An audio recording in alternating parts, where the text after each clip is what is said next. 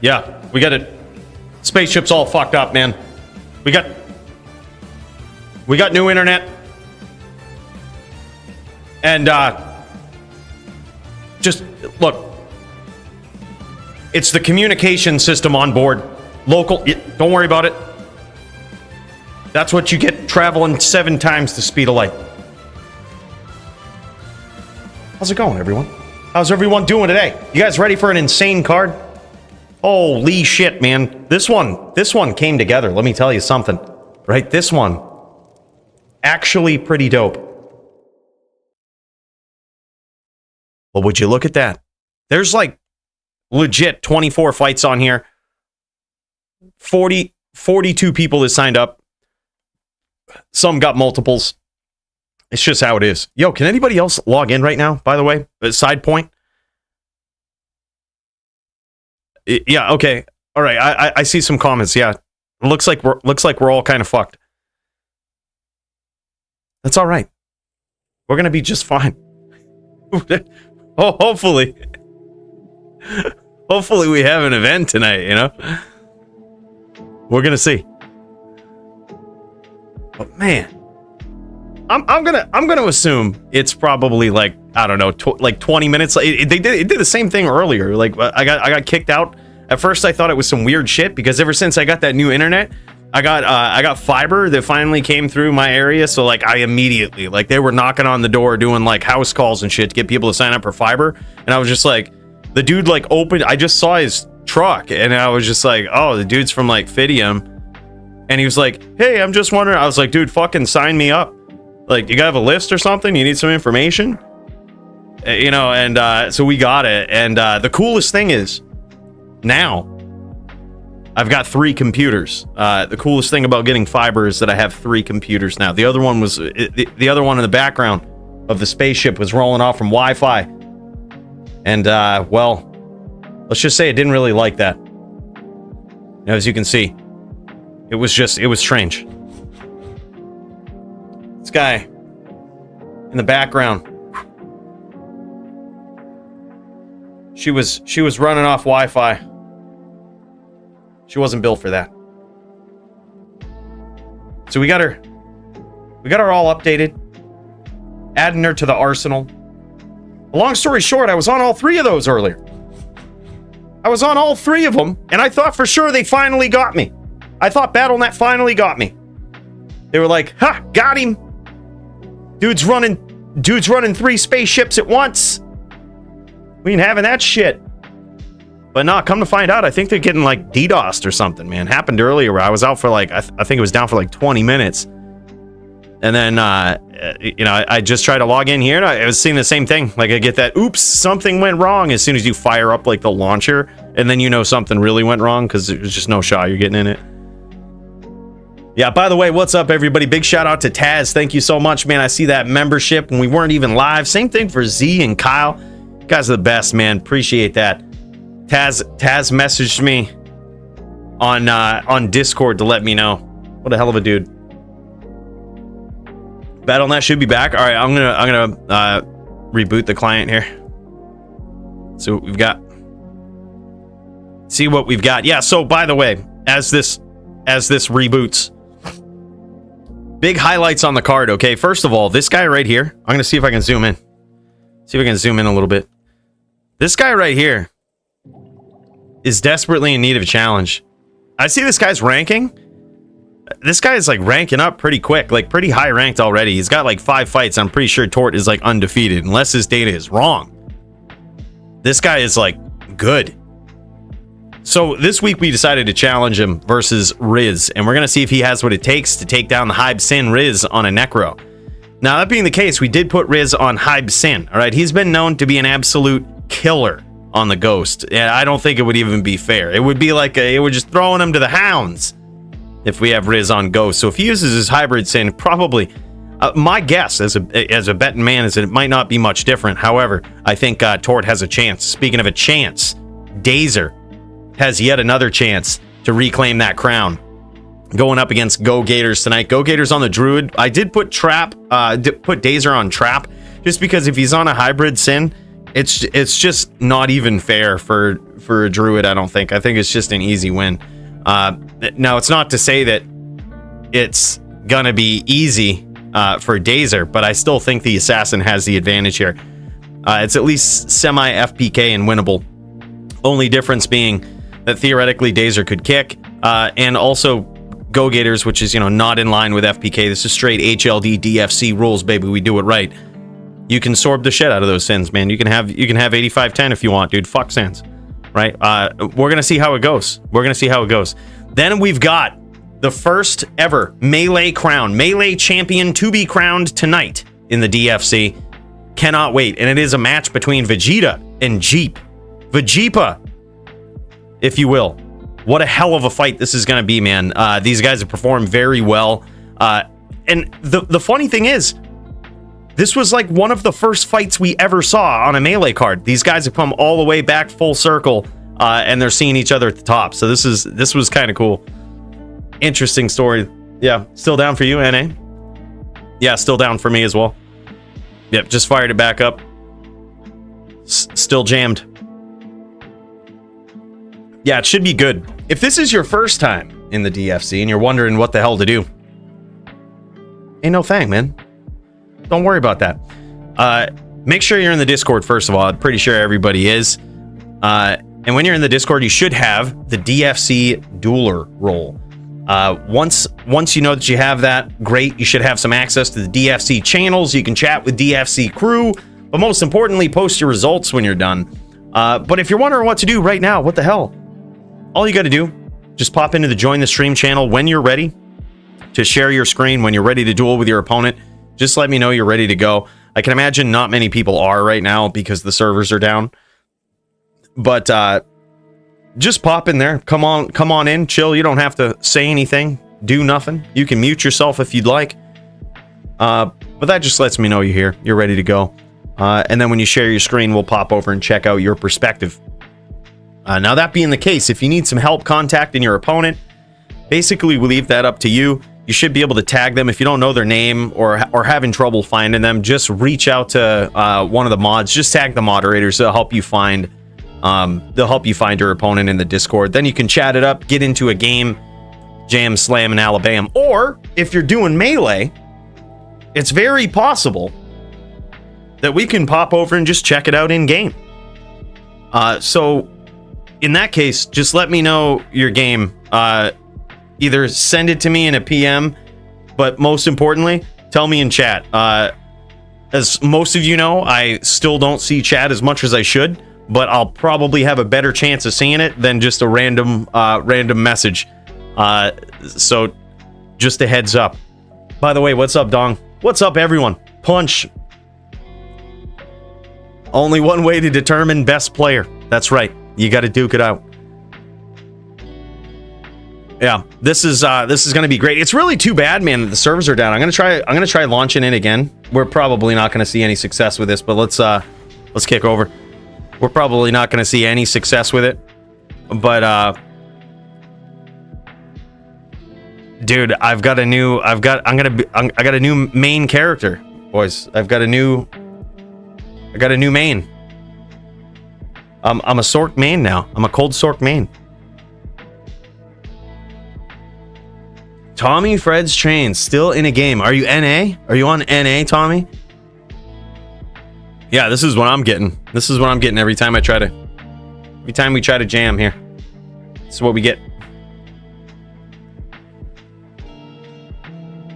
We're single player only today. This will be fun duels in single player. We could just try to set a record real quick. All right, hold up. Let me see what we got.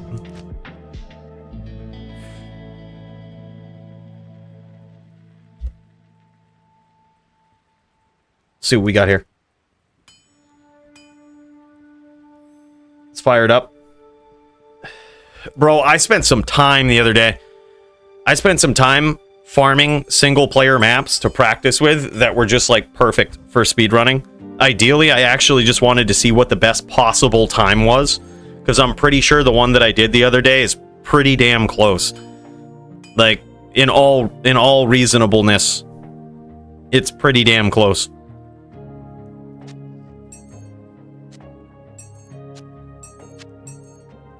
All right, what have we got? Terror. How come I'm down at... Oh, there we go. It's up here. Easy.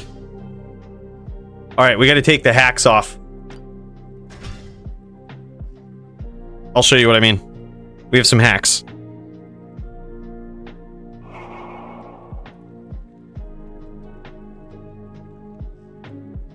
We should also move this, huh?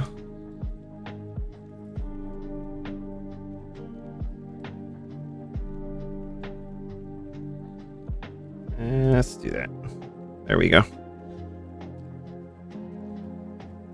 Yeah, bros, we had some hacks because I wanted to remove as much of the RNG as possible, and this is why you should never trust single player runs. Look at how inconspicuous this charm looks. Like, I could even show you my gear. I could be like, yo, man, yeah, check out these charms I got, man. Like, you know, see, just boosting up my resistance and shit, and then boom, dude. Oh, don't mind that one. Don't mind that one. Yeah, see, this was for testing purposes, okay? I wanted to take as much of the RNG out of this run as possible. Yeah, I wanted to take as much RNG out of the run as possible, so I put this, I designed this in single player. I was trying to test to see what the fastest possible time was if all my hits were hitting. And like, as you can see, I mean, once I'm battle ordered up, enchanted and shit, it's like a 250,000 attack rating. It's kind of ridiculous. We're gonna go ahead and take that out. And yeah, put some more reasonable charms in here. Just look, I'm not hacking anymore, okay? I'm not hacking anymore. No more hacking. We could do this legit. While we wait for BattleNet to figure out its shit. I was also jamming to see like what was actually better. If it was this or if it was grief. I added IAS calculated DFC dashboard? What? Oh, yo, Sound. I was actually going to reach out to you earlier, bro, about one of the pages here. Let me show you it. We'll actually pop over to it before we jam and slam. I wanted to show you something, dude. I think something is doing something not good. Well, let's see. All right, so here we are. We pop over to the statistics tab. We go to history, right? All right, this is all I have selected up here. It's just the sorceress class, right? I think this thing filters by the winning class. And it should theoretically pull up losing class too, especially if it's calculating like win-loss ratio. You know what I mean? But it only pulls winning class. Is there a way we can like make it pull both? Like, and I scrolled down. I thought it might have been like alphabetized or something. No, it's just straight like straight sorceress on winning class. I literally noticed this like 5 seconds before I hit stream, and I was like, oh, I'll hit up Sound later, because I wanted to take a look specifically at cold sorceress, like all around throughout history, different changes in all of this stuff. I kind of wanted to like look at it, maybe show it off. Fixed? What? Already? Holy shit, dude, really? Holy shit, bro. There's no shot. Dude, that... Oh my god, bro. Dude, it's fixed. It's fucking fixed. That took... Dude, that took him like 5 seconds. Sound greater than share. Holy shit. We saw it live. This was fucked up a second ago. Holy shit, man. Wow, that was fast. Thank you, Sound. Yeah, bro. Okay, now we can dive into the weeds. Actually, I'm sorry. We're gonna put the run on hold. This is far more interesting. All right, let's look at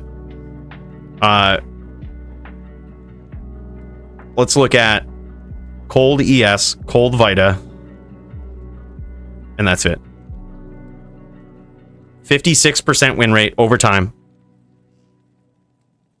and I think we can narrow this down to like in the last year. Yeah, we'll do that.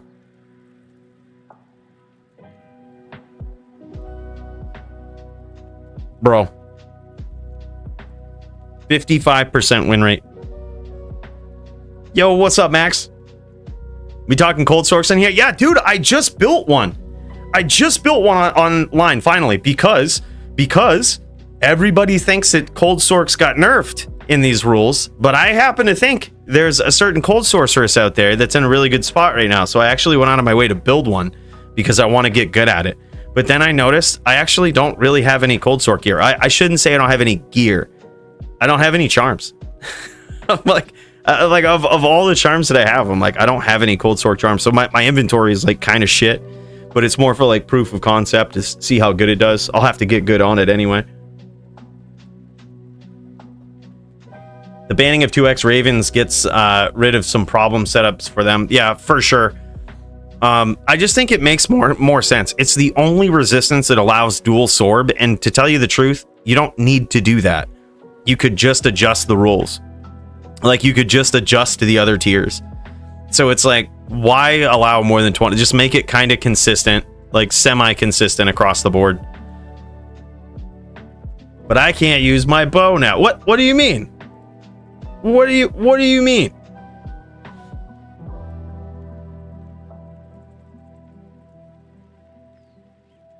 Bow is in a great spot right now.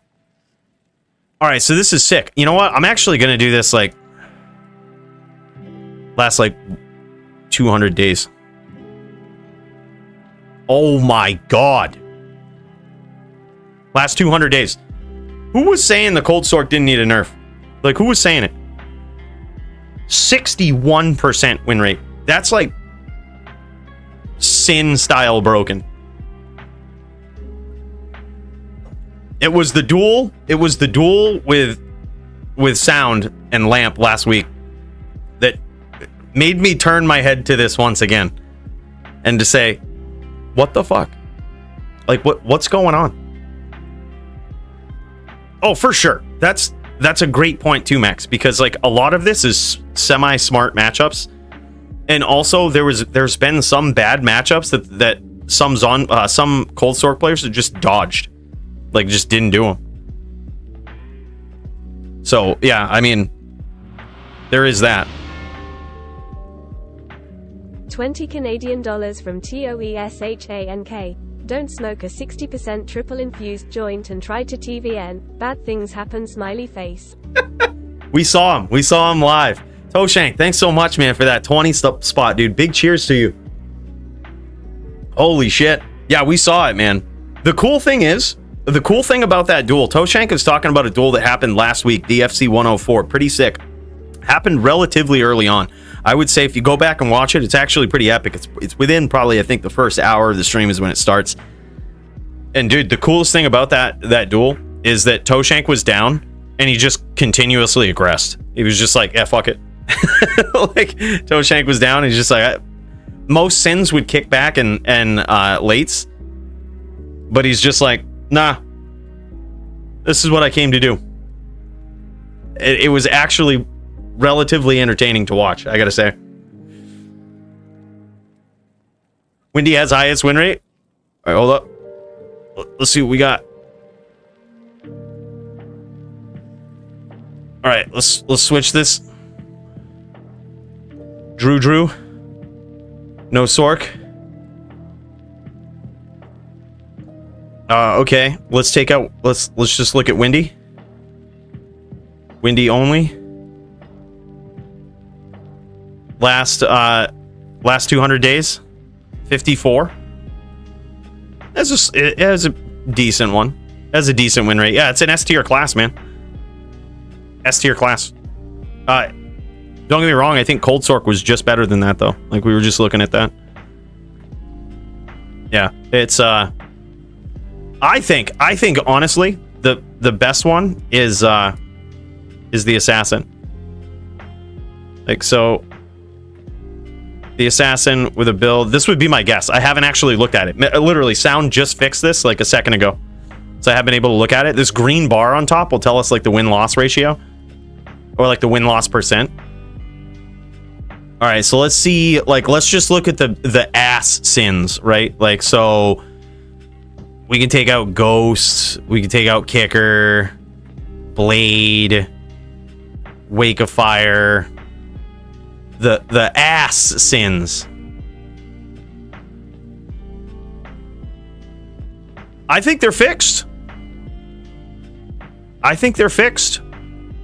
They lose more than they win now. We did it. We did it.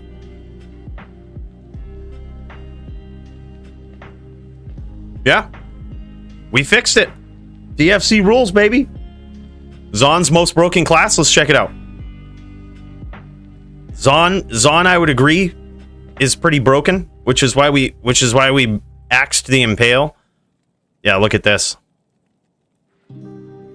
Let's take out Javazon, Telebow, Walkbow.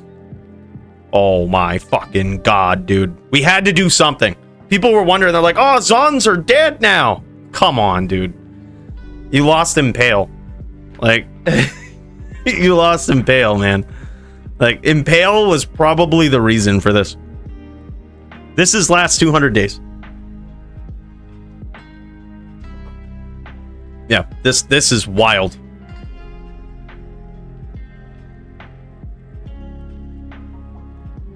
Yeah, like we had originally banned Impale months ago.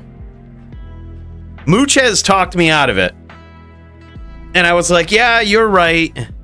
We've never had a Zon champion. I guess it's not really that broken. But dude, I'll never make that mistake again. And that was sort of the logic with Cold Sorks. We haven't really had a Cold Sork champion since Z. I think Z used to play Cold Sork here and there, and he was the first champion. But back then, the rules were kind of better. Like, you know? And it's like, I don't want to wait. I don't want the champion spot to be what you gauge something to be broken at, right? Like, that shouldn't be the standard. Like, there was clearly a problem before there was a Zon champion. And I think that people started picking up on it with the Cold Sorceress too. Yeah, Mooch has baited hard. Yeah, Tele Multi? Oh, yeah, Tele Multi is the worst. Yeah, Teleport Guided isn't really that bad. But the thing is, they still have, like, there was a big debate about, oh man, well, what are they going to do? They just lose it at close range. Close range, they just suck now. That's not necessarily the case. They still have... they just stopped using Strafe because Impale was better. Right? That's really what happened. They just stopped using Strafe because Impale auto-hit. It slowed your opponent. Like, there's still that. There's still also the fact that you could also just get good and hit your opponent with a jab. Like, with a lightning bolt or some shit. Like, it requires you to aim, but, like, you know, there's that. I mean, so does Impale. Theoretically, you have to click on your opponent with Impale, but, like, you're guaranteed to do some fucking damage with Impale. It's basically a smite that does way more. I mean, we knew there was a problem when my smiter couldn't beat Mooch. I think it was Mooches. It was somebody who, I'm pretty sure it was Mooches. He put together this version of his Zon that he could swap out to that was straight Impale, and my smiter couldn't beat it. Like, I would go smite for Impale, like, back and forth, and couldn't win. I was like, what? This shouldn't happen, right? Like, this is... there's no shot this should happen. And I was a VT. Like, it wasn't like I was just throwing on a grief and being like, yeah, let's go.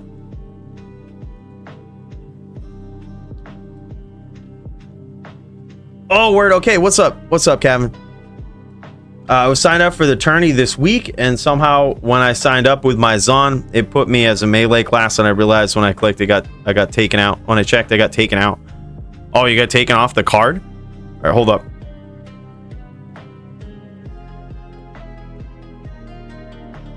Bro, I got just the thing.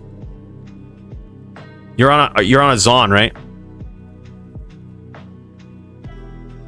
How would you like to duel sound?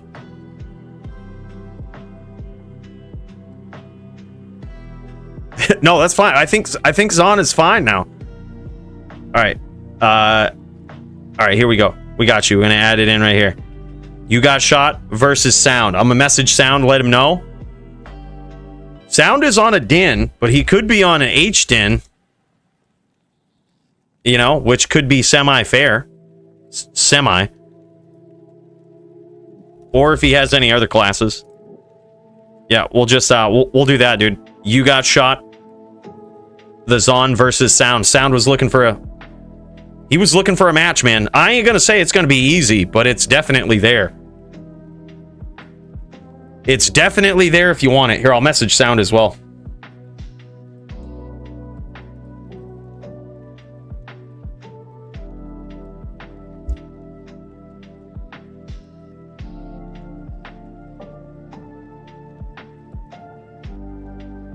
Cool. It could happen. We'll keep you posted, man. Yeah, thank you for letting me know, dude. I totally didn't mean to do that. I think there was some confusion. I think I meant to temporarily take you off because I was like, wait, I don't know who this is in the Discord, so like, let's hold off. And then I just never put you back on, bro. Sorry about that. We got you though. We got you.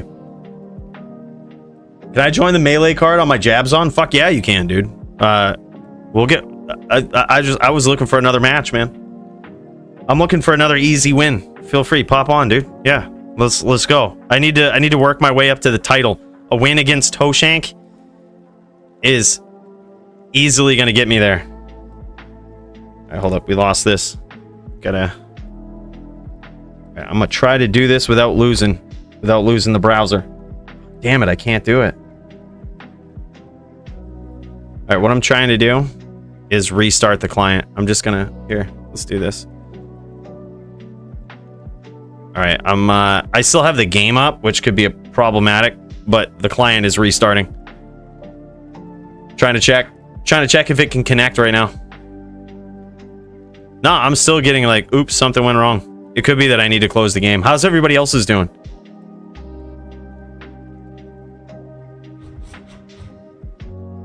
Everybody else, like, are you guys in?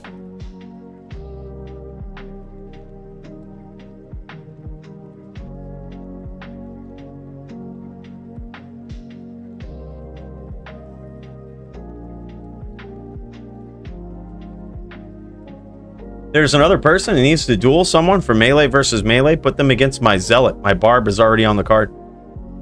Oh, GG, dude. Corey Wilson says, I need a melee match. Dude, I'm down. If anybody can log in, bro, I'm down.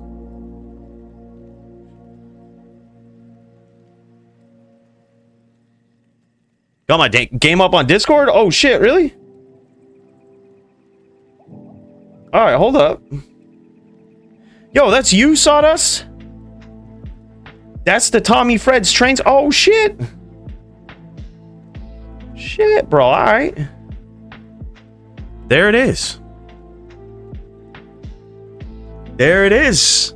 Sawdust the man. Yo, that's crazy, man. How long have you been connected? Have you been in for like a couple of hours?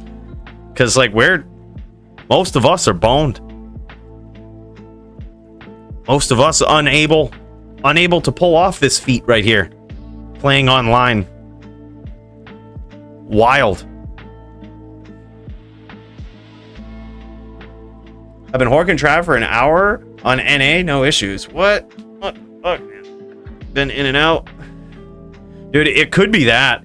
Like we have a big storm up here in the Northeast. Like in Maine, we just got hit. Like it's fucking April, and we just got hit with like 6 inches of snow. It's like wet, heavy shit too. I can imagine Canada is the same thing.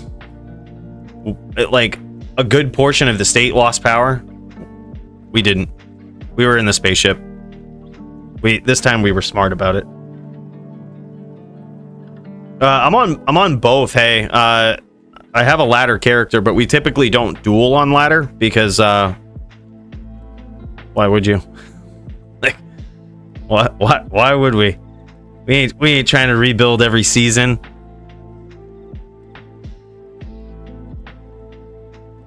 Eight inches of snow so far in Canada. Jesus Christ. Yo, what's up, Dingus? Yeah, dude. All right, hold on. Let me actually. I'm gonna go to mine. Oh, this is good. We can still see Sawdust in the background. I'm gonna exit out of the game, then the client. See if I can get in. See if that helps.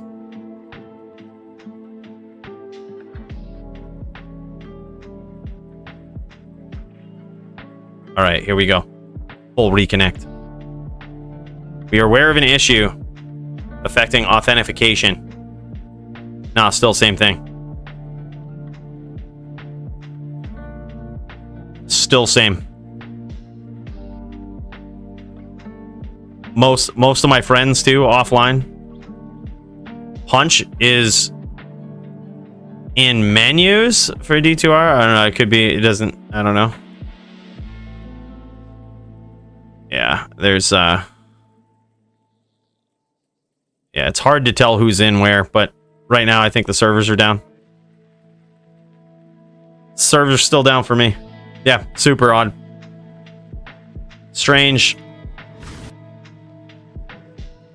But now it looks like Sawdust is just chilling here. He might just win because, you know, if his opponent doesn't show up, it ain't his fault.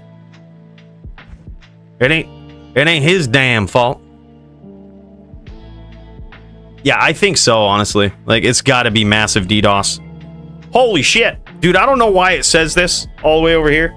I saw this on Llama's thing the other day, too. It's lying to you.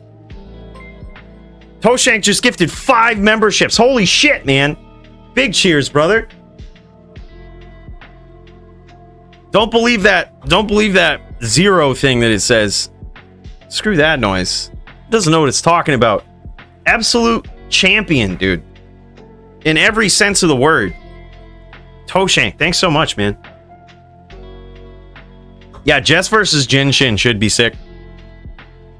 That's bro, like this card is actually wild. Like, have you ever seen those cards that they just, when they come together, we're like, holy shit. This was one of them, man. Yeah, and there was a reason behind this too, because Jinshin is like really good. Now, granted, we were just looking at the Amazon statistics here, right? Now, this could be a couple of things. This could be because of the, you know, because of Impale and because of such a broken class, or I'd like to think it could be because we have seen some of the best Zon players step into the DFC in recent history. I mean, we've always had players like GVN, right? He's good. He's a legend, abrasive party.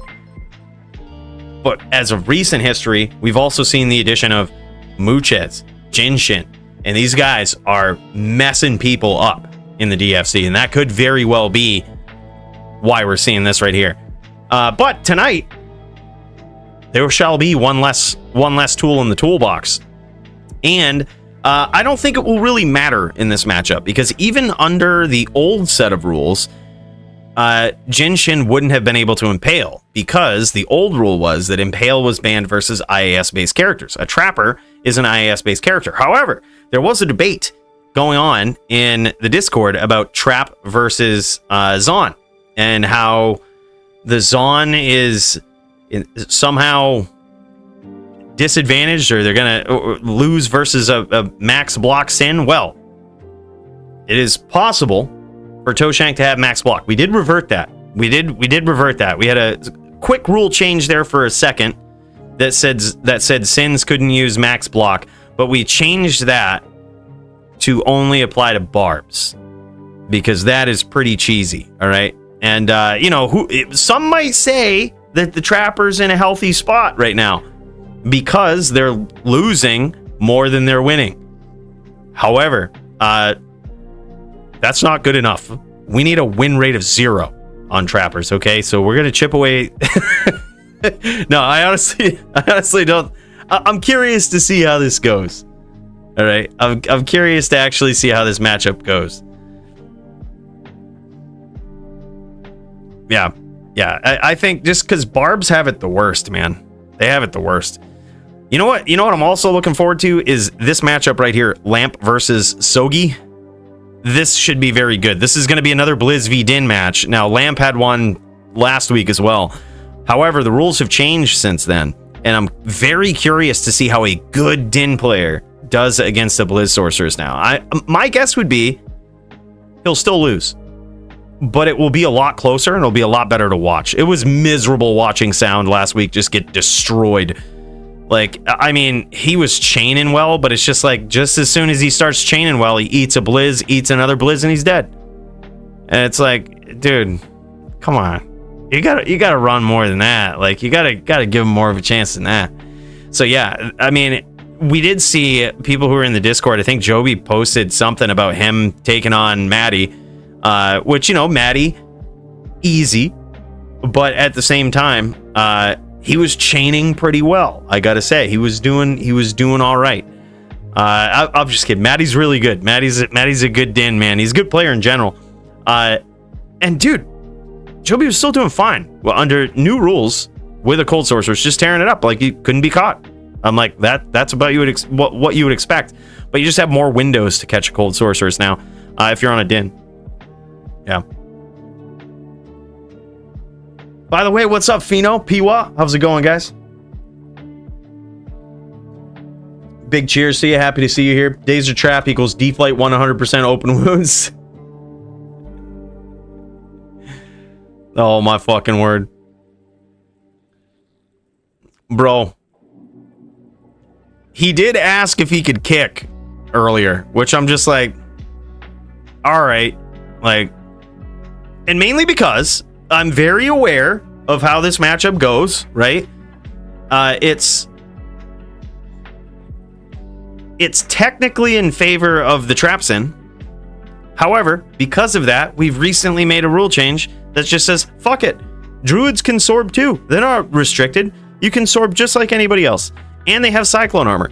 So it's like, in the spirit of allowing other tricks, so we don't run into like a Elite versus Root or Root versus Buoy that we saw many years ago, where just like the Sin is doing no damage. He has some tools. We're curious to see what he does with them. We're gonna find out. That won't be till later anyway. I don't think Dazer gets out of work until like a couple hours from now anyway. So yeah.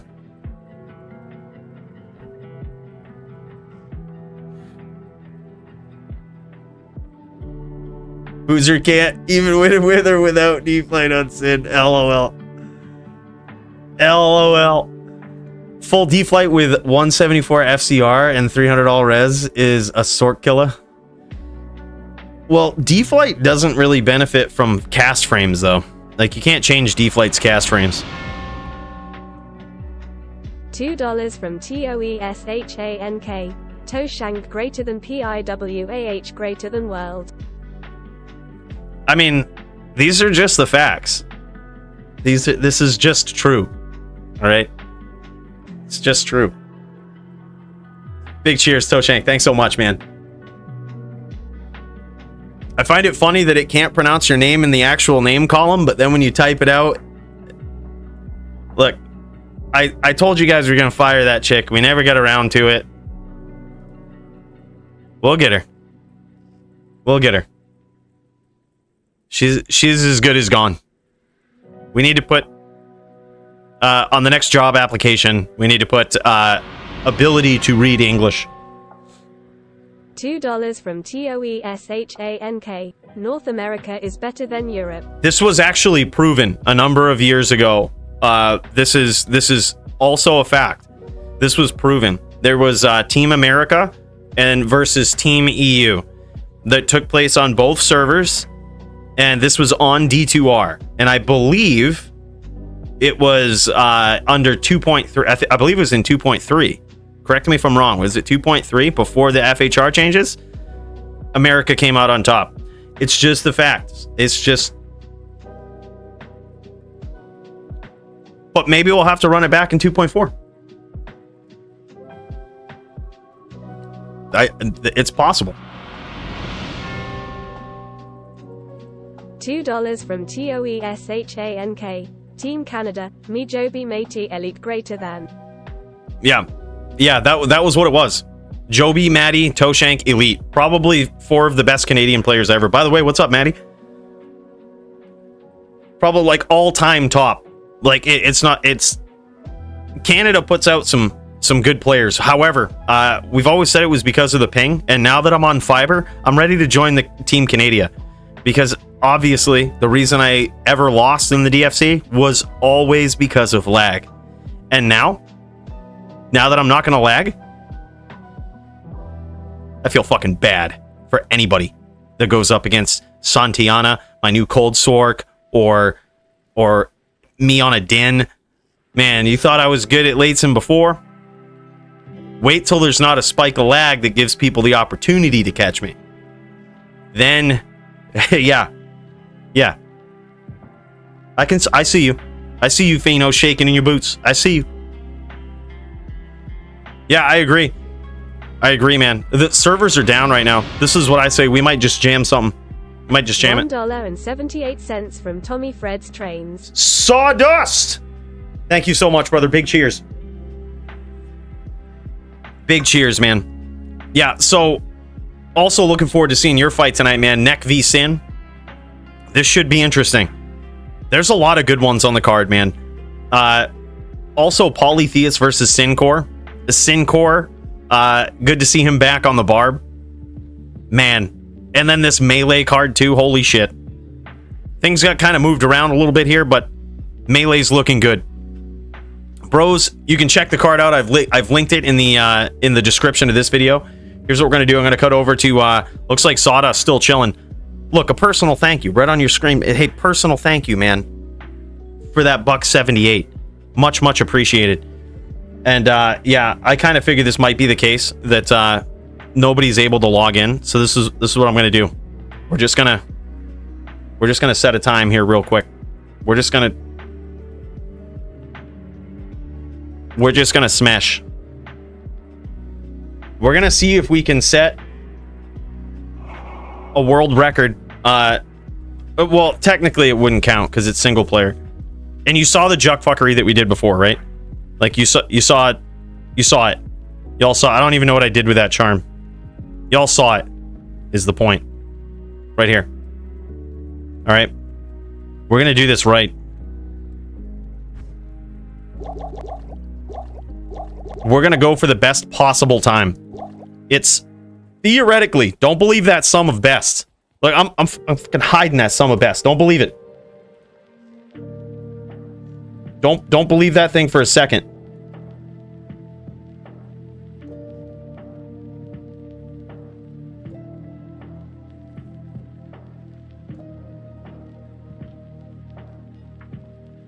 All right, we're putting it like this. Don't you believe it for a second. It's actually 125 is the best possible time that I've seen. Oh no, I take it back. 124. I had a really good Lilith segment the other day.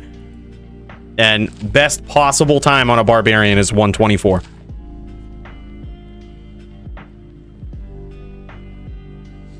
That was the bison setup. But now Griff's the bison? Bro, how many fucking weird, unheard of Sin names and Sin builds do you know of, Max? The bison? The fuck? What? M Bison. MB Sin. Oh shit. Dong, how's it going, man? How are you doing, brother? It's so good to see you here every week, man. Dong, this guy, absolute patron of the DFC and probably #1 supporter fan. Next to me, of course. Next to me. I'm also a big fan of DFC. This guy always here with bells on. And bro, I gotta say, I appreciate you. How are the servers looking? They still down for you guys? Meantime, we're just gonna... Don't mind me. We're just gonna... Make sure I hit record here, because this is gonna be fucking good. We're actually just gonna set best time. Right. Here we go. Y'all are about ready to see the maps. I took like a half hour and farmed this map and then copied the seed. So we ain't never gonna lose it. we're always going to be able to test with this map. It's going to be wild. All right, I say we just jam it. Let's see how it goes. All right, I've got my hands working. All right, good stuff. Oh, I missed a bow, didn't I? Oh, we got it. We're off to a terrible start, but don't let it fool you. We're still looking good.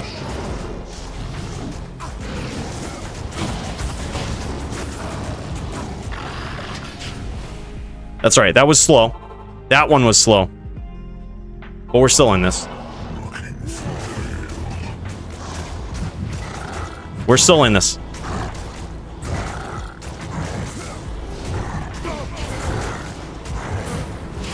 Nope. Duel spawned with 5 times the amount of life. That was unfortunate. So that's another thing that I've noticed about the RNG is just like every once in a while Duel will spawn with like an absolute metric ass ton of life. Like as with any boss, really, like any boss can do that. But Duel just seems to make it happen more than most. This is actually perfect. I've realized that I used to like it when I used to not like it when Meph ran away. I actually love it now. Like, clear the way. Let me hit the 2 big dudes. I'll come back for Meph.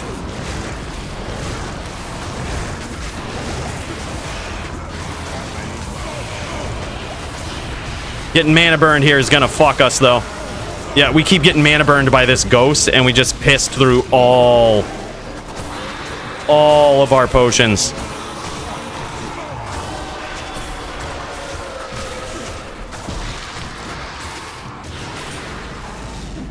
Well, that's a shame. That's a shame. Now you can see the RNG, though. Like, see... Salutations. Now you see the RNG. We had... Tristram was actually decent. We just kept getting mana burned. Like, the life totals of the bosses was good. Lilith's life total was good, but Duel just spawns, and that's the worst one to spawn with, like, twice the amount of life. They spawn with random mods. And, like, they can get a ton more life, or here's the other thing, the other piece of RNG, which is why I started doing this for testing purposes, is they can also you can just also fucking miss them like 1,000,000 times. You can just never hit them, even though you have an asinine amount of AR. You can just always miss.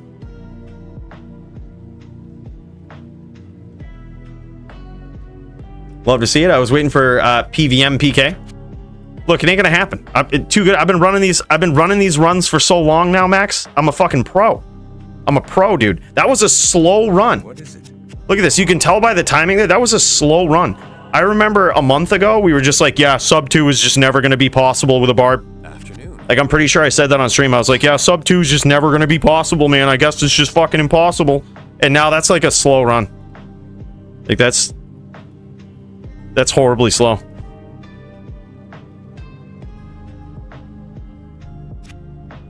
But I'm basically a pro, man. Been doing this a while. All right, how's the servers looking? Still down? Still down? Call BNet, please, co-host. Yeah, look, you do it, dude. I'm running the show. Dude, I hope they didn't just like punch out for the night and fucking go home. Like, they're just like, yeah, we got DDoS today. I guess we're just gonna fucking, we'll get it tomorrow. Oh, don't worry about it, Adam. Just go home, fucking. Yeah, probably won't do too much damage. We'll be fine. All right, here. We're gonna try to. I think I have to restart the client anyway. Yeah, failed to authenticate. All right, we're down a potion, but this is fine.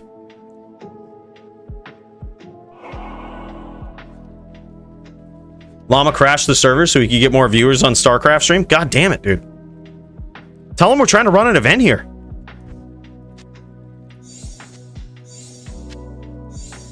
Gosh. Fuck, BM, dude. I beat it. Did you guys see me? Did you see me beat Llama on his stream the other day? Who was watching that? Who was watching me? I was in this sling too. Whooping up on Llama. Joby was messaging me. He's won! He's won! FOH! He's won!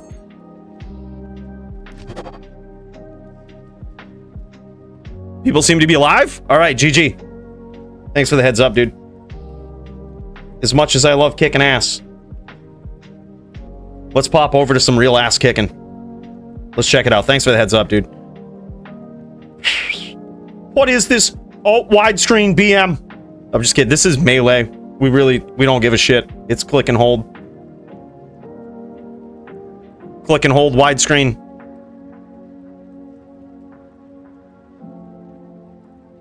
But there it is. Let me see if I can adjust it. Make it kind of full screen. No, that's the wrong one.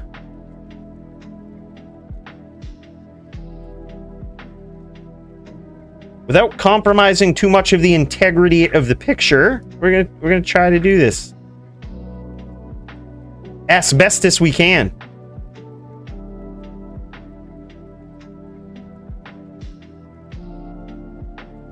Good enough. I feel like it's gonna compromise too much if we try to do it in a different way. That's good though. All right, is this it? I see some live, but are we ready to go? I'm checking out Kramer right now. And also, hold up, I gotta turn off streamer mode so I can see people's name. Oh god, I hate this about streamer mode. It like truncates people's names so I can't see who's live.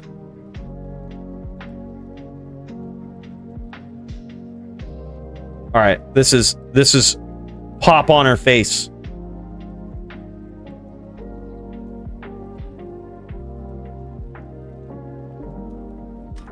Let's see. Now we'll re-enable it. There we go. Gosh, I can only imagine what that name actually means, right? Like it's like what is the POP honor? You know? It must be short for something. You know? It must stand for something like PvP PvP honor, but he just misspelled PvP. That's what I think it is. I don't think there's anything. No, there's like nothing. He's not trying to say something else with a name like that. It's not some sort of innuendo. What do you think this is? You think this is a dishonorable sort of stream like that? Nah, honor's in this guy's name.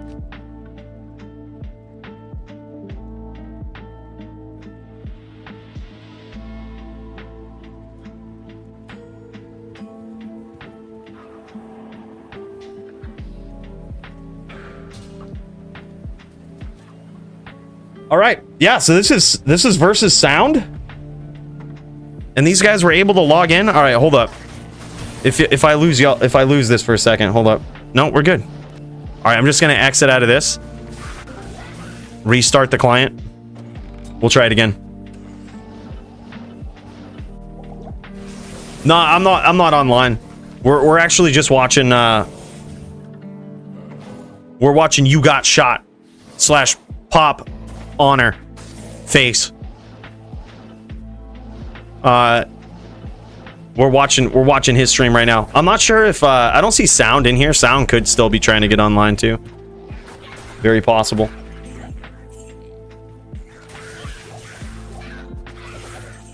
I see some people live, which is good. But you can see that their games are practically empty. Let me see about Kramer. Kramer's in the inner cloister, ready to go.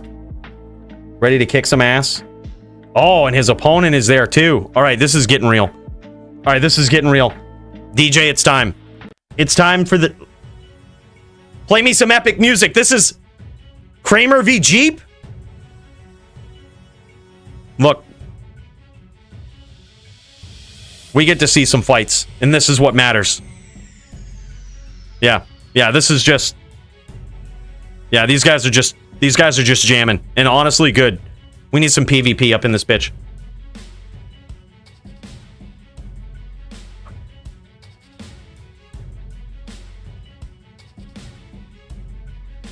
My friend's name. That's awesome. That's a good one. Dude, Jeep is going up for the Melee title tonight. And look at this, just getting some reps in here versus Kramer. Kramer on his Zealot. Kramer's actually got multiple classes in Melee here. This guy ain't messing around. He's leveled up a number of things. And I'm sort of jealous. I think after we're done with the video, I've said this, after I'm done with the video about the PVM barb that I'm pretty sure we have the world record with. I don't think anybody, I've watched all of the videos out there. There's no barb that even comes close to a 1 minute and 37 second time. Most of them are just like, I did Tristram in under 2 minutes, and it's only Tristram. We did all 6 bosses in under like 140. Yeah, I'm pretty sure we're the fastest. I mean, you guys know, it's kind of like an unofficial thing, but with like more popular classes that do Tristram, it's easier to see all the videos, right? Like, it's hard to find. You never know what people name them. Look at this, dude. Jeep just undefeated here. Going ZVZ here. This is wild, man. We knew from the first time we saw Jeep versus Vegeta that it was probably going to go down like this someday. Like, I just had that feeling. When I saw these guys go up against each other, it was wild. I was like, man, it won't be long. These guys are going to be like, one of these guys is going to be a champion. Yeah, dude, I did the same thing for Joe. But that time Joby beat me. Yeah, he had to pay me for that. Unfortunately, I got caught and put on a video on this channel. Me and Barricade, someone clipped it. And, but whatever. I'll take the 10K. I don't give a shit. Yeah. Dude, look at this. This is like flawless victory so far for Jeep. We got an interesting build here, though, from Kramer. He's got a helm on, and I'm wondering if this is, I'm gonna guess it's likely either an E-Rep helm or a 2-socket Vizzo, some sort of 2-socket Vizzo helm. But I wonder if there's a small chance that it could be Giant Skull, and I'm actually eating those words as I'm saying them, because Giant Skull has knockback on it. There's no way that he would use it. There's no way. Knockback banned. Melee rankings are up as well. Dude, is that basically, did you plug the Melee characters into the same sort of like calculation for HLD? Because what I did before was I was looking at a list when I posted that earlier that was about, it was just like pulling up the people with the most wins, which is kind of how it always worked. Yeah, we could check this out though. Melee rankings are up. All right, so is this on summary and then Melee? Do I just go stats, summary, Melee? Wins, win rate, losses? Okay. All right, I'm checking it out right now. I'll show you guys when I get it all set up.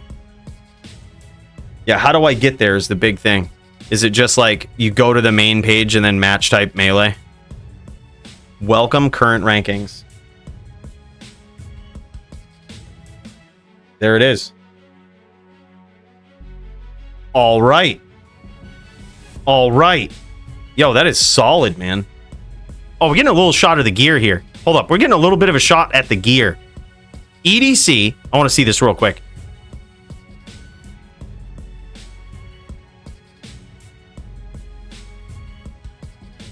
Okay. I think he was on Phoenix before for that massive damage. And he's switching to a more DR setup here. All right, after this round, we'll check out the Melee rankings. Pretty close to what we posted before, honestly. Kind of makes sense. Vegeta just is at the top, no doubt. Oh my god, though. What is this? What is this flawless victory shit? Jesus. And here we are with the Melee rankings, man. Thank you so much, Sound, again, for putting this together. Just so beautiful. There's an explanation here about the efficiency index. It's a dynamic measure crafted to evaluate player performance in duels, intricately balancing win rates, losses, and participation levels. Love it. By amplifying... Wait, amp is banned. No amp. We gotta redo this whole thing. Yeah, this makes sense, though, in all seriousness. Vegeta at the top. Solid, good participation. But also, like, he's active and also undefeated. We also have Nightfall at undefeated. This guy's kicking ass. This guy spared no expense on his Fury Druid. And, man, it's showing. Aggro Madi. This guy. Technically undefeated. We need to see more of this dude, though. See, this is going to be crazy, but, like, just based on what I was seeing, looking at, looking at this shit, I actually did think that, obviously, Vegeta was going for the title, but I thought for sure, I was like, all right, Jeep makes sense. I was like, I would feel bad putting myself there, like, because I just feel like people are going to be like, oh, you're running the event, man. But I was like, I'm doing pretty well, but more data is needed, to tell you the truth. I was like, who's doing well and isn't on some budget ass shit that you could make arguments about matchups for? And it was between Nightfall and Jeep. So, like, that's good. Yeah, more data needed. I mean, as you can see, there's some of these, 4 wins put you up at the top of the rankings here, which is good. It's awesome. But when you compare that to, like, HLD, and you look at the leaderboard here, like, people just have way more duels, right? Like, to be in the top 20, it's pretty wild. So yeah, but that's sick, man. This is why my attention was drawn to Tort, by the way. Like, look at that. He's ranked pretty high, man. He's gonna have a challenge tonight. Once everybody can get on, that is. Once finally people stop DDoSing and allow us to get online, that'd be great. Now Kramer going in on the Barb. Yeah, my server's still down.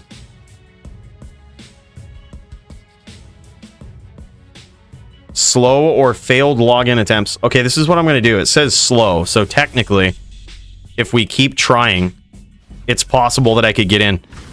And we'll check out some Melee while I log in. Bro, this is the most success that Kramer has had so far. And there he goes. He got there on that one. All right, he's turning things around. I've got a good feeling about this guy.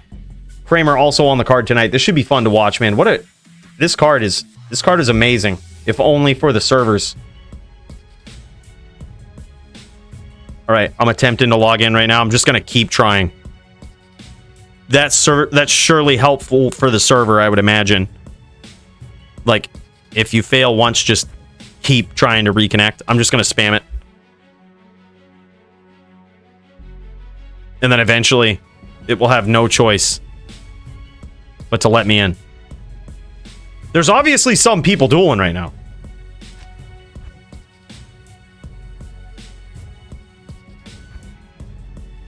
Just spamming it. You might hear it in the background. I'm spamming it. Cooley giving himself extra title shots. Nothing new. What? I deserved all of those, all right? I deserved all of them. Except... No, all of them. All of them were both entertaining and semi-deserved. All right? If we're being real, we're being fair. Entertaining. Semi-deserved. An argument could be made that one in such a position would deserve such a title shot.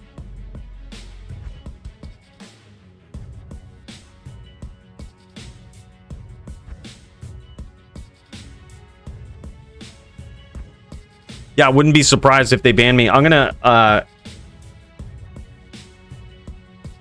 log into my other computer. Good old faithful. See if I can get in there.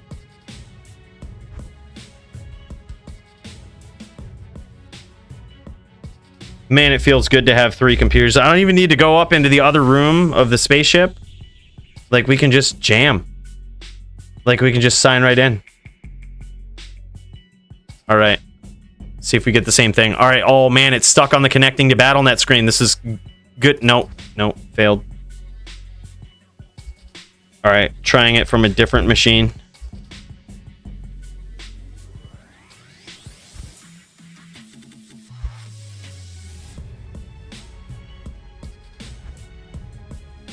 Still failed.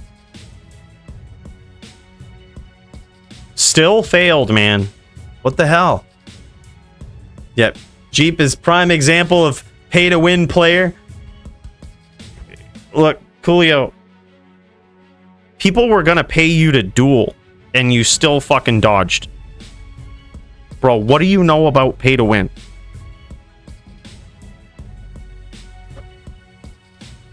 You didn't even show up. You could have showed up and lost and got 6K.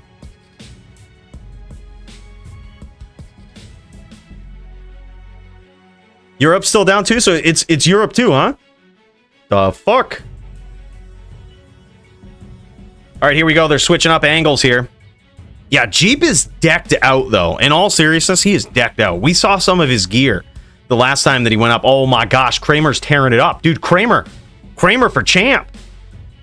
Holy shit, dude. This barb.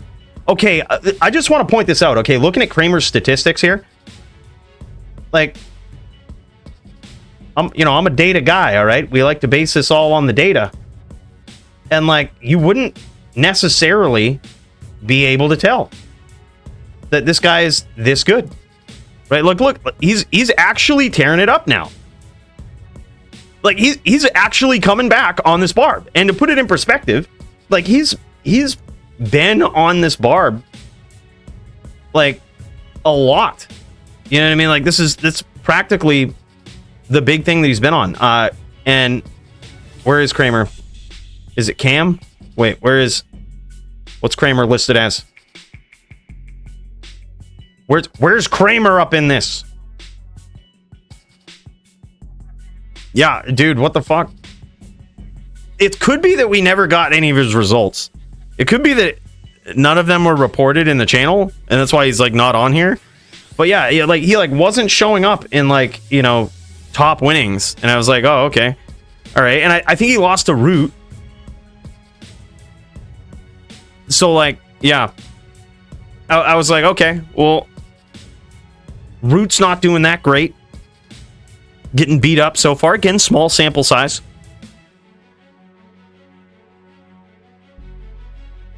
But, dude, look at this. He's coming back. That was actually a close duel. Jeep beat him, but, dude, Jeep going for the title tonight. In the first title event in Melee versus Vegeta. It should be wild. I'm very curious. And now I'm just like, wow, who's next?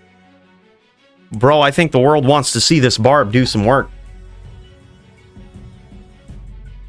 Oh, I think I'm listed as a BVA? Wow, okay, yeah, could be something. I'll check into that. I was like, what? How come Kramer's not on this list? Seems strange. Okay, yeah, I'll check it out. Thank you for dueling, by the way, man. It's good to see some hands flying here. Most people can't get on right now, myself included. Hold on, I gotta keep spamming. So it's good to see some hands flying. Still spamming. Yeah, we're like all locked out, dude. They fixed it earlier. They got DDoSed earlier. Inputted Kramer data. It's up on dashboard. Oh, shit. Sound, you were the man, dude. That's like 2 fixes within, like, combined total of 15 seconds. Bro, that's nasty. All right, hold up. Okay, that makes a little bit more sense. Let's check this out after this duel here. After Kramer gonna be tearing it up versus Jeep, let's check it out now. Let's see where Kramer falls into the day. Okay, that makes a little bit more sense. I was gonna say what I had to do when I was making this matchup is I knew Kramer was there, and I thought he was at least 1-1. But I had to like just go check the actual input sheet and just go and look. I'm like, I know he's just only been on Melee, so whatever duel you see is Melee. I thought it was 1-2 to be completely fair here. I thought it was 1-2, but I could be wrong. But dude, you'd never be able to tell. And this is exactly what I was talking about with Melee the other day. Is like you can have the best character, and Kramer does have a very well put together character, Melee vet. But every once in a while, the digital dice just aren't in your favor. Like, and you just get beat. You know what I mean? That's the beauty of it all. We try to mitigate that as much as possible in an FT10 and DFC, but there's only so much you can mitigate versus RNG, right? And by the way, a little bit of an announcement tonight. If we do see the title shot, if they ever do unfuck the servers on Battle.net, now technically, we would see the first ever rule breaker, as I call it. Not necessarily a rule breaker. It's just different. It works a little different than a traditional melee duel. When we see the title, if it's a title shot, you have to win by 2. We should put that in the rules, but it actually just should be in the rules, period. However, for stream purposes and all of this, we don't have it in effect for most fights. But for title fights, I think it makes sense. Gotta win by 2. But it's possible that we could see, like, someone go to 20 wins, right? It could be going for a while. Like, it's possible, but you gotta win by 2. In these fights only. $20.24 from Botosaurus. Dazza has gone to new heights to avoid an on-stream loss. Lol. Botosaurus, big cheers, man. Thank you so much for the 2024. What? Big cheers, man. Yeah. He said he was working. He said he was working today. Yeah, he's working on DDoS and Battle.net is what he's doing. Just so that we don't have to see him lose. Kramer working him down. Dude, this is wild. Like, as soon as he switches to the barb, as soon as he, like, switches some things up here, man, I just want to get in and duel. I wish they would let me on. I wish these guys would just let me on, right? I've been a loyal Blizzard customer and supporter for decades at this point. These guys ain't even letting us on. Ain't even letting us do our thing. It's really a shame. See if I buy a 4th copy of D2, all right? Yeah, we'll see. I was thinking about it, Blizzard. Let's see how much I think about it now. Guys. Blotosaurus, another big cheers to you, man. Thank you so much for that, brother.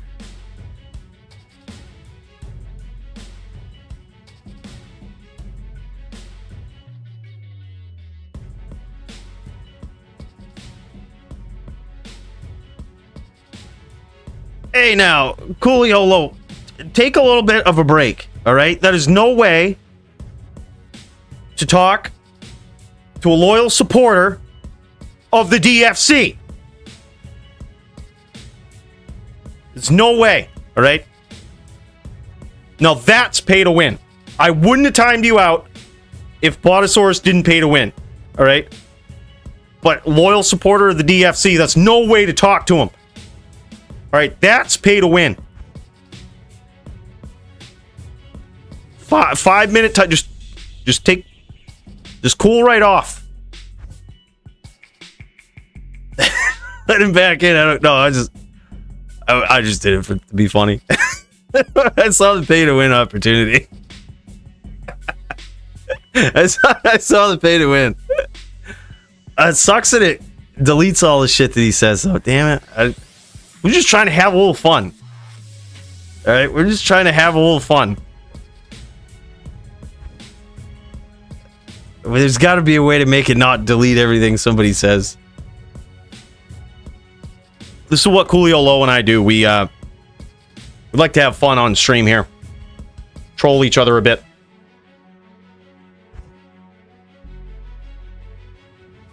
Bro, I'm wondering why, like, some people are allowed to connect and some people aren't. Did they devote, like, an assload of servers to D4 PTR? That would totally make sense if they did. However, I'm betting the same thing is happening with... Is D4 PTR also unplayable right now? I did it earlier, and I just restarted the launcher. I'm restarting the launcher on my other computer, just to, like, check that out. And I still get the same thing. Yeah, it says, like, slow or failed login attempts. All right, hold on. I gotta keep me signed into this computer.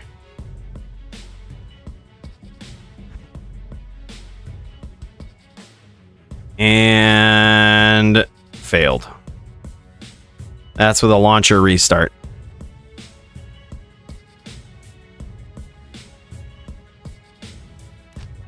Are you in, Max? Just heard Punch say that, I think. Yeah, I saw that Punch was online. Maybe if you're a Barb main, it just lets you online.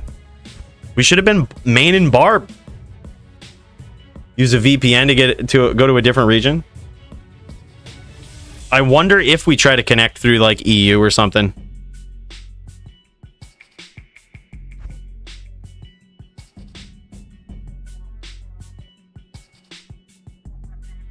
What world record, Big Dane? Like the one about the Barb? I mean, it's as much of a world record as those runs are, right?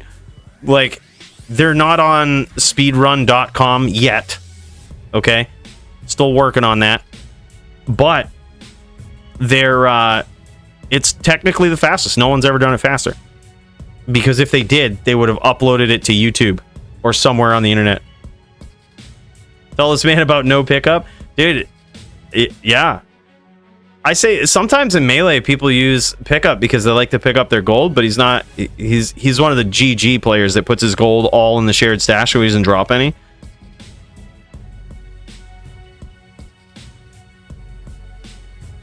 All right, he just had to get some licks in on the Barb, and now he's back on this. Oh my fucking word, dude! Jeep with a comeback of the century. I started talking too soon.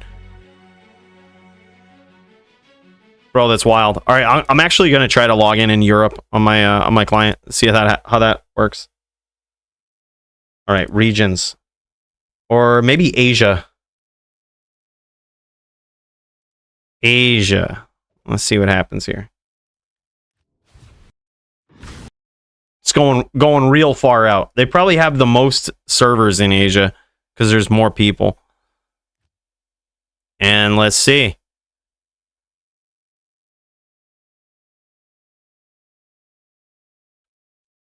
Yeah, that's true too, Justin. That's true. Oh. No. Failed. And connecting. It's taken a while. I'm on Asia. No, failed. Damn. All right, I'm going to restart the client and go in on Europe.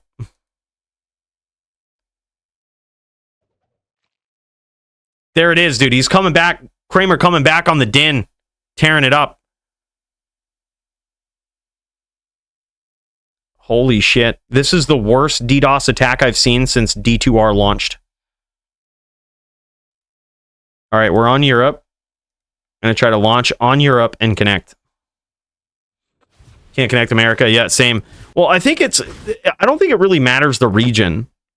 Like, that would be my guess, that the region doesn't really matter. Because the launcher is fucked. Like, as soon as you fire up the launcher, I'll show you what I mean after I fail to connect here. Like, as soon as you bring up the launcher, like, you can just see it. Like, it's... Oops, something went wrong. Like, it fails before you even select a region. So, yeah, it's just... They're just boned right now. I wonder if you can go and play. Hold up, I'm gonna exit out of this. Bring up L launcher.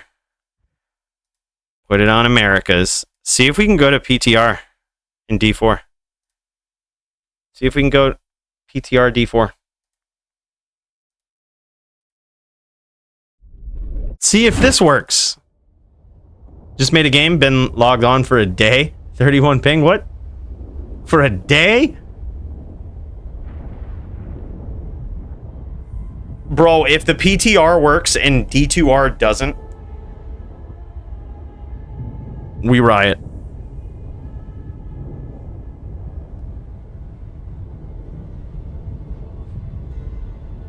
I'm making a VPN in Germany to test. When it's 230 versus Gertie for DFC champion crown. LOL. We haven't seen 230 in a while, dude. No, I'm just curious if we can actually connect in D4 PTR. Because that's going to tell us something. Okay, nah, it's unable to find valid license. Okay. Yeah, that's what I thought. Like that's what we thought. That's how she rolls. Oh my god, are these guys going? No, this is just like random team duels. All right, hold up. Let's get this looking. Let's get it looking right.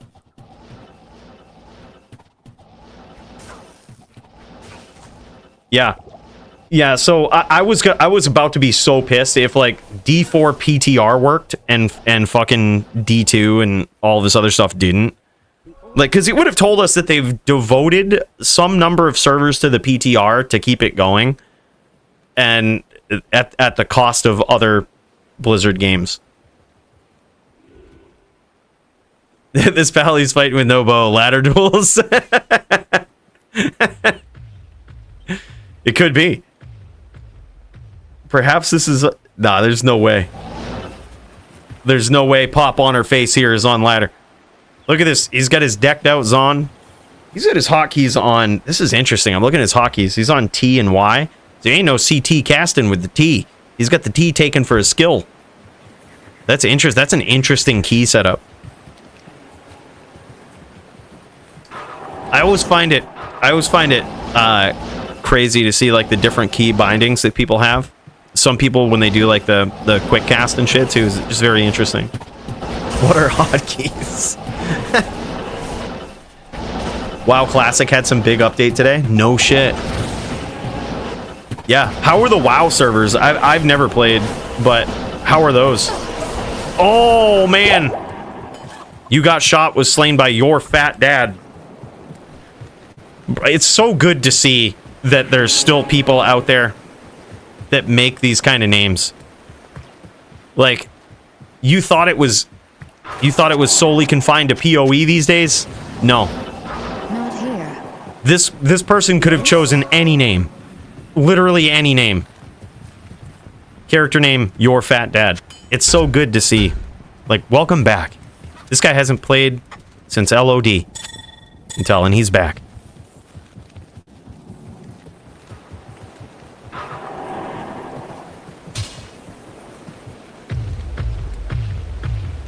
Yeah, same here, Jinshin. Like, there's probably 90% of us can't log in. We have like we have a handful of people in the Discord, thankfully sharing their screen, showing us some duels, but no actual matches going on right now because like a critical mass of people can't get in. So if a player can get in, it's very likely their opponent can't. Yeah, it's screwed up. We're all kinds of messed up, and he's running out of arrows. This could be bad. He's gonna have to finish quickly here.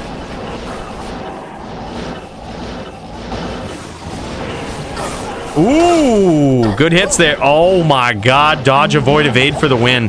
Those hammers were clutch. That should have been a finish. Nice angle. Bro, Pop on her face is just... This guy's actually good on Zon. He did kick around in that hammer field a little too long, which made me wonder. I'm like, what's he doing here? But nah, he's picking those angles right. What he needs to do, yeah, I was gonna say, what he needs to do, show off those skills, is start bombing that din when he comes in. Like, he can't... The thing that's kind of handicapping him right now is he can't shoot arrows. He's like run out of arrows. So like, he would probably be like tele spamming. And then when the din gets close, just bombing him with jabs. But right now, he's kind of forced to go on the jab route. Just because, yeah, he about to run out. He about to run out of these arrows. And he's out of mana too. Oh my god, and he like the din's almost dead.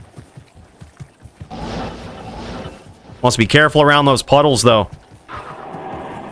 Yeah, he like can't shoot. Guided, like it takes the least amount of mana, but still, I mean, when you're working with 30 mana, like every 2 or 3 really counts. Oh my god, and he still got there. That was wild. GG, dude. Good duel. He literally, you could barely teleport into town. Hello.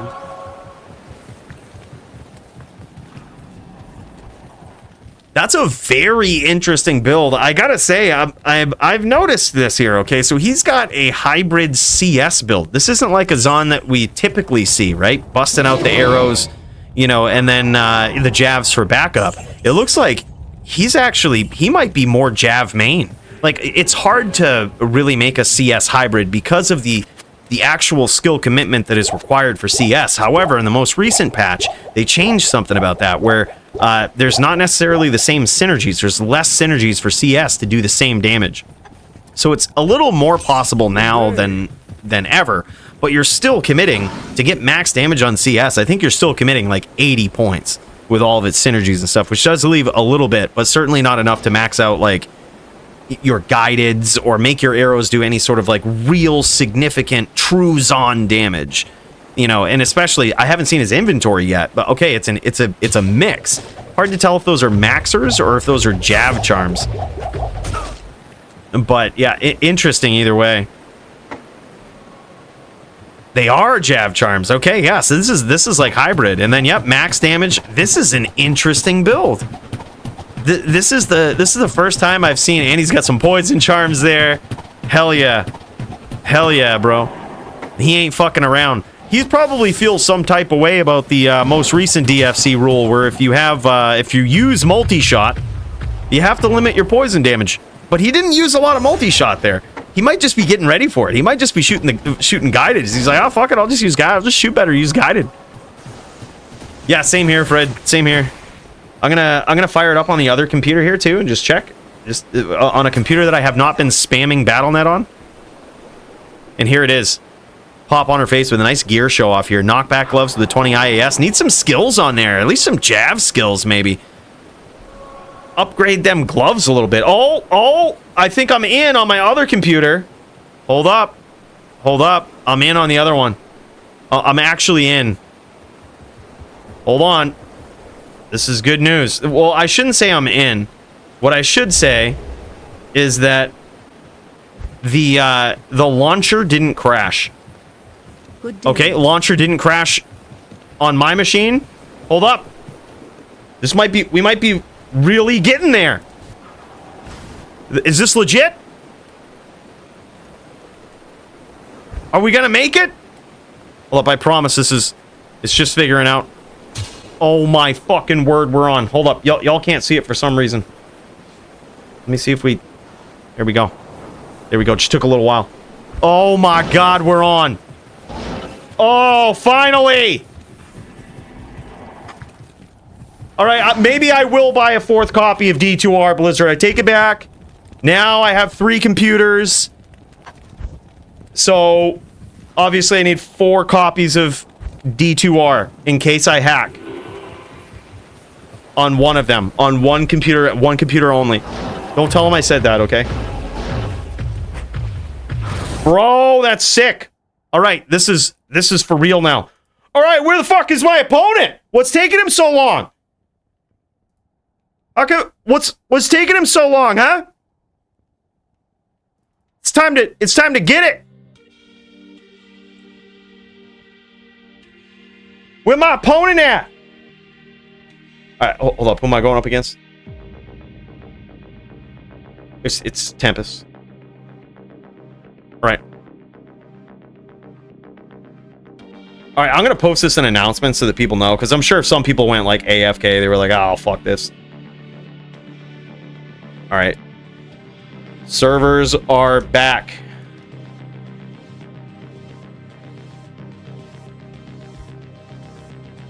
For now. I don't want to jinx it. Knock on wood. I don't want to jinx it. Servers are technically back. They're here. All right, y'all want to see the bullshit? Like I so wanted to test this in the early part of the stream, but here we are, like an hour and a half later, finally fucking able to log in. Holy shit! Holy shit!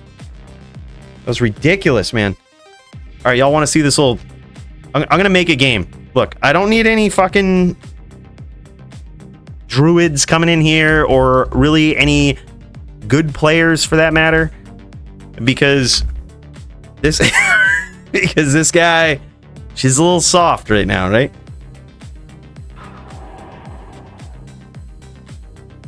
You can tell. I don't even have charms. Like this is all ass charms. Look at these.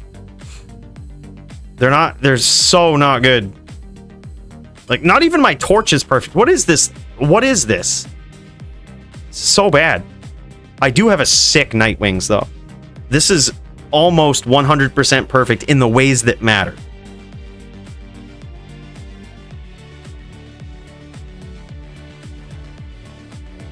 And I Oak Sage and Rep Life is way too good to give up on this build. All right, we got a Din here. It's time to kill all the Dins. I take it back. So this is actually what we need. We actually need somebody who like wants to join up and follow the actual DFC rules, right? Let me show you what I mean. Okay, I'll show you what I mean, because this is kind of what I alluded to earlier, that like a certain sorceress is in a really good spot, and I think it's this one. Under DFC rules, if we go down to Cold Stack, right? These were the new changes with Cold Stack. Cold Absorb limited to 20%. You can't have 40% Cold Absorb anymore. That's a thing of the past. Stacked Cold Resistance is capped at 420. There is an exception if you're not using a Raven, you can go higher. But pay attention to Section C of this right here. On a Zon or Sin, or if your opponent is not using the skill Blizzard, which this build, I don't even have it hotkeyed. I mean, it's technically there because we need it, but we've actually put one hard point into it just to get to Frozen Orb, right? Well, y'all didn't even see that. Hold up. We have one hard point in Blizzard, one hard point just to get down to Frozen Orb, right? We are a Frozen Orb ES sorceress, all right? So big thing here is we're not using Blizzard. So if they want a Sorb, they're capped at 370. It's old rules, basically. It's old rules. So it's old DFC rules for Orb Sorks, right? Yeah, it's so AIDS that we have to like have so many differentiations for the Cold Sork, but I've actually never been more excited for the Cold Sorceress. Like I'm actually pretty pumped about it. So if somebody would like to duel this sorceress, I would actually love to test this. All right, under these new rules. So 410 or 370-20 is technically what's allowed. All right, if anybody would like to duel with the fucking Marvel just popped, all right, this should be fucking easy. Like I don't think it's gonna be hard. I think this should be pretty easy because this is a cold sorceress. Cold sorceresses are overpowered.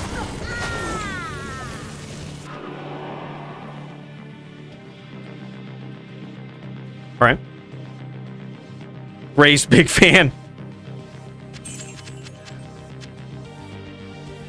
Rollin. Huge fan. All right, I think ES is at... All right, we got to swap, and then we cast ES, 88% DFC standard.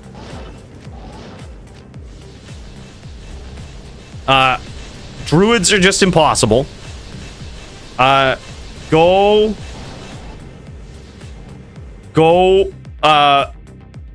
Rollin. This should be pretty easy. This should be pretty easy. I am on a sorceress. A cold sorceress at that.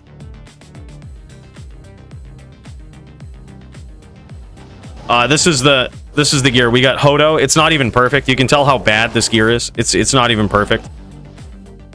And then we got a good Nightwings though. That's like and then our Mara's is not perfect. Chains of Honor is perfect though. Mage Fist not perfect. Nothing here is perfect at all. Like not even close. We don't have good charms. It's more for proof of concept. I don't have shit for a cold sorceress apparently. That's like the one thing that I don't have shit for. Yeah, so we're gonna see. All right, go Joe. We're gonna see what we can do. All right, here it is.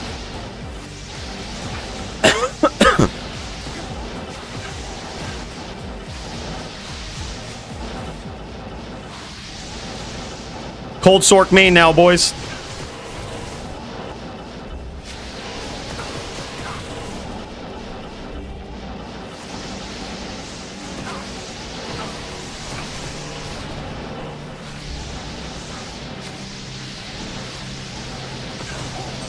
Hold Sork main, boys. Dude, that's like still pretty powerful. And I would think that that's maybe a little more entertaining to watch than like just dropping Blizz, which is just auto hit right down on top of someone. Dude, what you might not have noticed there is I'm treating it like Santiana, right? Like I actually am trying to aim, I'm trying to bait his telly stomp into a perfectly placed orb. So like I throw the orb and I try to bait him to stomp right there, right? So like I throw the orb and I stand here, right? I throw it, I teleport where it's gonna go, and then like hope that he stomps me at the right time. Much like we do with Santiana and the meteors. That's how we land those meteors. Go Gojo.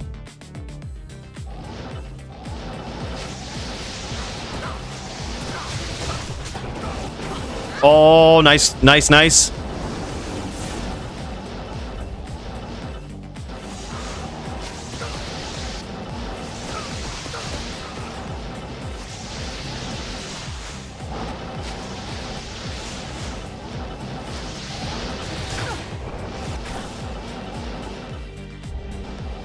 I was thinking about putting 1 point into Blaze, but I need a few levels. Oh man, that FOH is doing some work, bro.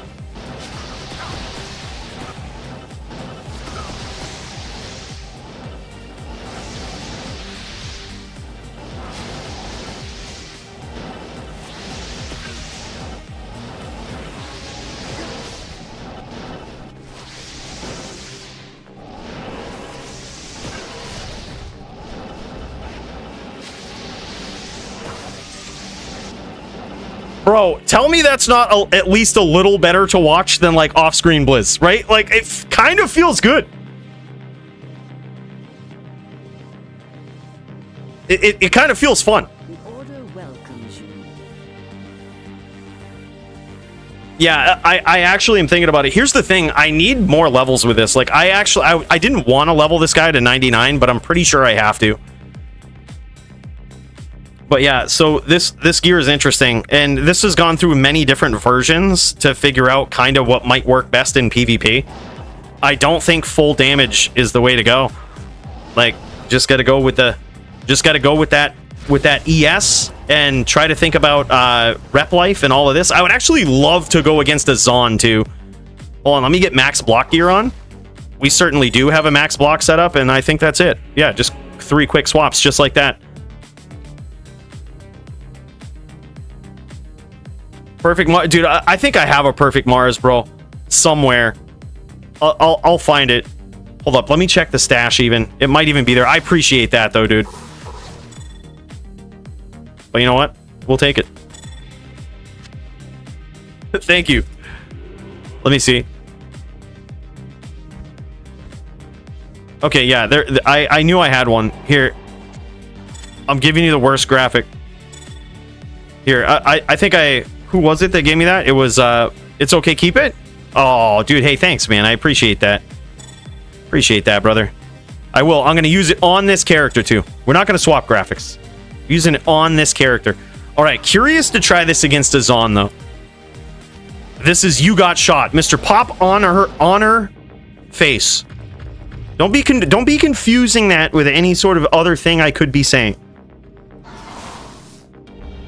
Go Pop.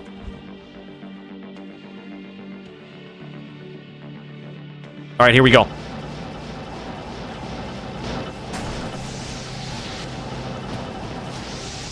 Dude, an aggressive cold sorceress? What is this?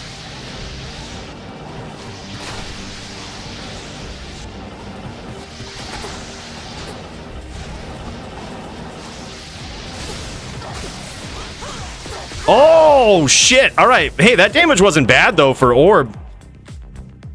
It feels good to not get impaled when you get aggressive, too. Like, God, that feels good. Just imagine what sort of non-ability to even engage this would be if, like, we were worried about impale. Like, we could never even play like that. We just would kind of just straight lose. All right, go Pop. All right, here we go.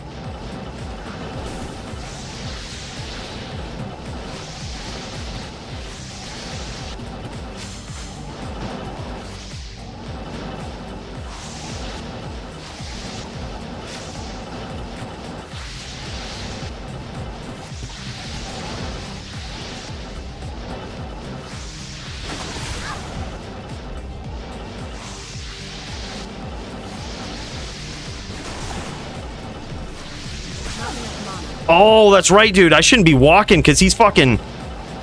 He got that shit, bro. He got that shit. He got that CS, man. That's the shit. Oh, man. Oh, man, this ain't good. I have no mana.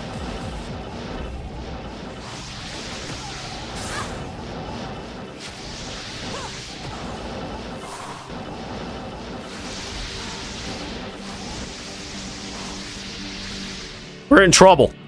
We're in trouble, boys.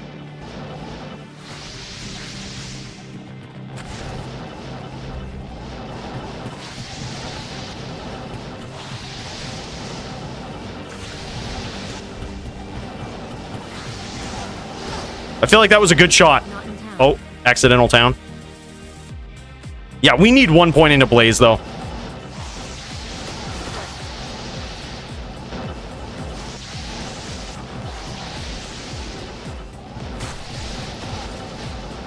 Dude, I'm actually working him down.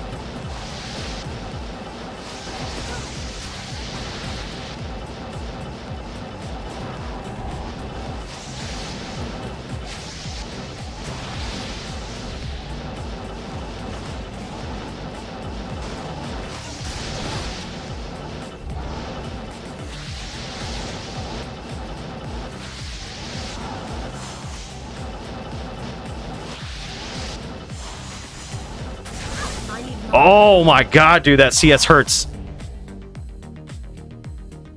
Bro.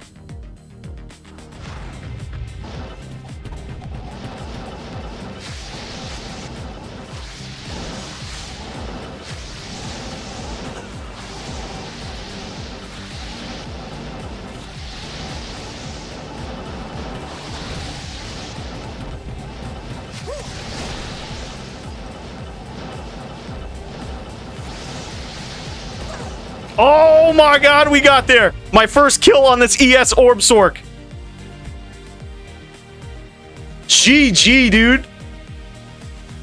Yeah, CS eats that, man. Bro, this is sick. Good day. I actually like this. I feel like this is how I want to see a Cold Sorceress play, right? Like, I kind of have to get close to engage. I have to, like, aim. I feel like this is a way better way to play. Like, in retrospect, I think a lot of the flack that came the way of Cold Sorceresses had a lot to do with how the build plays in general, right? Like, telly in, drop a Blizz, run away. Let's be real. Every Cold Sork did that. Oh, that's butter on Gojo? Oh, word. All right, let me check the Discord, see if people are... All right, I do see Jeep. I see Jinshin. All right, are y'all in game ready to go? Just give me the heads up. I know that some people were like streaming. They might not have been ready with the duel, but they were in there for some content to watch, which I appreciate that. Just give me the heads up in like the chat if you're ready to go, and then I'll check that Discord and pop over. Yeah, I think so too, man. And you got to remember, we don't even have full charms here. Like I literally don't have enough cold skills, like cold skillers. I have not. All of these are junk. Like everything is junk. And but you know, I wanted the proof of concept. Like it's really good to test it against people with actual playing with actual DFC rules, because I think it has potential, man. I'll try against a druid, although I think we're practically boned. You can beat a druid if they play by the rules. Like if they play by the cold stack rules of DFC, you can beat them.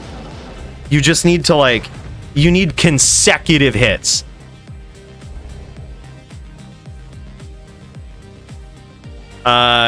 Go someone. We'll duel anybody. All right, go.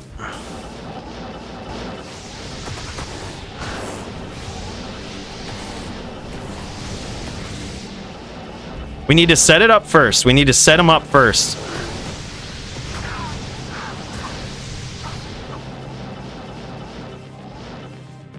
Are we on?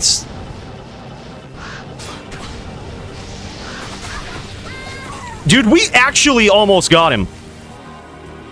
We actually almost got him, dude. I fucking love this build. This is so much funner to, like, this is so much more fun to play. Like, your hits aren't always the same amount, right? It depends on how well you've aimed your orb. Yeah, like, this is sick. I actually love this build. Like, I might start playing this in the DFC, dude. This is pretty sick. I ran out of charges. That's what it was. Good to see you. We got some hits in, dude. Yeah, it's all about finesse. I'm treating it like Santiana, dude. Oh, by the way, I think this is actually going with Jinshin, bro. I think this is actually on with Jinshin. All right, who's he doing? Let me see. Let me see if this is actually on.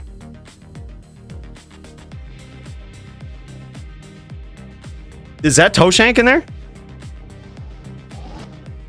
Is that Toe? Oh, he's not Toshank. Ah, I got my hopes up. Got my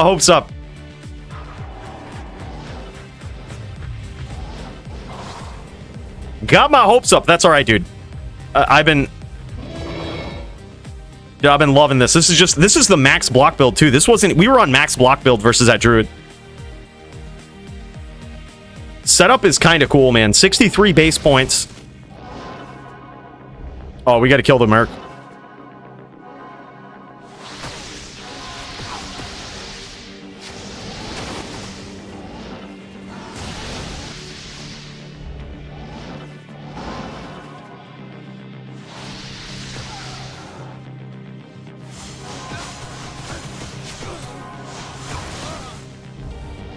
All right, go mama. I think he might be CS, which, like, not good for us. Yeah, he's Java.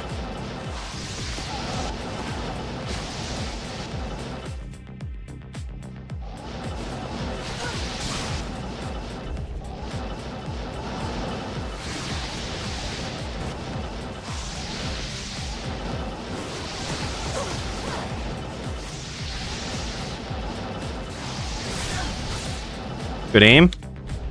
Yeah, we need Blaze bad, dude.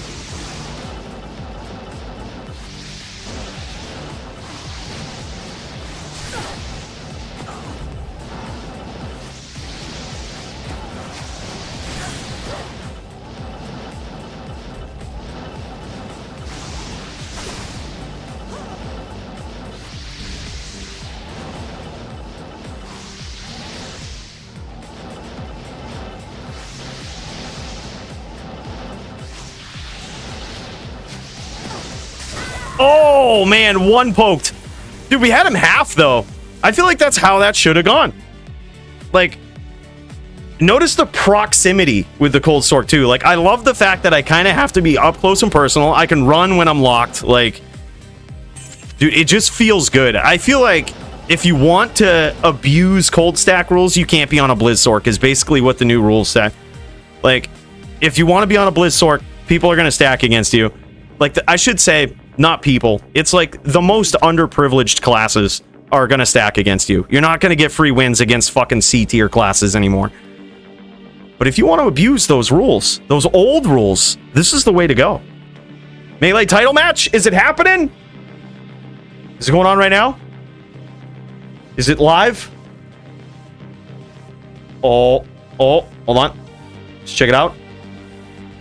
I think it might be live. Oh, shit, bro.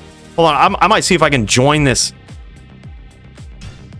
Let me see if I can actually join the game.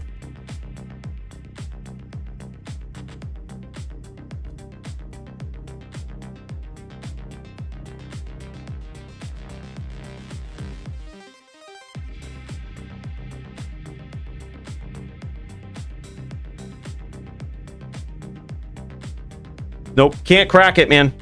Can't crack the pass. That's all right.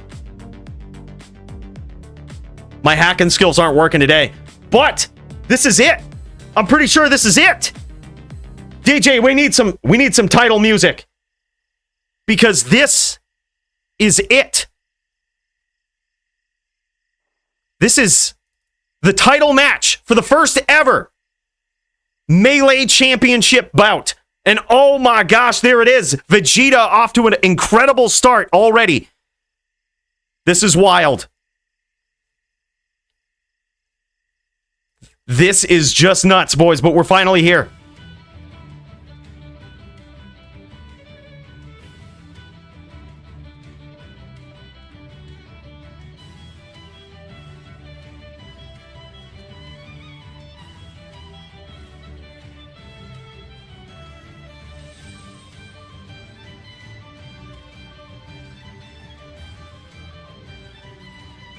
Can't crack this pass. I'm jamming over here trying to crack it for a better viewing experience. Oh, I got it.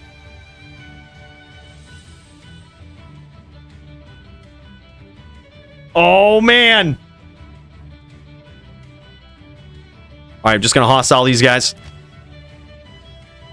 Should be an easy win. I'm on a cold sork, so should be no problem. All right. All right, and Jeep trying to make a big comeback here. He's got some big damage early, but Vegeta, it don't matter. It don't matter, baby. Let's check this out from a different angle. Let's see if we can do this without getting in the way. All right, baby.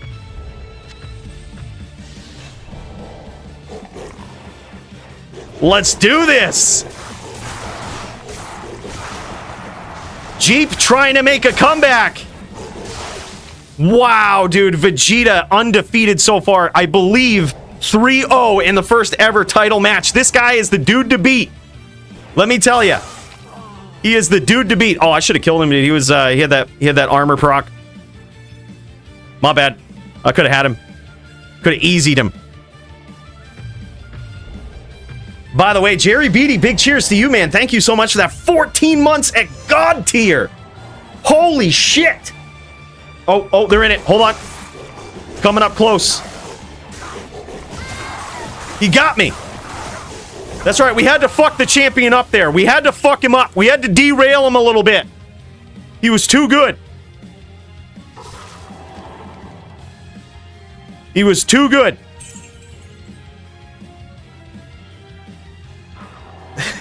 Ban Cooley. All right, hold on. I can fix this. We're going to go controls, and we're going to put force move. Mouse wheel down, mouse wheel up. Yeah, that should be it. Okay, there we go. All right, there it is. We tuned in just for the last part of that duel.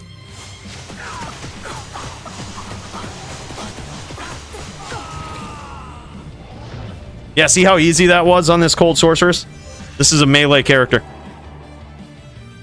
Yeah, this is wild, though. Now Vegeta is 4-1 versus our boy here.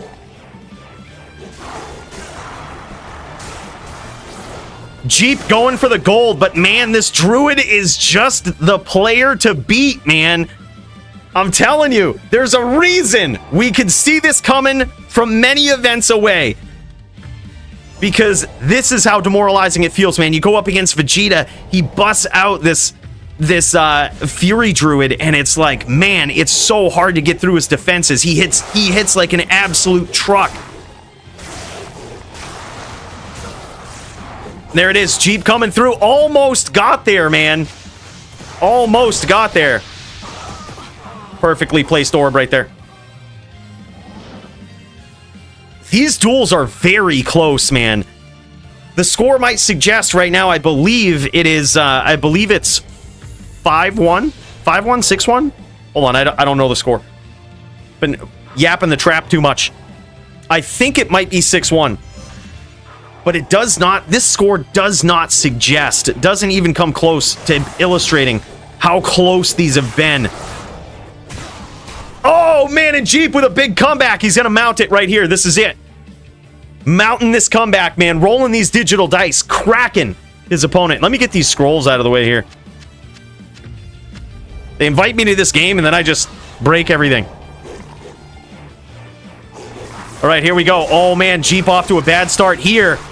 But can he come back from it? Incredible, dude. He does it. Unbelievable. 6-3, I believe. Still in favor of Vegeta.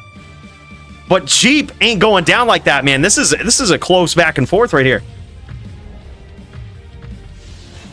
Bro, if it comes down to 1, we'll have to redo it. We'll have to redo the round. If it comes at... This could be close. Oh my god, they're both 1. And Jeep gets there, dude. 6-4. Both players at 1. Holy shit. This is a duel. I'm going to feel bad now because this is 6-5. Oh shit, yeah, we got it. I got you. Hold up.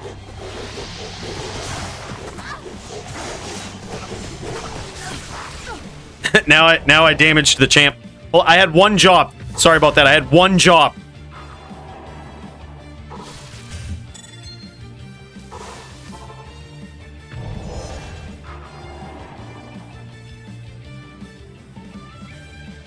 Wow. I believe it's 6-5.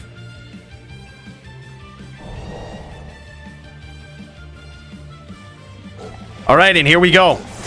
The 12th round. Jeep in trouble early, but we've seen him come back from this before. And he does it again, evening up the score at 6-6. Bro, I feel real bad for taking one of those claws. 20K is a hell of a drug.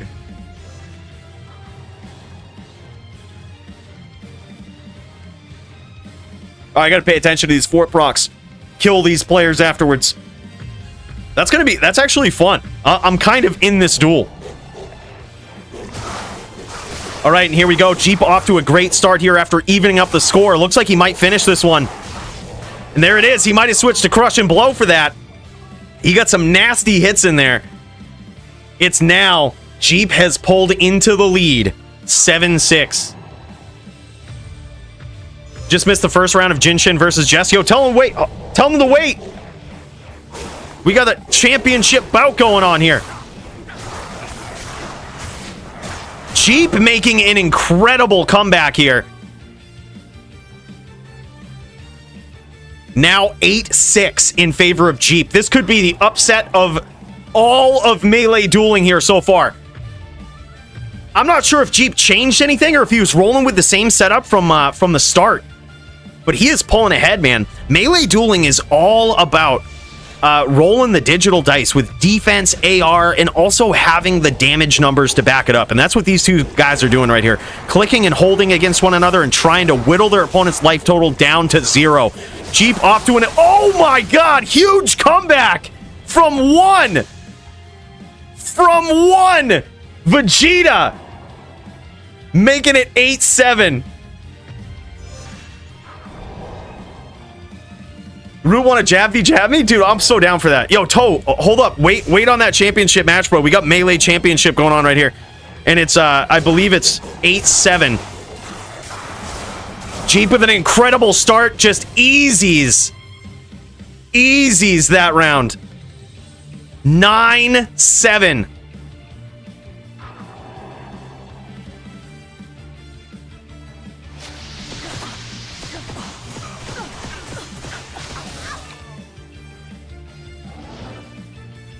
Wow, dude. Yeah, it's technically up to 10. It's technically up to 10. This is what I think I'll do, though, is I think we might have to prove it. Well, we're going to have to win by 3. I shouldn't say that. I got in the way of one of the duels. I caught a Fury hit, which could have made the difference. You never know. I kind of feel bad about it now. All right, here we go. Now, coming back is our boy. There he is. Vegeta. Now making it 9-8, I believe is the score.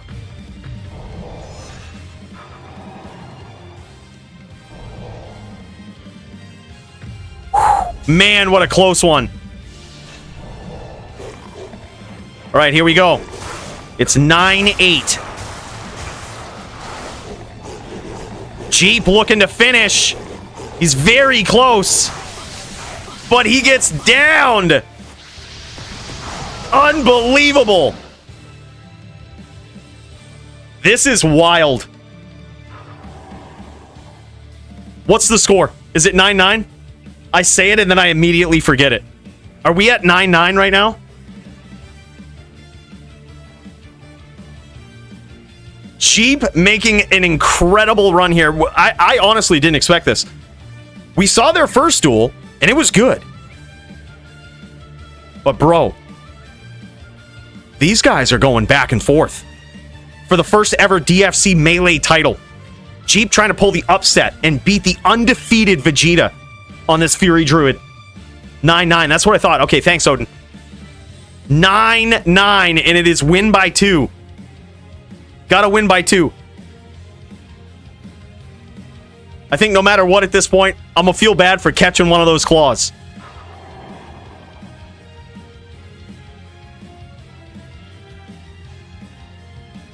Championship is win by 2. Only for title shots. I think it might be chat bugged. I think this game might be chat bugged.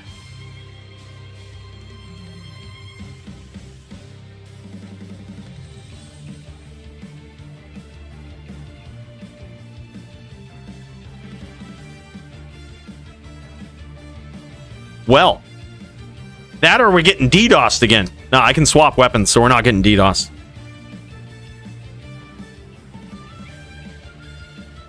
Look, as you guys know, real duels happen in town. These guys might be talking mad shit. Hold up. What is it? A message in Jeep. What's the score right now? 9-9? Think the game is chat bugged. But championship win by 2.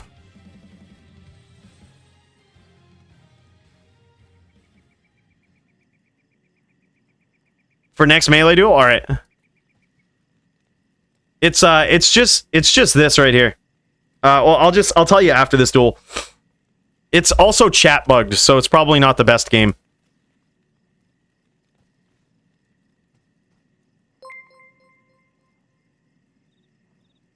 Holy shit. Kicker, my dude. Big cheers. Thank you so much. N7 Reaper. Wait a minute. Wait, what's going on? Y'all are just coming in. Just coming in on me like that. N7. My dude, big cheers to you. S tier membership. 16 months. Bro, big cheers to you. Thank you so much.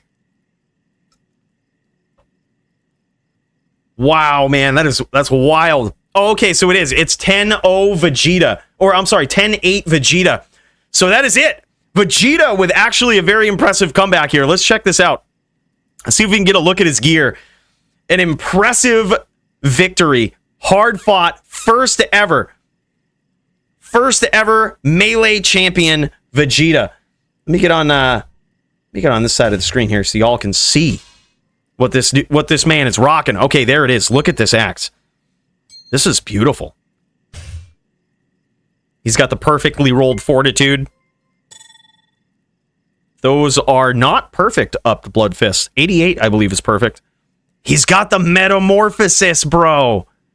So the werewolf strike grants mark for 180 seconds. Bonus to attack rating.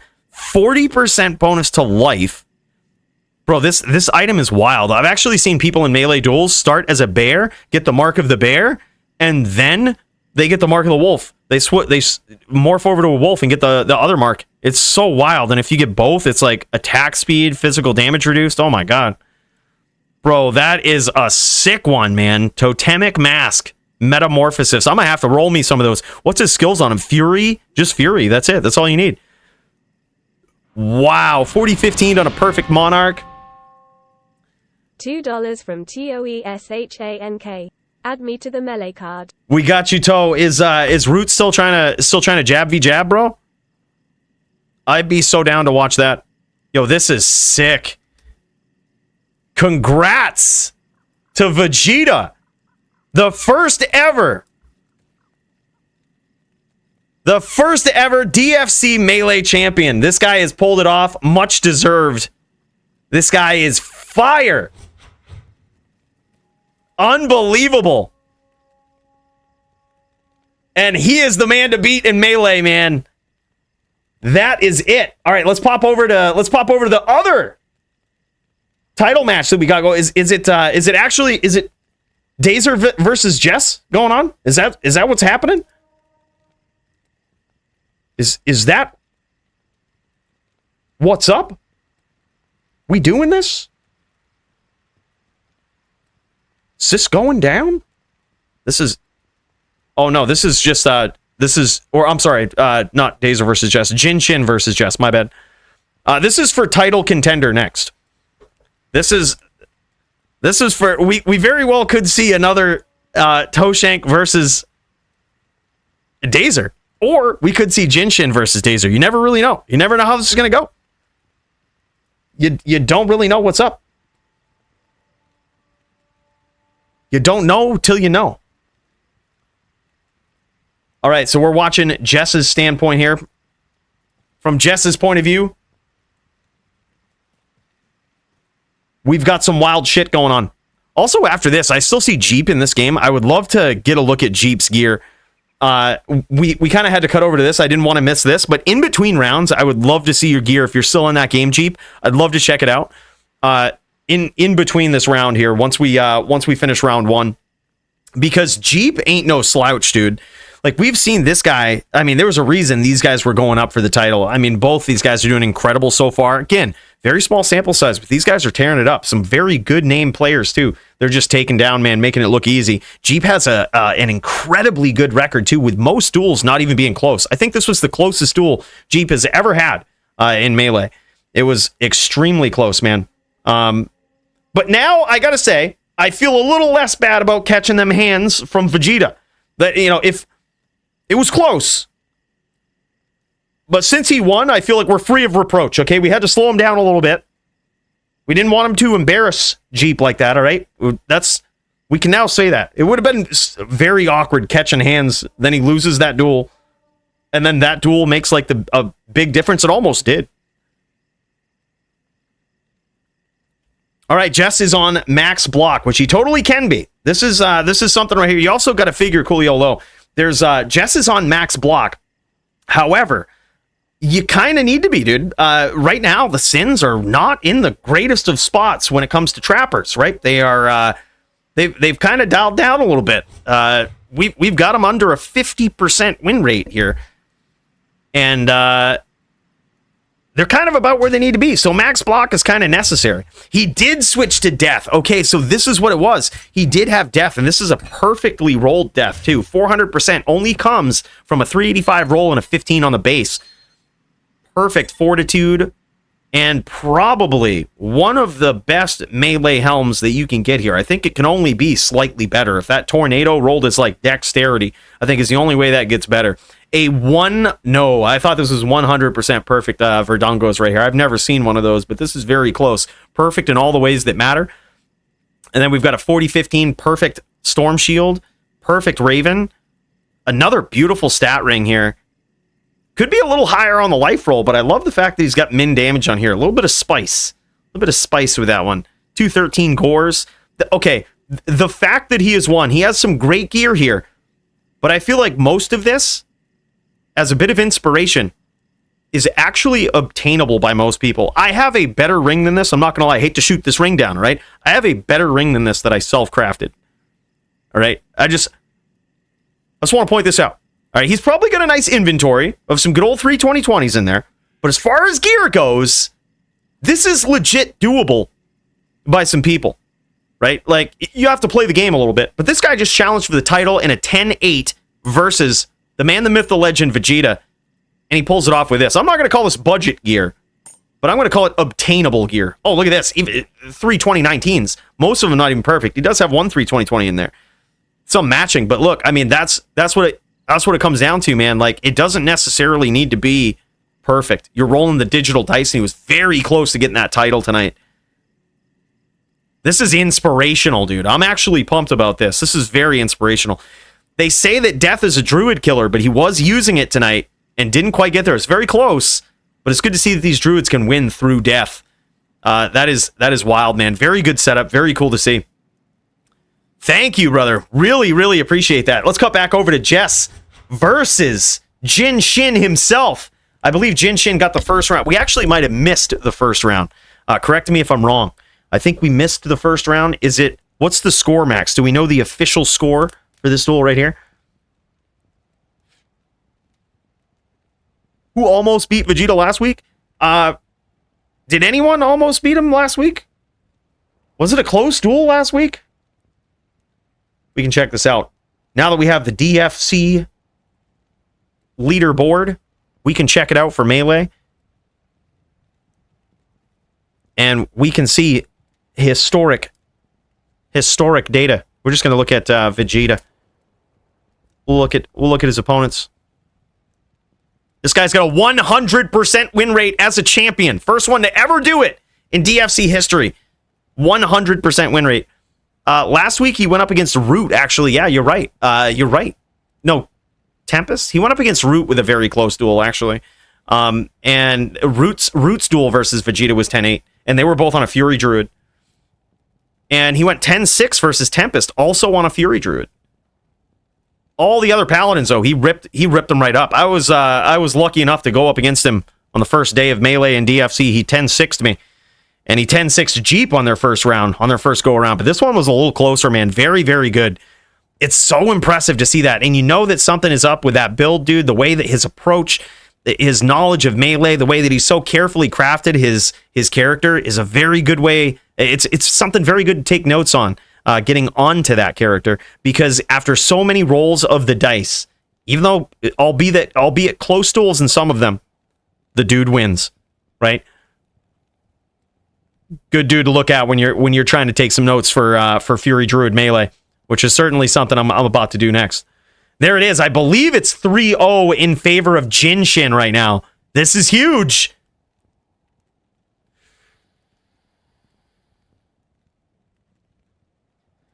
This is huge right here. Jin Shin. I'm going to assume the first round went to Jin Shin.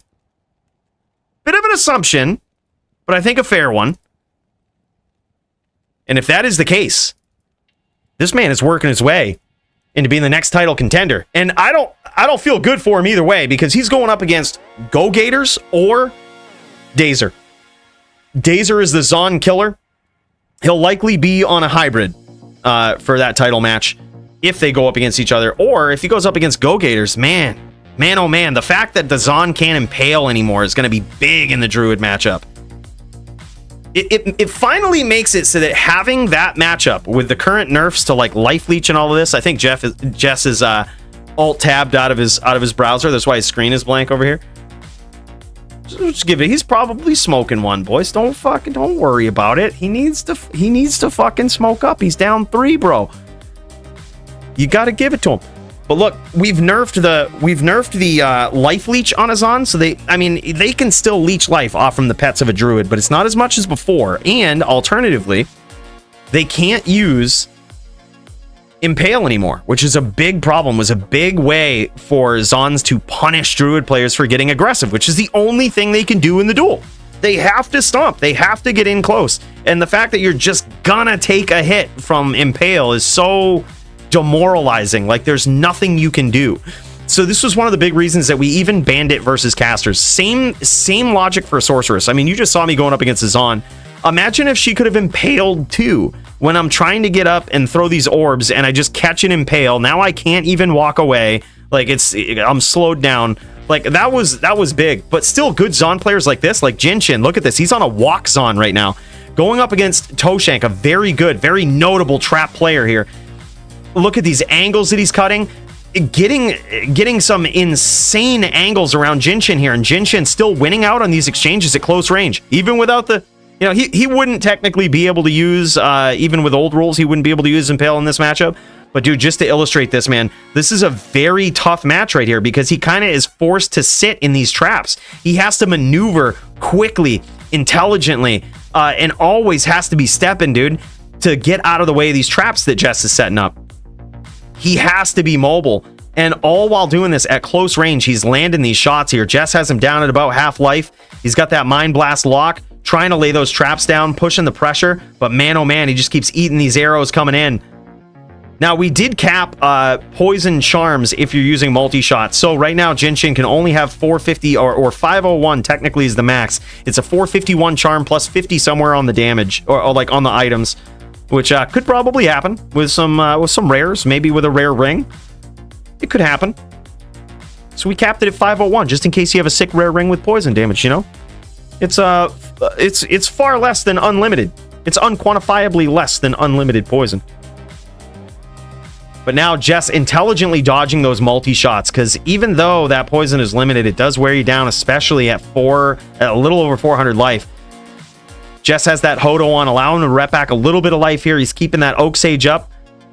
But man, oh man, he's got his work cut out for him. That multi-shot ripping away the Oak Sage. Jess trying to work his way back in and push that pressure now.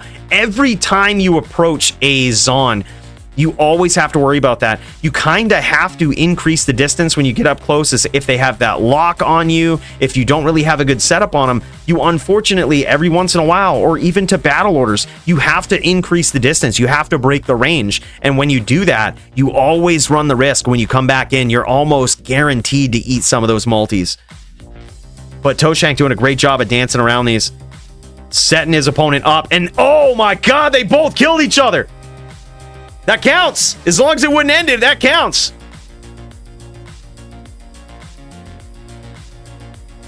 It might have ended it though, so it might not. Yes, it's if the score was 2-2, it goes to 3-3. But if the score was like, I'm pretty sure, I'm assuming. Okay, it is 3-3. All right, cool. It was tied, so it's 3-3. Winner of this next round wins. Yeah, in the DFC, the rule is this. If a match ends in a draw, as long as that match would not end the duel, both players get a win. As long as it would not end the duel, like as long as it would not end the match. So if it was 3-3 and they had a draw, it would just be a draw. If it was 3-1 and it was a draw, it would just be a draw, because a win for both players would end the duel, or would end the match. So it's, since 3-3 does not end the match, it's 3-3. They agreed on the null though? Yeah, if they agreed on it, it's null. Yeah, if they agree on it, there's another rule in the DFC where if you agree on something, if you agree to modify any rule, the rule becomes binding for that match, as though it was in the rules. So it leaves the door open in the DFC, and that's not limited to, you could do it in a title match, you could do it whatever. Like, you know, two title contenders could theoretically throw out the rules and just be like, dude, how about we use fucking Juves and just make this fun? And if they agree to it, it's binding. Like, you can use Juves. You can't just go back at that point. It's now in the rules. You can use any potions. Yep, so you can waive any rule. It just leaves the door open, where if players are like, this is stupid, they can agree on it, and then it becomes binding. Would 2 draws / give a point to each? In typical rules, yes. So, like, what would have happened there under typical rules, unless they'd agreed to, you know, they've agreed to null that.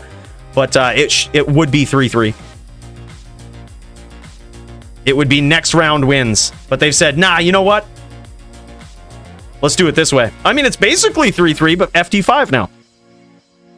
It's basically 3-3 FT5. Buying a full Grizz set.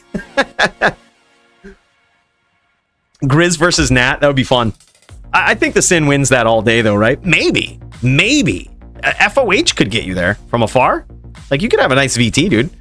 Especially if you have teleport charges on the Ami or something, where you can chain in very specific situations where you think you can get it. That'd be sick. Toshank off to an incredible start here. And we get how lucky are we, man? 2 title shots right back to back. We had the first ever crowned Melee champion in Vegeta tonight. And right back to back after that, we have... I keep calling this a title fight. Whenever I see... I don't know why I do this. But this is title contender fight. All right? Title contender fight. in Toshank versus Jinshin. We're seeing the big ones tonight. Main point. What I'm trying to say is, what a card. I'm gonna move my ass out of the way of the life totals here. Yeah, I had to mess with the camera before stream. I got a new stand-up desk, and you know, we had to move some things around. I like the lighting a lot better. I don't see like a lot of the shadows on the green screen. Oh my god, did they get there again? Oh man, what? At first, I saw the two messages there. I thought for sure they killed each other again, but no, Jinshin gets there. It's now 3-2, or if you're looking at it as an FT5 now, 4-3. 4-3. FT5. Technically 3-2. Yeah, they decided to... Toshank would have won that if they hadn't agreed to null that last duel. That would have been a Toshank win right there. But these guys have agreed to null the tie round. So that's binding. Duel's still on. It's 3-2. 3-2, they're going again. Toshank looking to do more of the same this round. Dude, I'm actually surprised. I thought after those first few rounds where he was just getting it handed to him, dude, I thought for sure, I was like, man, this is going to be an easy win for Jinshin right here, man. Like, he's got him figured out. But now Jess is realizing, he's like, okay, he's locked in place. We might have... Did Jess drop? No? Okay, we're good. He's got him locked in place. He's not a Telly Boa, right? Jinshin's... He's the classic... the age-old walk-zon that's going to walk you down with fort and well-aimed jabs when you come in. This guy is an OG Zon player right here, and he's doing an incredible job of pinning Toshank down and punishing him for coming in. The big question is he going to be able to keep that up? Toshank seemingly figured him out here. Big hits, though, from Jinshin. Big hits for coming in there, and now he's poisoned. Nice lock from Toshank. Jinshin wades his way in to punish the name lock. What an incredible back and forth here. Now Toshank in trouble. Toshank using that CT casting. That's where he brings up... He literally hits the C or the T key to bring up the character screen or the skill tab. And that's why you see those popping up on the side of his screen there. That's giving him more leverage to teleport away. But he wasn't quite quick enough there. And Jinshin gets the round, tying it up. 3-3. He says, good duels, bud? We might have missed that first round, and it might have been... Was that an actual win for Jinshin? They said good duels. They said good duels. Makes me think Jinshin got there. Yeah, that's it. We might have just missed the first round, and it was like... Jinshin was up, so that tie would have ended the round. Wow, dude. Jinshin beats Toshank. Unbelievable. And I believe this is let's see if we can... Yeah, I think this is Jinshin's Zon right here. Is left the game. Oh man, it'd be cool to see that gear. Bro, that's sick. All right, I do see Elk Brew. I see Sound up in here. I know that Sound's opponent was waiting for a while. And if these guys are ready to go, let's check this out. We're all finally able to get on and match the energy of Pop on her face. Yeah, that it is. There it is. There he is, dude. You got shot as the dude. This is it. All right, this was the match we literally threw in as we started upstream here. Sound was looking for a duel. He's on an H-Den as well, so this is going to be an interesting one. You Got Shot is on the Zon. We're going to see if Sound has what it takes to utilize the three-piece combo versus the Zon. That is the key.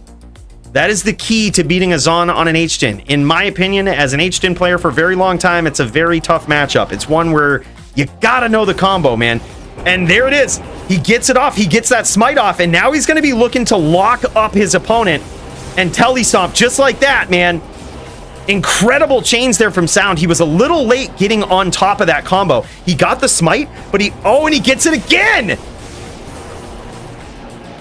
Unbelievable, though. But now he's realizing the power of You Got Shot here.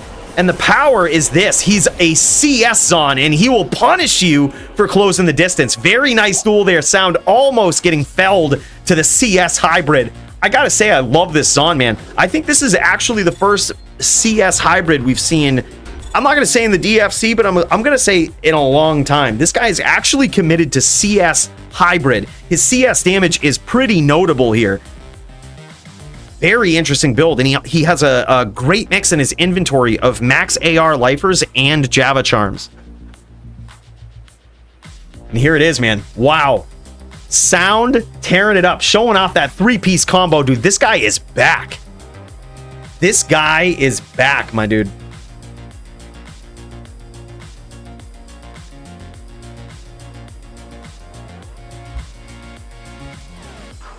And it looks like after this, Butter is ready for his duel versus me. This is going to be rugged, man. This is going to be some din v din, and y'all are actually going to see me. I'm going to try to play in the Moor tonight. First time since the surgery, playing in a DFC match in the Moor. It's din v din, too. So I need to take notes watching Sound here, because I need to get good. I need to get good or I need to get cheesy. It's going to be one or the other. Nice stomps there from Sound. He loses the lock on that last one. Unable to land any of the hits through the dodge, avoid, and evade, and now he's paying for it with that CS, man. I'm telling you, I love this build. This build is sick. The fact that, I mean, this is just really cool, and I think that this new rule change might have something to do with this. Sound can't get impaled when he goes up here, so now we're seeing a diversified Zon character. We're seeing a CS hybrid that is able to still punish casters for coming in. He did this versus my Sorceress. Nice hits there from Sound. I thought he was done there. I was like, man, all it's going to take is just a nice lock here from You Got Shot, and that's it. Now Sound up 2-0. But dude, this is just a way for a Zon player to punish a caster for coming in. And dare I say, even harder in most cases than if they would have gotten impaled. But it requires a whole rethinking of your setup, of your build. I love the diversification. I love seeing this, especially after this rule change. Shit is wild, man.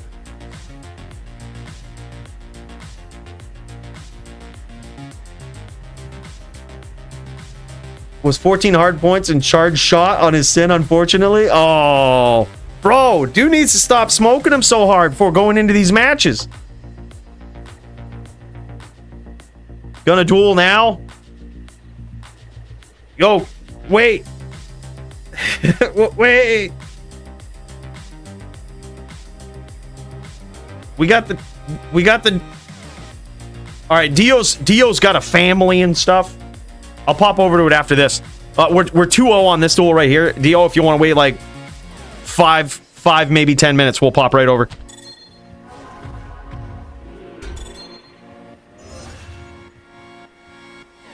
And screw that, Coolio. We've got this. Everybody wants to see the People's Den, in case you forgot.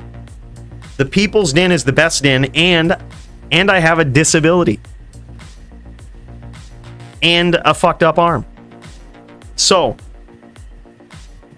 put that right in your crack pipe and smoke it, bud.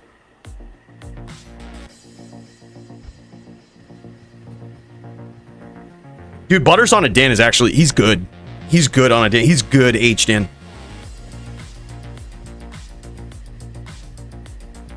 And Terrapista also ready. Oh my god.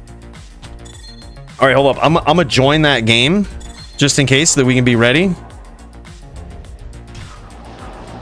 Y'all might hear some sounds in the background. Looks like You Got This, making a little bit of changes possibly on his build here, trying to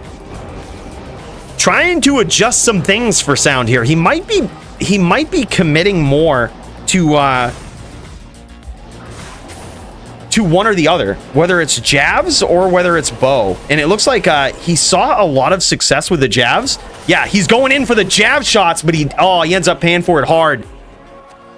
I was gonna say, man, he might have actually switched more to jabs because he was seeing some big success with that, man, early on.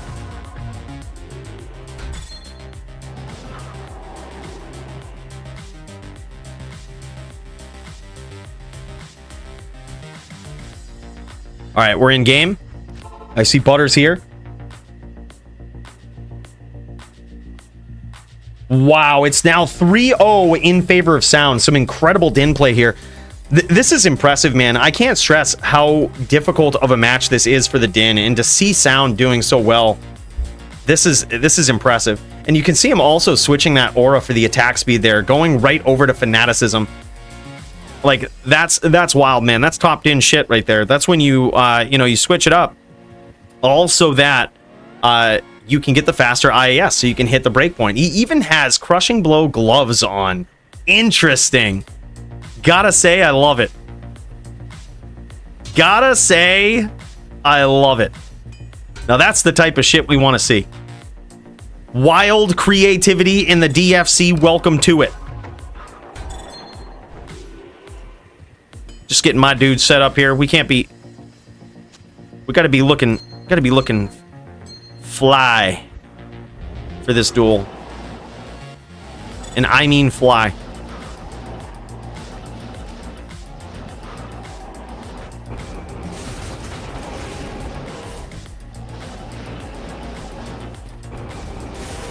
Dan with the Sound with a nice stomp there. And it looks like he might have landed something there. It's hard to tell, but it looks like You Got Shot's life total is a bit damaged here. Like, he took something, whether it was a hammer that was not const or what, and now he's puddled. Dangerous, but Sound takes a lot of damage there. And now he's trying to get that three-piece because he does have the swirls above his opponent's head. Now, when you get those swirls, that's very important in the combo, because that is going to lock your opponent in place if they take any amount of damage. And on a Zon in particular, that's very important because they already have dodge, avoid, and evade. So that just means they're going to get jammed up no matter what. If they dodge the shot, they're going to get jammed up for a couple of frames where they can't teleport away. Or if it hits them and does minuscule damage, it will still lock them in place. Oh, and there it is. Sound takes it. You Got Shot stops for just 1 second to type something in the more and learns a lesson the hard way. You never type in the more. You Got Shot stops for just 1 second to type something in the more and learns a lesson. Who was that? Who was talking right there? That's... fuck is that? And whose voice did I hear? That guy sounded like a champion. Whoever that was. But here it is. Now we're watching Dio's duel. Dio going up against a very formidable foe tonight.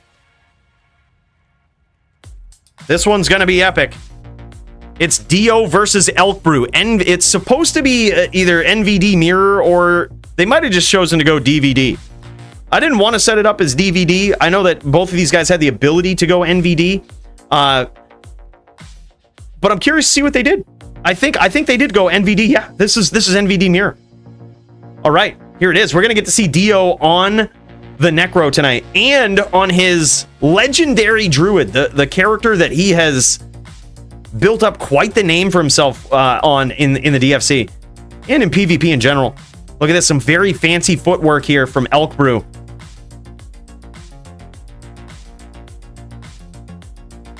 Yeah, this is wild. I'm actually impressed so far by Elk Brew. Now, what we could do is set this up for FPK rules, but I can tell you after 2 duels last week with FPK rules in NVD, DFC rules are far better than the NVD. Like they try to nerf spirit damage and stuff like that, which like unintuitive shit, and it just doesn't make any sense. The numbers in this matchup, we were checking these out, do not suggest that the Necro should be doing less damage. Like, even under DFC rules, it's favored for the, with no Clay Golem, it's favored for the Druid. It's close, but still slightly favors the Druid. And that's in all of the data, every, NVD matchup in recent history, or at least since the any rule change, such as like Clay Golem bans and shit. Yeah, we tried the FPK rules with this, already done in NVD. Like, we just saw an absolute shit stomping.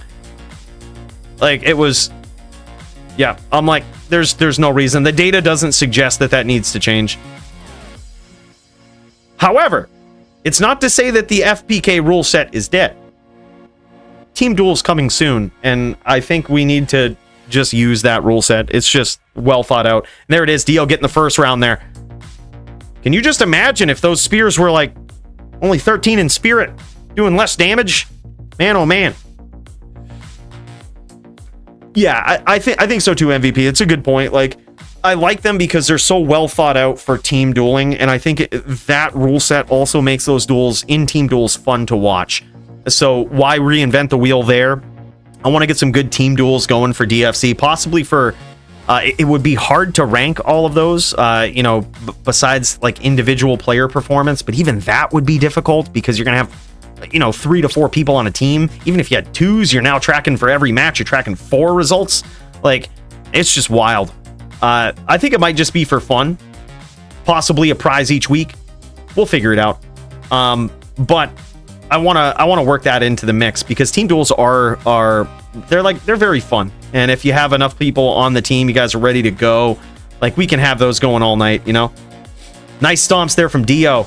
Incredible stomps from Dio. He's so sneaky at grabbing that name lock so quick too. And look at this. He hasn't even had to do much footwork here. Like, you know, for this duel, he's just grabbed the stomp and his timing on it has been nearly flawless. A lot of times after you see a druid stomp a necro, what they'll do is they usually have a ton of spirits that they have to dodge, so they'll step down, they'll step out of the way, they'll try to dodge the spears. But if you have perfect tele stomp placement just like that, just like Dio did right in that round, man, you don't even need it. It's now 2-0 in favor of Dio, and what an incredible start to this mirror match.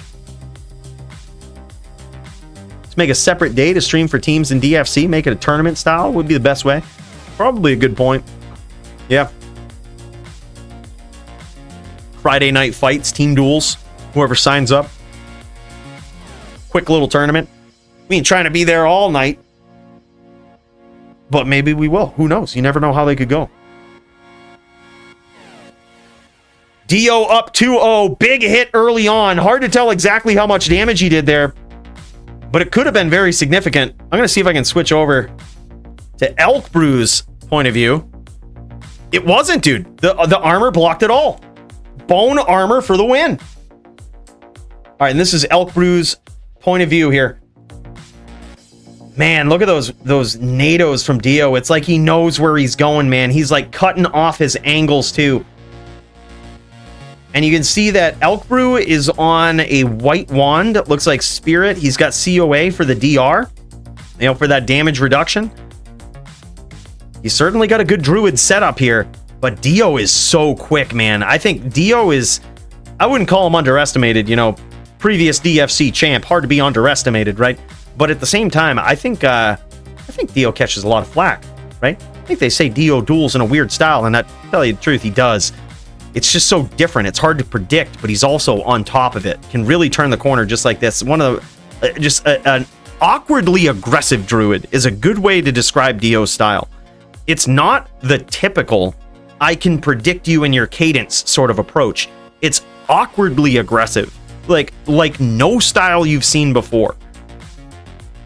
Very hard to predict, and he's scoring some big hits here. Quick double elim, yeah, that'd be sick, man. Yeah, dude, Elk Brew is doing well here. He's like trying to set himself up. He's keeping his bone armor up. His footwork is good in close range, but Dio's timing, man, it's just that awkward timing.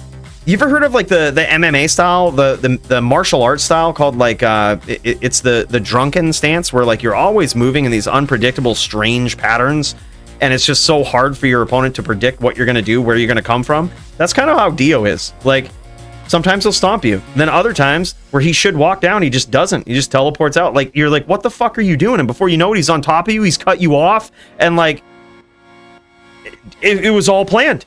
He's figuring out your cadence. And look at this. He's not giving Elk Brew any time to like rebow or anything. No space, no nothing. And Elk Brew is probably Hurricane PK. His battle orders isn't quite out, but look at that. And a predicted NATO right there. Dio taking the first round of this 3-0. And now they switch up. Dio gonna be on the Necro. Elk Brew gonna be on the Druid. Let's cut back over to Dio, see what we got.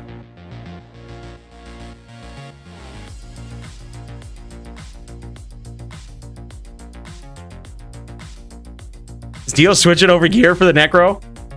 He's pulling a Matty right here. He's just like, look, man, I only got one Enigma. only got one set of boots here. I might have to put this on my necro. Yeah, Dio is so good on Druid, man. He's demoralizingly good. Like, I used to practice against Dio when I needed practice versus a Druid.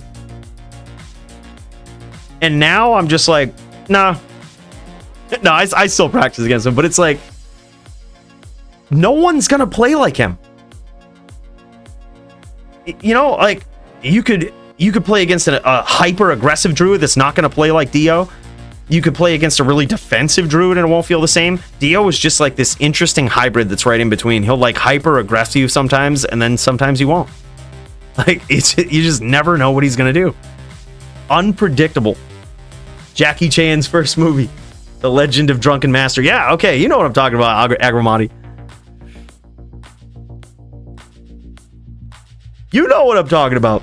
L plays really well for 150 ping. Hot damn. Is that what he was on? He was on 150 ping? Look at those graphics. You see the graphics on that necro there? Oh, I think they're switching over to Europe for the other part of this. Okay, so Elk Brew's over in Europe. All right, good stuff, good stuff.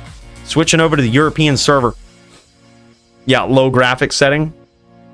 Low graphics setting for higher performance. And this is how you know you're going up against a savage. He doesn't care what his characters look like.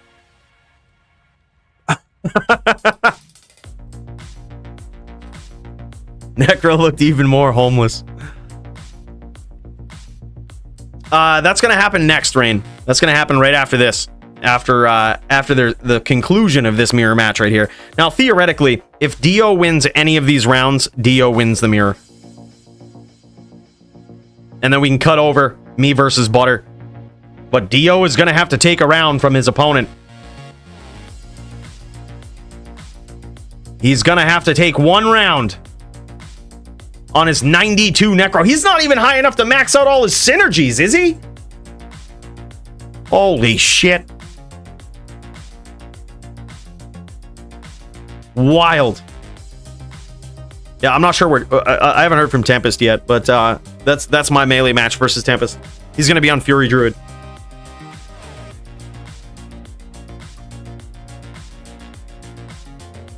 All right, here we go. The second half. Dio needs one win. That's it. One round win and it's over.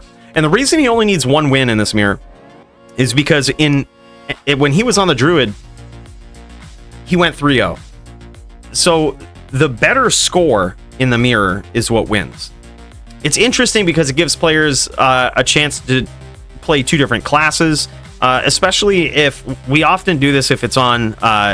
if there's no other way to match people, if they're on like a boring match, such as like Drew v. Drew, it's... I don't know if boring is the right word, but it can go along. And, you know, then it could just be over quickly. You know what I mean? It's a strange match. So that's why we switched it up here, just for a little bit of excitement.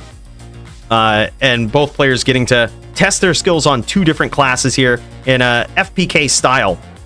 So far, Dio coming out on top. He's switching to his versus Druid gear, choosing to use Hodo, likely for the Oak, but that could be a problem. That could get him locked. That could get him locked up. And what I mean by that is it's possible that Elk Brew grabs a name lock on his Oak Sage and uses it to follow him off screen. That's the risk you have when running pets. However, if you're running a Golem, same thing can happen. Can you check Lightning Rules? The segment on T-God seems to be mistabbed. Kramer ready to go? No rush? All right, GG, thanks. Appreciate that, Bruno. Yeah, I don't want to keep Butter waiting any longer after this, so I'm gonna do my my duel with him, and then we'll cut over. Check Lightning Rules. The segment on T-Gods seems mistabbed. All right, checking actual rules. Let's check it out. All right, hang on to her. We're headed in to the rules. All right. Max lightning res is capped at 85%. Orbs from items cannot exceed 20. Max res and absorbs from items cannot exceed 100 when added together, unless you're dueling a trap assassin. Then Absorb from items plus max res cannot exceed 105 when added together. Very technical, but that just means you can go 85-20. If you're using T-Gods, you cannot use more than 10% Sorb. Seems legit.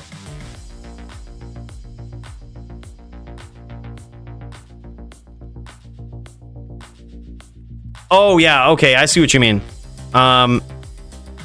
No, so it's tabbed properly.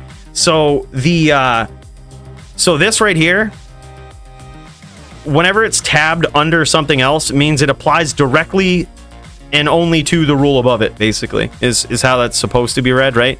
So you have an exception to this, right? An exception to C, right? So unless there's an exception, right? And then unless this. You see what I mean? So it's like, if you follow it down, it's like, okay, I can go 85-15 unless I'm dueling a trap assassin. Then I can go 85-20. However, there's an exception to that. If I'm using T-Gods, I can't use more than 10% sword. It's strange. It's all of these elemental classes that put us in these awkward situations where you have to make exceptions to exceptions, but leave it to the sin and the cold sork, you know? It's just infinitely plaguing PvP rules. Can you use T-Gods plus 15% Wisp against a VT?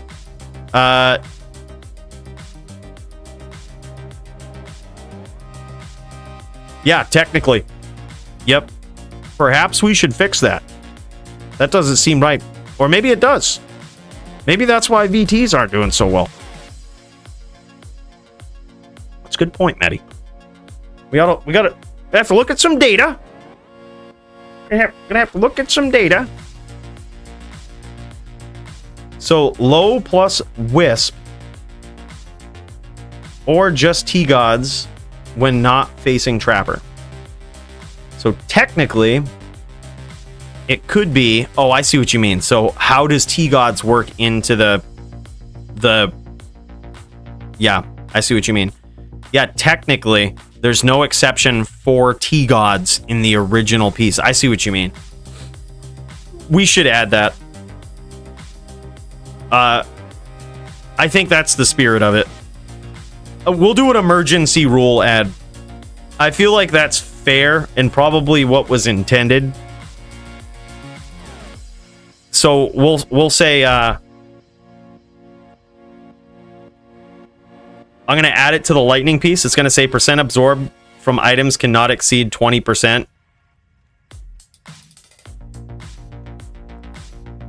How do we phrase this?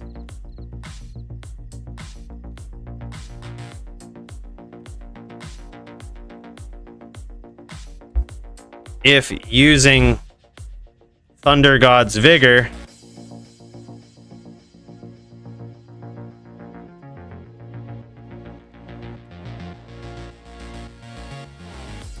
%.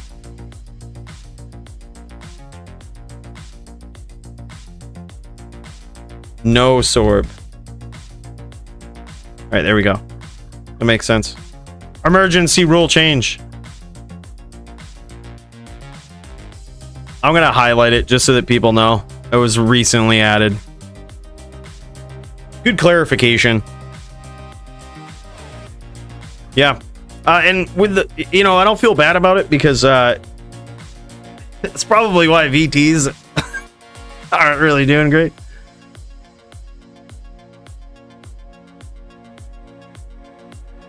Yeah, exactly.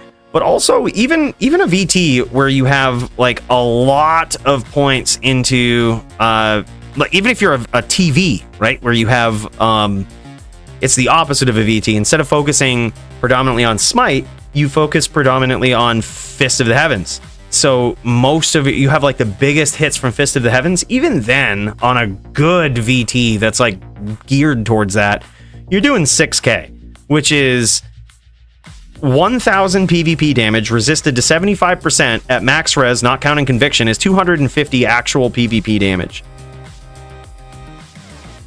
That being the case, though, kind of gay to get FOH down, but at the same time, VT don't nerf paladins.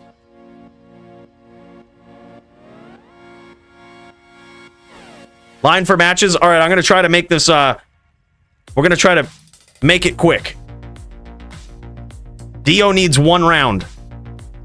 Yeah, we got a few of them lined up. We had a lot of people coming on at once, Steez, because the servers were down earlier, and for like the first hour and a half of stream, we couldn't see any duels. Like, a lot of players were just unable to connect.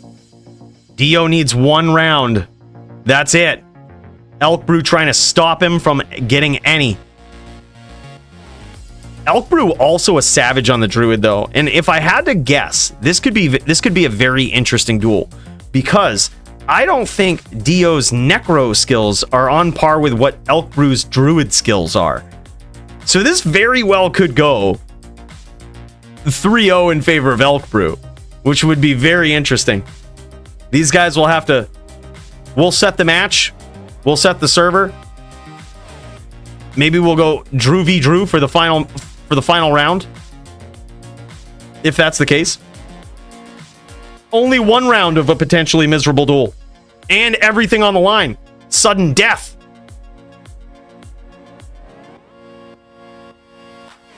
See, that's what I mean. Those spears right there.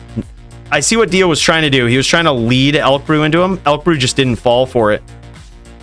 Like, he didn't want to name lock Elk Brew because it's so easy to just walk and, you know, get out of the way of those. So he was trying to lead him in case he walked, but Elk Brew just noticed it, stayed close, and that was it. Dio doing a great job of surviving, though. Trying to set up this nasty train for Elk Brew to run into.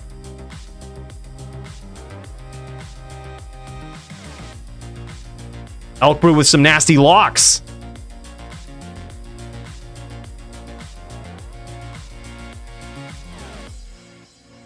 We'll see if we can check this out from Elk Brew's point of view here. See how much damage he's taken. He's actually taken some decent amount of damage here. Man, these spirits are everywhere. Dio really looking to get that win, and it doesn't look like Elk Brew is bowed. Yep, there he goes, rebowing. Dio noticing it late, teleports away. Good dude. Good sportsmanship. So tough to not just stomp with Windy. Yeah, oh, for sure. But, you know, it could be a death sentence. I think, honestly, Elk Brew is trying to test the walk down abilities here of Dio, which is a smart move, because that's going to force Dio into these close range encounters and see how good his walk down skills are. And that could be the pinch point for him. You never know. Some beautiful timing there from Elk Brew, but great spears from Dio. Makes him pay for it. And also a great cut there from Elk Brew. This guy ain't no chump.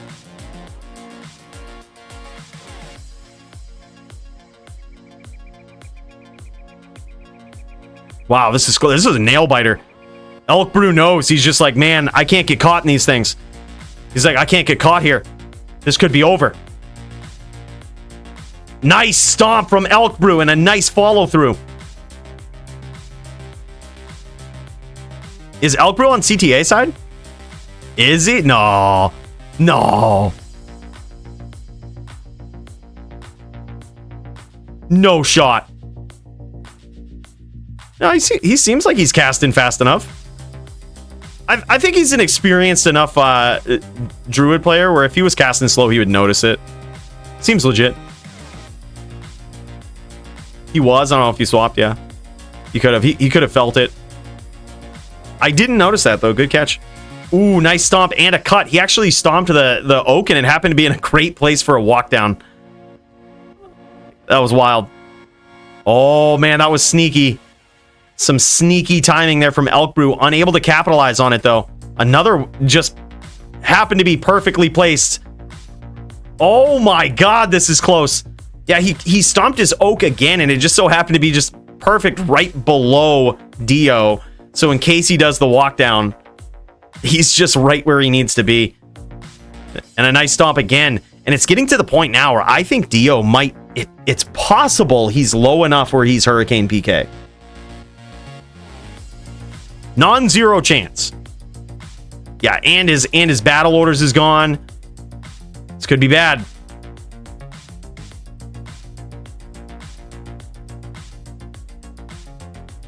All right, re-battle ordered. Here we go. This one's close, dude.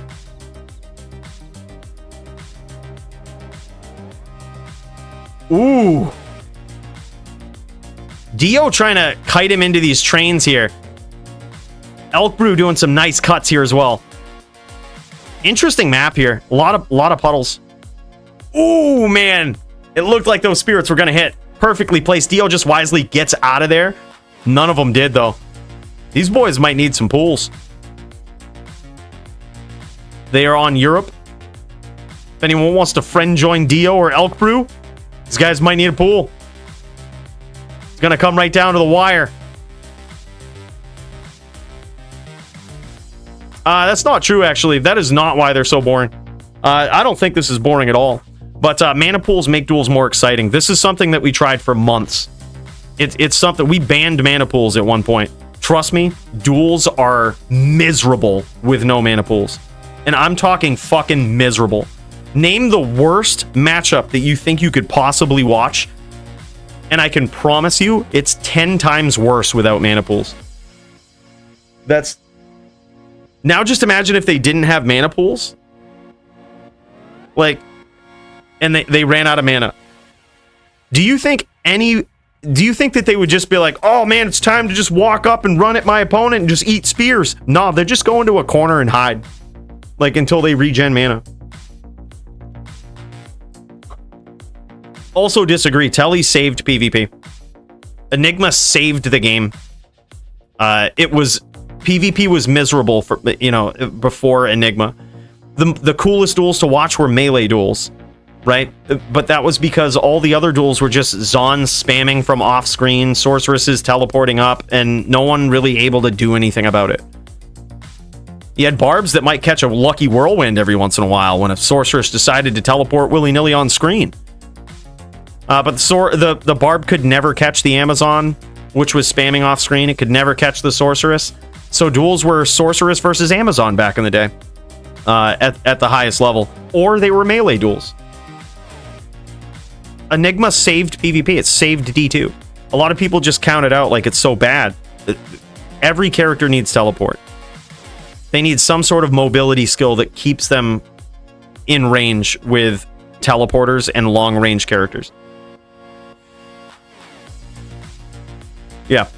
Yeah, 100%. And it takes a lot of skill to be able to use it. Yeah. Now, granted, there are some Telly spammers out there, that's for sure.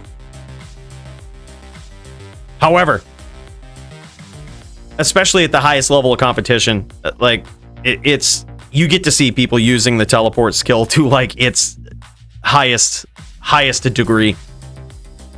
Right now, it is Dio 1 on a Druid 3-0, and now Elk Brew is up 1-0 versus Dio on a Necro. Yeah, I think that's the big thing. Telly adds a skill gap. Like, some people teleport around and spam. Those are the bad teleporters. But there's some people who know how to chain lock, who know how to cut, and man, it's so cool to watch. And both of these guys do. Like, both of these guys very familiar with that. Yeah, they're doing Split Realm too. Dio is on EU right now. Yeah, you can see by his ping. Dio's Canadian, so he should have very good ping. Canadian ping is like the ping of no other country. But he's on 140, bouncing like on a good second, he's on like 110. All right, and here we go. Second round on the EU server. Elk Brew trying to get there. Very close. I think it was closer than he wanted it to be in that last round. 110 in EU sounds nice. It's that Canadian. Yeah, I was going to say it's that Canadian ping, man. I would... Back before I got the fiber, Man, I would have been happy with 110. I'd be like, all right, yeah, this is good. It's all right. It's all right. Never said ruin PvP. Just boring to watch. Playing it is something else. It's kind of a good point. I think he does have a point there, though. Like, think of it this way. If you've ever seen PoE and the movement skills in PoE, right? It's very clear to see where the character goes and how they got there. Like, the screen moves with them, right? In D2, your screen just kind of blinks to the new spot. So if you think about it, you know, and you got to remember, this game was not made in modern times, right? So, but if you think about it from a viewing perspective, it's a good point, because you just immediately are in a different pixel on the map, right? So it's like hard to follow the environment of what you're seeing. I think that's what he's saying, that's a good point. That's a good point.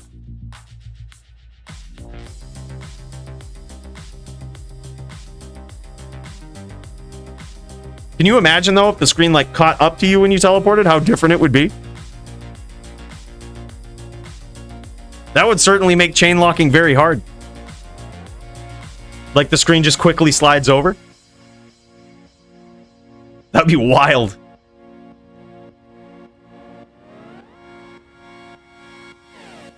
Join NVD ladder. Yeah, dude. I joined one NVD tournament and fucking dropped after my first loss. I'm not sure if it was single elimination or double. Put it this way, I enjoy watching two very good NVD players or Necro or Druid players go against each other. I fucking hate playing either one against a good player in this matchup. I hate it. I especially hate playing on a Necro. Dio's battle order's gone. Now he's in trouble. Elk Brew looking to capitalize on it.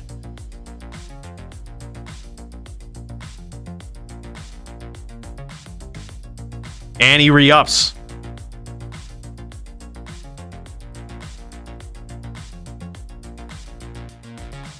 Yeah, for sure. And I think that it's a good point too, Steve. Just the people that know and have done a lot of PvP, and like, it's almost like your brain is conditioned for teleport. You kind of, you inherently, implicitly see the player's cursor, and you know that that's kind of where they're going to go when they teleport. Like, we can easily look at Dio's cursor and be like, okay, or we can look and see that he has his C or T tab open when we know which direction he's going, right? That's something that like a seasoned D2 PvP player might know. But if you're new, if you're just watching this game, you've never seen it before, you'd be looking at this being like, what the fuck is going on? Like, I think that's what QLT is saying. Oh, nice stomp there from Elk Brew.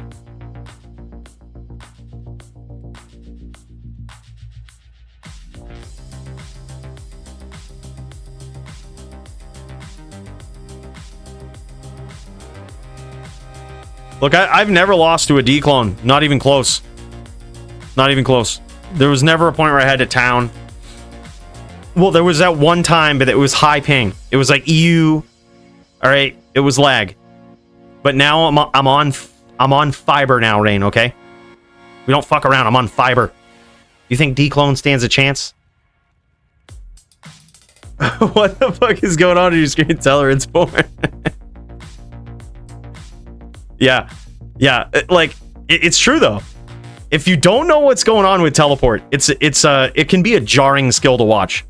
Which now that you bring it up, QLT, that's probably why most people hate it, right? They probably watched their first PvP match, and they might have seen it from like that perspective, and were like, "What the hell is this shit?"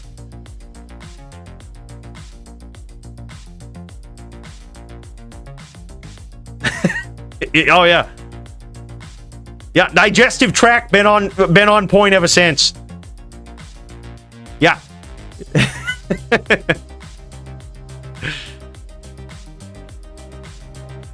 Nah, bro, I was so happy that they brought fiber internet to this area, dude. I was like, man, I was so pumped.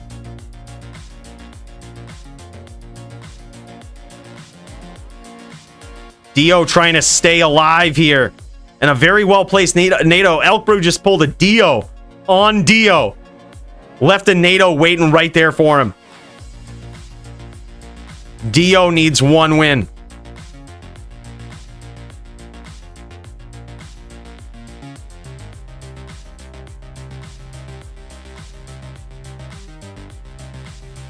This is incredible. By the very least, I think these guys right here are like of equal skill in this matchup, right? Like pretty well balanced skill in the NVD. Ooh. Some of those spirits might have hit. Let's check Elk Brew. Some of them might have hit. And there it is, a quick finish right there, a nice stomp. Yeah, he was half-life. Certainly not as close as the last one was. We just missed the telly stomp in there, but wow, it's now 2-0 in favor of Elk Brew. If this goes to a tie, here's what we'll do. EU server, Drew v. Drew. Y'all duke it out. I'm going to start up my duel with Butters. In fact, actually, why don't we do that right now? Why don't we do it right now, boys? I say we do it. Get this one rolling.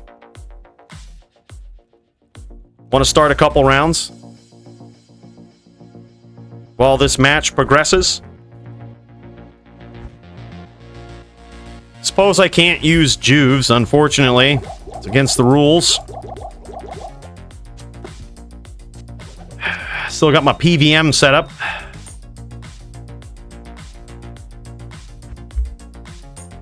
I don't know who banned Juves in this here format, but it's a mistake.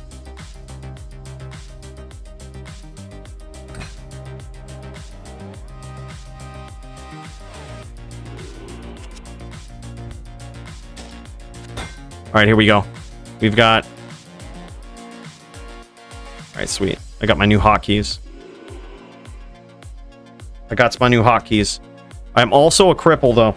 So I'm not... All right, there we go. Not even selecting the right stuff here.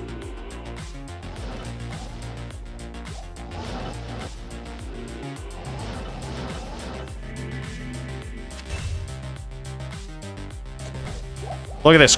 Can't even aim on my belt. Just compromised.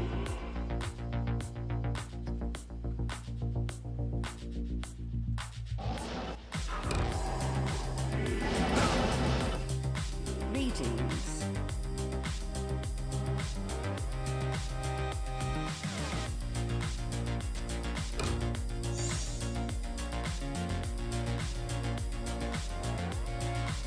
Looking good.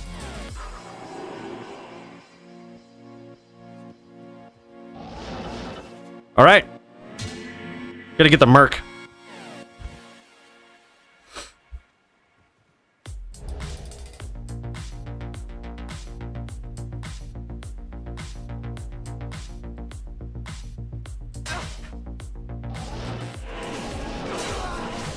Easy, Emilio.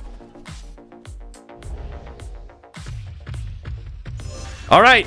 Let's get back into the Din v Din. Does Cooley still have what it takes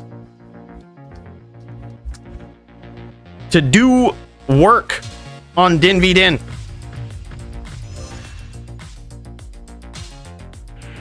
Well, let's see. We've got the bow. We've got the hams. We just got to have the skill. Man, I'm rusty. Oh, we're bugged. Hold up.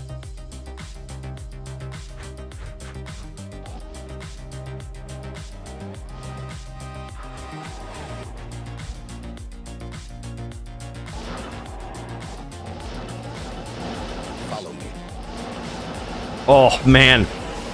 All right. We can't get too crazy. That arm is feeling it. If I try to reach...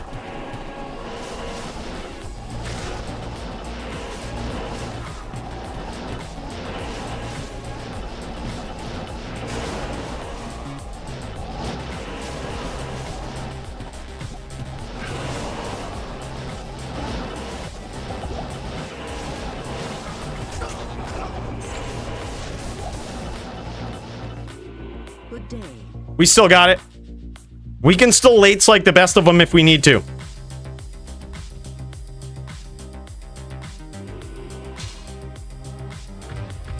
Master cools. That's right, dude. I'm a little limited. I can't reach all the way across the keyboard just yet. But it just means I got to dial it back a little bit. Follow me. Come on. All right, here we go.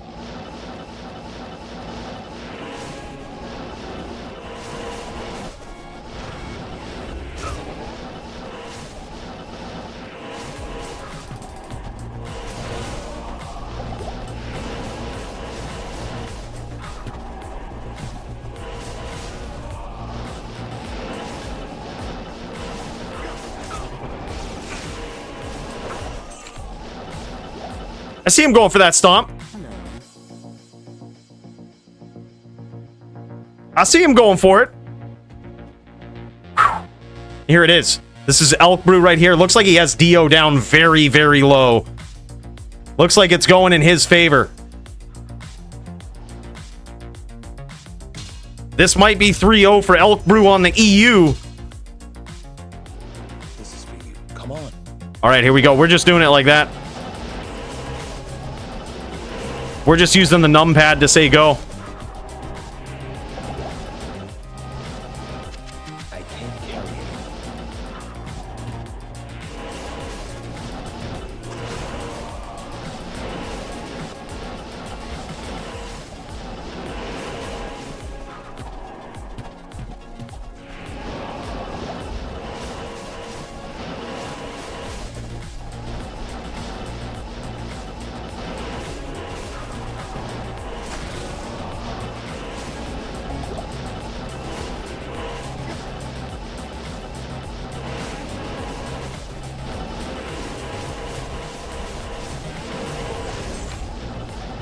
Not in town.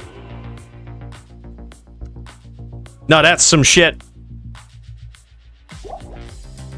Did y'all see? I hope y'all didn't miss that. I hope y'all didn't miss that nasty, nasty chain right there. What can I do for you? That nasty stomp. Lamp and Sogi starting. All right, GG. All right, it's 3-0 with me and Butter right now. If I get this round, it's over. This is yours. Come on. Come on.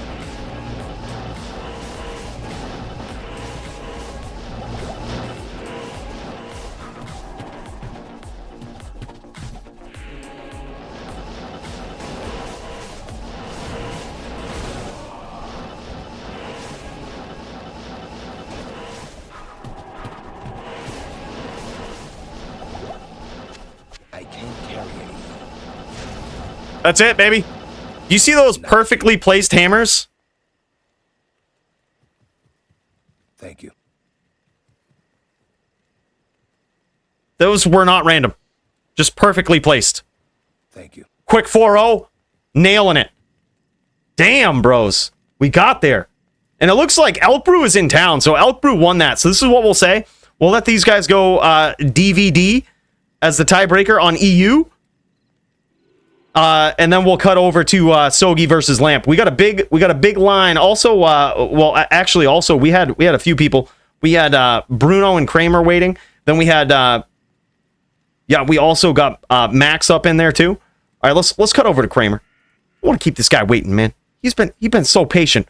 Have ourselves a melee duel. If these guys are ready, if these guys need some time, that's cool. We can check out another duel as well. Looks like Kramer's online, ready to go. This is Kramer versus Bruno.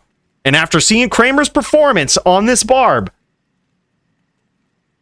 I'm a little scared for Bruno. I'm slightly worried. Not gonna lie. This is getting wild. All right, and here we go. Brutar off to a good start. Big hit early on, but Kramer looking to make a big comeback. Oh my god. Dude. All right. Bruno just half-lifed Kramer. And look, law of large numbers says that could have been a fluke. Maybe he's ready to go. Maybe he just needs those RNG gods on his side for a couple of more hits there. Those were big, man. Those were good hits. Hard to tell if he's going crush and blow or what he's doing with his setup. Ready as fuck, he told me to tell you. Okay. All right, good stuff. Yeah, we'll pop over to you guys right after this, Max. Right after this melee duel, it's now currently 1-0 in favor of Kramer. On the Conce Barb, a build that we don't get to see enough of in melee. I'm so happy that Kramer's representing this.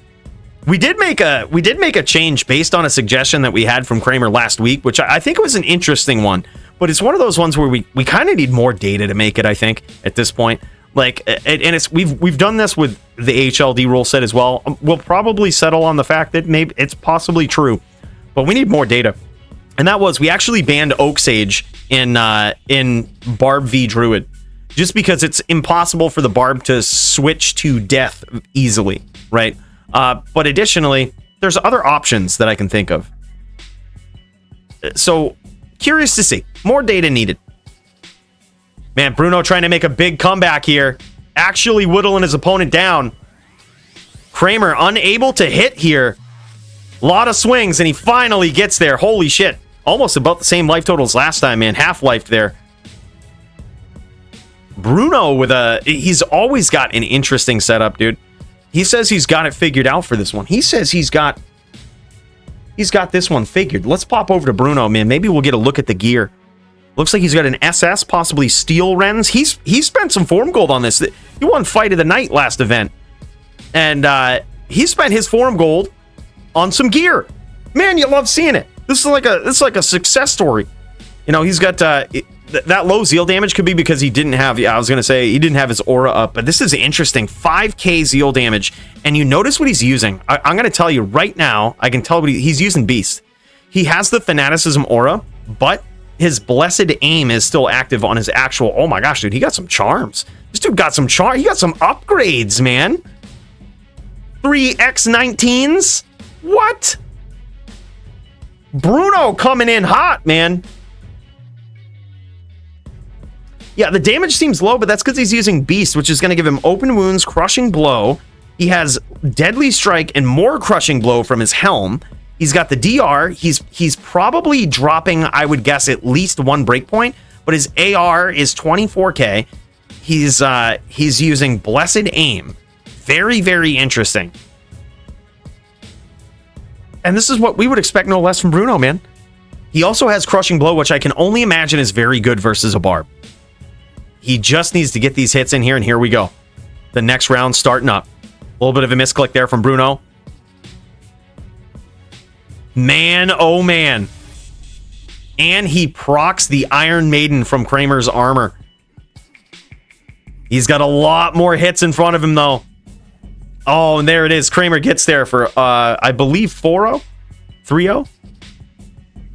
Old Beast. Yeah, dude, I was talking with Bruno, and I said, believe it or not, the first time, I thought I was gonna break the melee meta coming in and using a Beast. I was gonna use a Beast, and my plan was to use Conviction because it lowers their opponent's defense, but it doesn't quite work like you would think.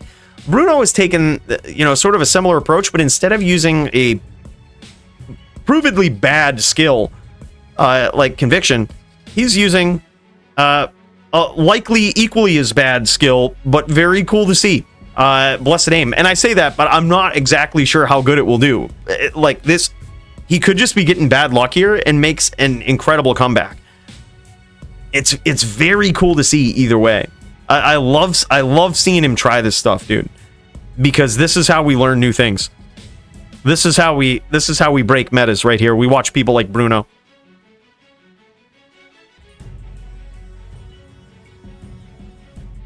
What? Why is Beast BM? Does it have elemental damage on it? Why is Beast BM? Polytheus, what's up, dude?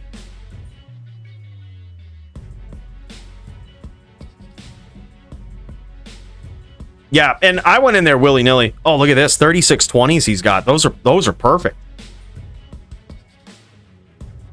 Yeah, I hear you, Max. I hear you, bro. We'll cut over to you right after this. I believe it's 4-0 in favor of Kramer. And we do see Bruno mixing it up, trying some different stuff here. He switched up his helm, and I think he went back to an IAS helm to hit the breakpoint. He's trying to proc that crushing blow. But man, oh man, he's trying to just have the attack speed there so he can actually get the hits in. And it's always hard to gauge it after one round. But if that's I didn't quite get a good look at that helm, but if it's the same one that we saw last time, he's got like basic IAS jewels in it, unless he upgraded them. And I think he switched to it because in talking to him, I think that with his crushing blow setup, he drops 2 IAS breakpoints, which is tough to do. Certainly tough to do. Oh, they're just going for it. They just going for it. Oh, big hits from Kramer, man. And now we're getting some hits in there. We do have a procced bleed from Bruno. That bleeding, baby. There it is. Wasn't quite enough to get there, though. Wow.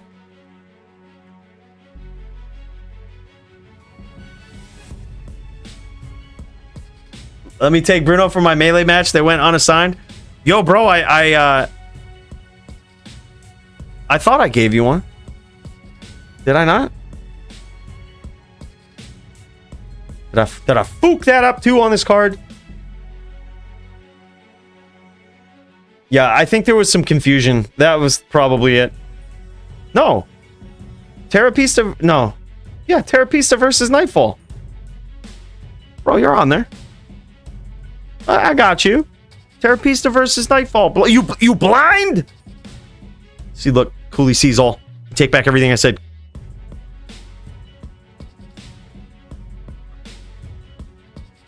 Yeah, that was what I was fearing, honestly, Andrew, is why I didn't think that Blessed Aim would be a better option is because that 24K is good for AR, but it's possible to get there without using Blessed Aim, right? And now you're giving up attack speed and damage using the aura from Beast.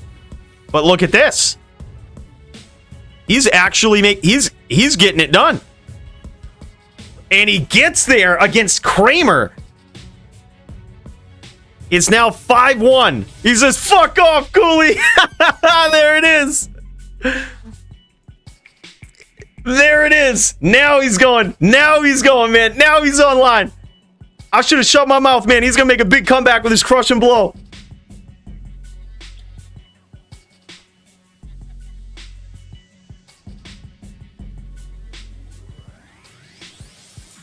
Yeah, this is wild.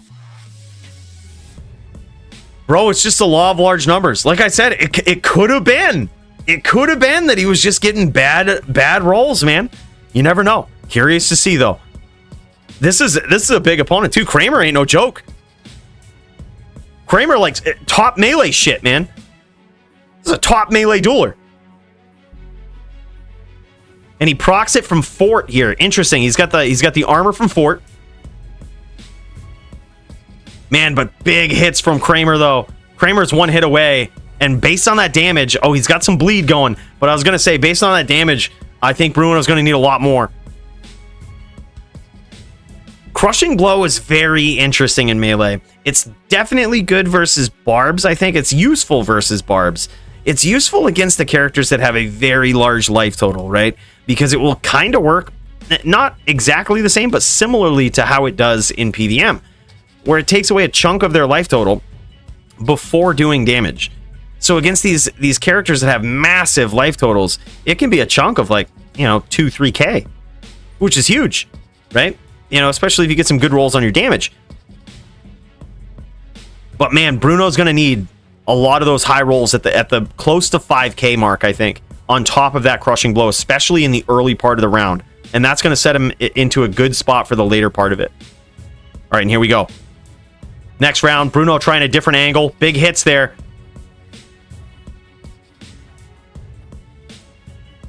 This is close, man. Close duel. Kramer gets there. I believe 8-1. I believe.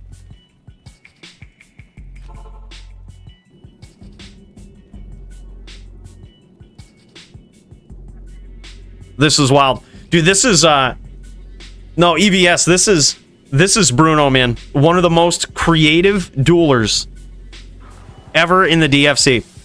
And this guy was always trying weird like zealot builds and shit in like HLD where people are teleporting and stuff. This dude is like charging around the map a lot of times, just like weird shit. But ever since the melee division came online, Bruno's creativity is like in full swing. What you're noticing now is very similar to my journey in melee. I was trying a bunch of like crazy different shit. Another very close round for Bruno there. That's huge. That's got to be like encouraging too, with like this weird off meta build. Like these rounds are close, some of them. But it's similar to my journey in the sense that he's trying wild shit, right? Like wild shit to really try to shake up the meta and try something different. Now, granted, some would argue that there's a reason things are meta, right? And you very well could be right. However, with that mindset for so long, especially with changes in D2R and all of this, you know, new items, new ways that mechanics work, I think it's very cool that people like Bruno test this stuff out and try different things. I think it's amazing to see, and regardless, just seeing like the gear, you're not gonna see like the typical cookie cutter melee gear. You're gonna see weird shit being tried. You're gonna see this guy literally hell out his jewel in his helm and put a cham rune in it mid-duel.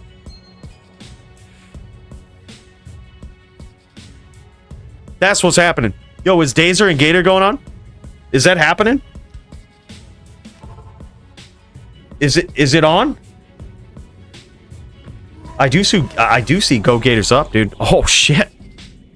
Oh shit. Bros, we got some duels now. GG, man. I believe 9-0 in favor of Kramer. Just in the sake of time, what we'll do... Bro. Mac's been waiting forever. Max versus Terrapista.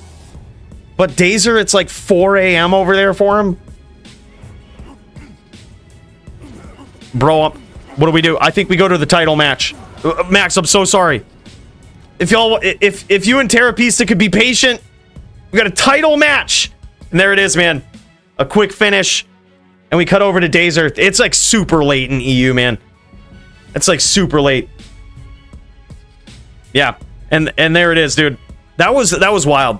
I got a lot of respect for Bruno. Like, I know some of y'all are like, oh, let's cut over this. Let's see this. Bro. This is the DFC, man. People pop in. You don't need to be, like...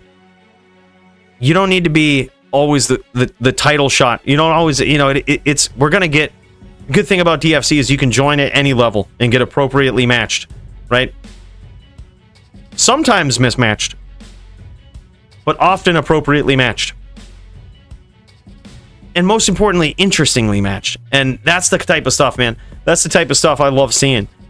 Like, how many NVDs can you watch? How many, you know, how many DVDs can you watch before you're like, all right, man, we want to see something different? And that's what I love about Bruno, dude. Always trying something different. And I love the fact that he got new gear. He used his winnings from last week to get new gear, buff up this melee character.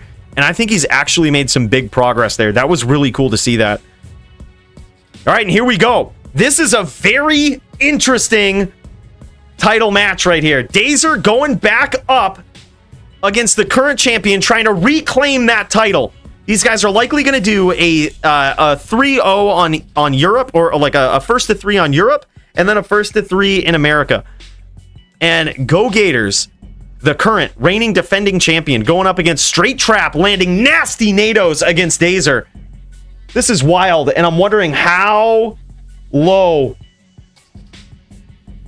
is Go Gators right now. Let's pop over and see if we can check it out. What's he looking like? Dude, he's looking good. He just needs to get opportunistic, get in there, land another nado versus Dazer. This is big in a lot of ways, because this is new DFC rules in recent history. I would say maybe 6 or 7 months ago, and with how often we make big rule changes around here, that's kind of recent, right? This is huge. Now the Druid can absorb a little bit more damage from Lightning Trap Sins. Nice hit from the current champ. Go Gators taking down Dazer on America, I believe. This is America server. I can tell from Go Gators ping. Wow, man. And this is, like I said, a big duel for a lot of reasons, because usually the Sin wins this matchup. So that's huge to see Go Gators take even that first round in such dominant fashion like that. An incredible start to the duel. Huge win. This is an incredibly difficult matchup for the Druid. Not an easy first title defense for Go Gators. Not easy at all. In the opponent, in the matchup. Bro, even if he gets shit stomped for the rest of it, what an incredible first round. All right, here we go. Round 2. And now we have Dazer pushing the pressure. Trying to kite him into these traps just like that. Nice damage from Dazer. And a quick turner coin there, corner turn from Go Gators. Just quickly, you know, he sees Dazer coming on the screen trying to set up traps, and before he has too much time to set up like this 5 stack of traps and try to get in and do that damage, lock him up with Mind Blast, Go Gators just turns the tables. He says, all right, man, I'll just stomp you. You're right here. Just incredible. Nice timing there from Go Gators, but unfortunately, Dazer on top of it, man. He's seeing this shit. He's seeing it coming. Seeing a little bit of whirlwind. Was that a whirlwind? We can't be having whirlwinds here. Luckily, it didn't connect. It could have been a graphical error, a graphical mistake, possibly even muscle memory from the previous champ Dazer. He might even be unhotkeying whirlwind. I think that's why he's kicking back. He's probably unhotkeying whirlwind right there. He did. I think he accidentally casted it, but yeah, he might have. He still has chaos, I think, because likely open wounds and kick. If I had to guess.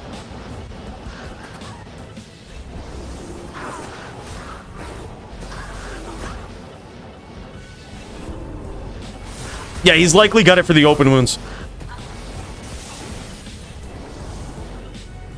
Yeah, I would completely agree, but hey. He could be trying to mix those kicks in there. And the way that kicks work now is they're a little different. Kicks used to be always hit, so they would be kind of ridiculous, right? Like ridiculously overpowered in PvP, but they don't work like that anymore. You need to get a charge for them to always hit. And it's very unlikely that he's going to do that. So if he goes up and tries to kick Go Gators, he's very likely going to be eating NATO damage, big NATO damage. So it's a risk that I'm not really sure if he wants to take. Nice chaining from Go Gators and big damage. And he pays for it there, gets caught in the traps. Dazer did go in. It looks like he was looking for a kick. Now, that's the perfect time to do it. When you have those traps set up, when your opponent's trying to run away, you can kind of roll the dice and try to get those kicks in there. Dude, I wouldn't call this pride at all, Coolio. Dude, Go Gators just chained him for like 4 screens, bro. Yeah, I think he accidentally did it. It could have been my eyes playing tricks on me. But then he stepped away, and I can only assume he unhotkeyed whirlwind. So I think it's just muscle memory, because Dazer plays on a hybrid like all the time, man. I can imagine it's just muscle memory for him.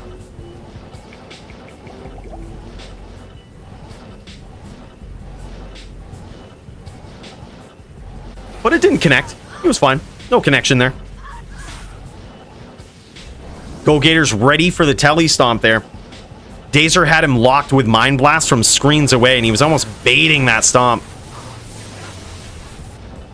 Go Gators kicking around a little too long, looking for that, trying to keep that name lock and go for the stomp. Getting stunned by those traps, taking some big damage. Incredible round here, though, for both players so far. Both probably equally as low on life right now. Let's kick over to Dazer's standpoint. See what this is looking like from this angle. Yeah, Dazer at about 35% health.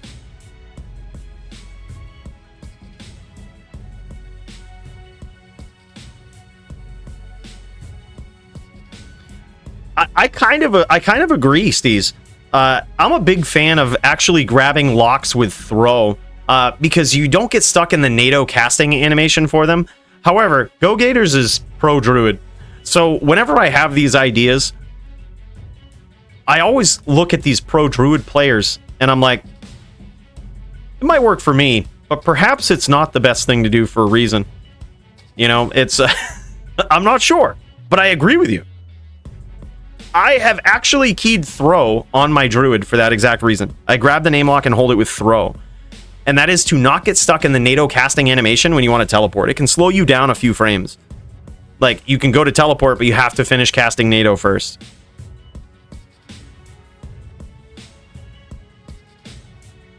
Well, the other option that Dazer has is just stack up trap claws instead of chaos, right? Like, he could just go higher trap damage. He might be on 13k traps, but he doesn't need to be.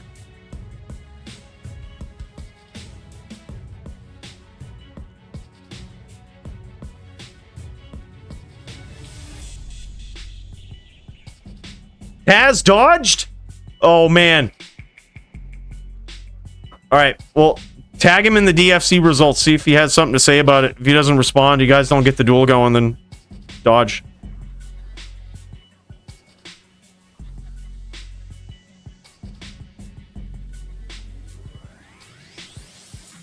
I would call this anything but free, dude. Go Gators is very low. Nice lock there from Dazer. What's he going to do with it?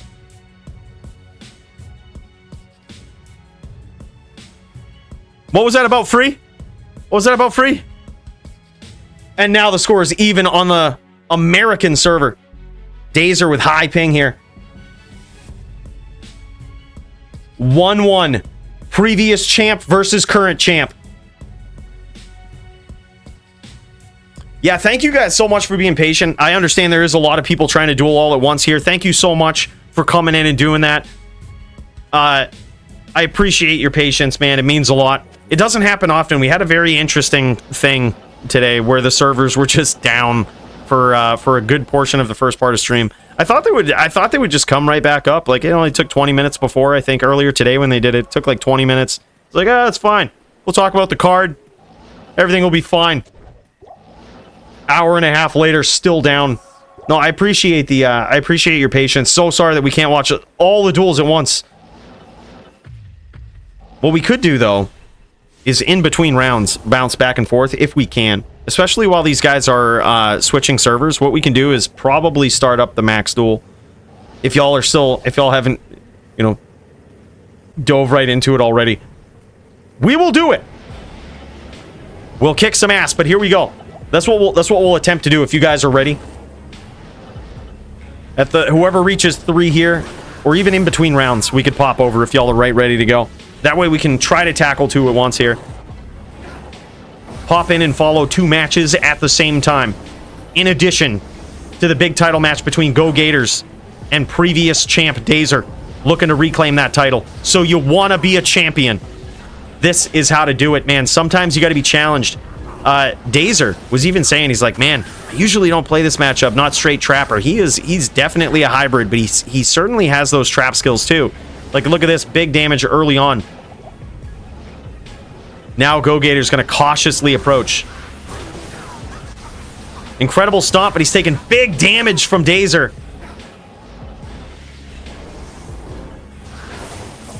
Nice NATO there. That might have connected.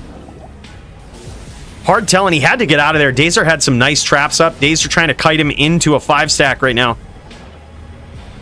Dazer might have actually taken a big hit from that NATO. It's hard to tell. But just the way that he was kind of kicking back there, just like waiting for something to happen, waiting for a better position, he might have got hit big there. Like that one stray NATO as Go Gators was going away might have hit like multiple times. And especially Dazer has this tendency to start like walking down, right? Especially when he's got you cornered. And that can actually be very bad for claw block. You can't claw block if you're moving. It did hit. He does try to get in there and employ some kicks.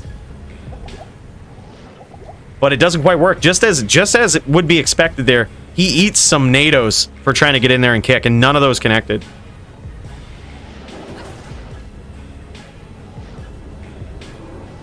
Yeah, it's possible. It's possible, Gertie. If Dazer wins. This duel is far from over.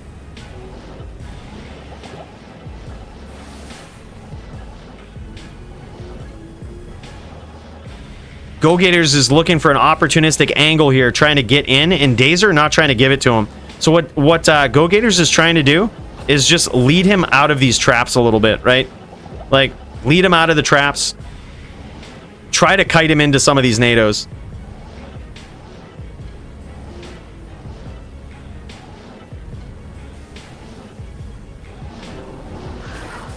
Ooh, man. More hits for Dazer. And I think that was a Shadow Bay hit. Nice chain there from Go Gators, though. He does take a little bit of damage, but I think he won the exchange. You also got to remember that Hurricane is going, and of course Dazer has the Cannot Be Frozen mod on his gear. So he won't be slowed down by that Hurricane. But if it does get through that claw block, it's probably doing something. that's probably doing 60 to 100 damage. And when his life is this low, every little chunk like that matters. It especially sets back. Oh my god, nice stomp there from Go Gators. Especially sets back and kind of counteracts the life rep a little bit, which in a duel of attrition can really matter.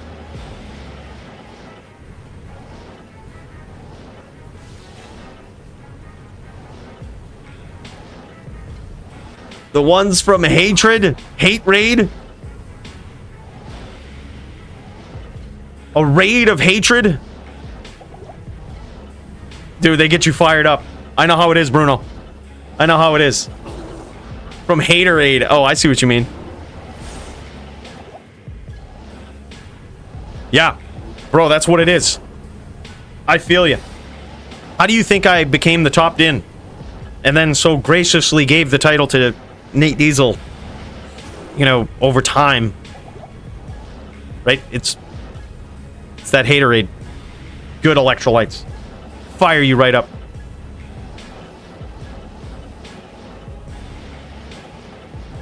Yeah, Dazer is seeing a lot of success from setting up traps, but you can tell he wasn't kidding when he was like not as experienced with the matchup. What Dazer could do here, which would work to advance the duel, but also kind of put constant pressure on Go Gators, is to slowly advance towards his opponent, laying 2 traps, telling into him, laying 2 traps, telling into him, CT cast the traps, just like that. Like, and if he follows up on that, it could open the door for the kicks that he's trying to set up as well. Like, because you always keep Go Gators on the back pedal.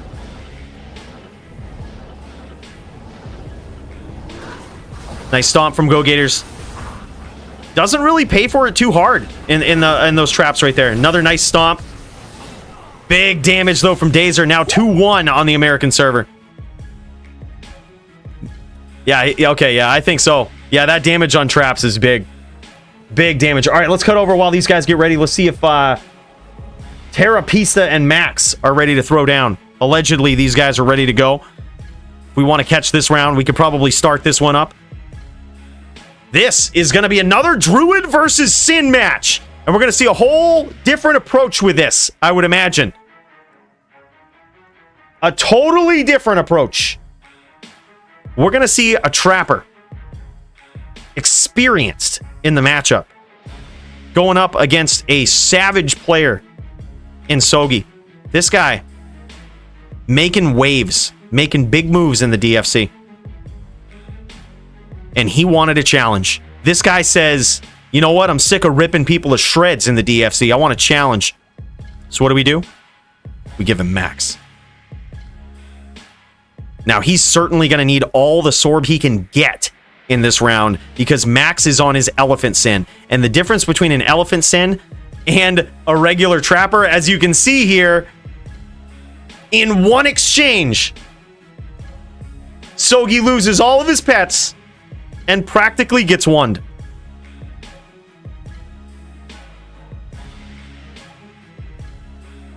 Oh, yeah, I was using the Widowmaker. Too much bow shots. Oh, and there it is, man. Big trap damage, and that's the difference.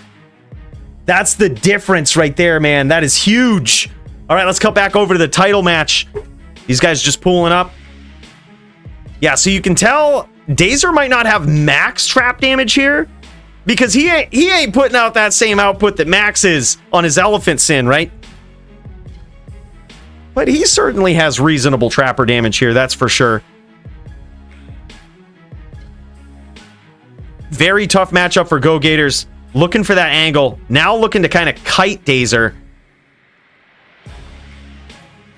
Oh, big NATOs! Go Gators with some early damage. And Go Gators is looking fine. Go Gators looking fine.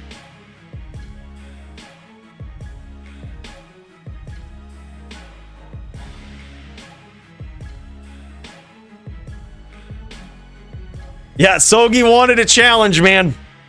Max is a killer, man. This guy has a very good win-loss ratio, very good winning record in the DFC. And I would say the current boogeyman. Man, big damage, though, from Dazer. High rolls on those traps and a winning exchange there. And the life pool just goes down quick. Go Gators. Now reaching the equivalent of Elite Phase 2. No, Phase 3. The LOL is a direct criticism of the playstyle is what I would take that as. Strategic shit talk. Trying to tilt Dazer a little bit here. Now he's trying to lead him right into these NATOs. He says, fuck this noise. I'm low, your turn. Now Dazer doing, yeah, this is what you would expect to see right here. Dazer leading with traps. Trying to wall, oh, look at this. Go Gators trying to wall bang. Very interesting solution to that, though. So what Dazer did to sort of solve that wall banging approach there is he set a trap on one side of the wall with like a CT cast. So that was going to hit Go Gators if he stays on that side of the wall. And then he started walking to the other side of the wall to meet him when he teleported over. So you can sit there with one trap up. That's fine. That trap will hit you all you want. I'll meet you on the other side when you're ready to go. That was interesting. Very interesting solution to a wall bang. Not really play into it and just set him up.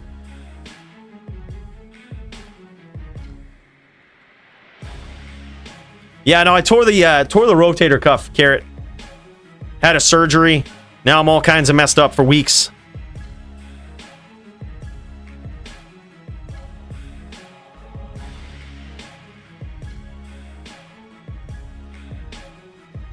Yeah, all kinds of lamed up. Can't wait for this sling to get off, dude. I think 2 more weeks. 2 more weeks we're in this thing. 2 more DFCs.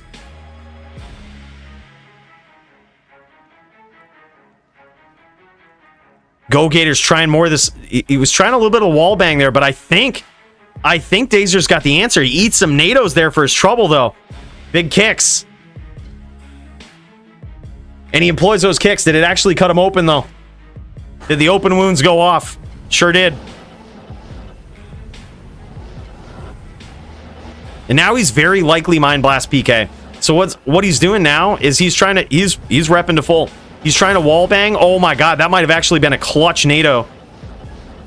That was actually good. I mean, this is smart. Like, even though technically the Druid should aggress here, he has no reason to. He's going to get Shadow Bay PK'd if he even fucking goes in. There's no sense in doing it. The best thing he can do is force Dazer to try to finish the duel with Mind Blast, and he's very close to doing it. Like, this is where Dazer could push Mind Blast and finish. And Go Gators is going to make it difficult for him. Shadow Bay PK, and there it is. Unbelievable. 3-1 on the American server, or 3-2. He says you make EU. This is gonna go the distance, boys. All right, while these guys do this, let's cut back over to Terrapista versus Max. Wow, man. Big comeback from Dazer. So that started out as 2 wins for Go Gators, man. This is huge. Now, here's the thing. Go Gators needs 3 wins on EU. Needs to go to 3. If he gets 3, he wins. No matter the score. Champ advantage, baby. Needs to get those 3 wins, though. And it's going to be even tough on higher ping. It's going to be even more difficult.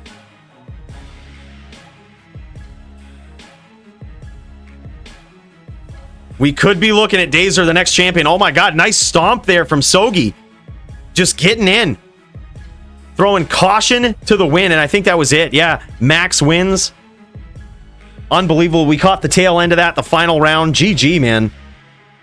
Max takes it. Punch also ready to go. While these guys get set up and get into a game, if you're ready to go, man. Oh, these guys are just dueling. These guys are just going after it. Is this actual? Is this match actual? We've got Punch versus GVN. Yeah, this is legit.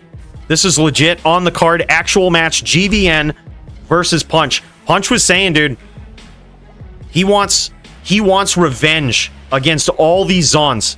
He wants revenge. And look at him going in and out versus GVN. Looking for a perfect opportunity, perfect angle. Trying to catch GVN with that bow out, just like that. Beautiful play from Punch. And there it is, man. So glad we popped over to this.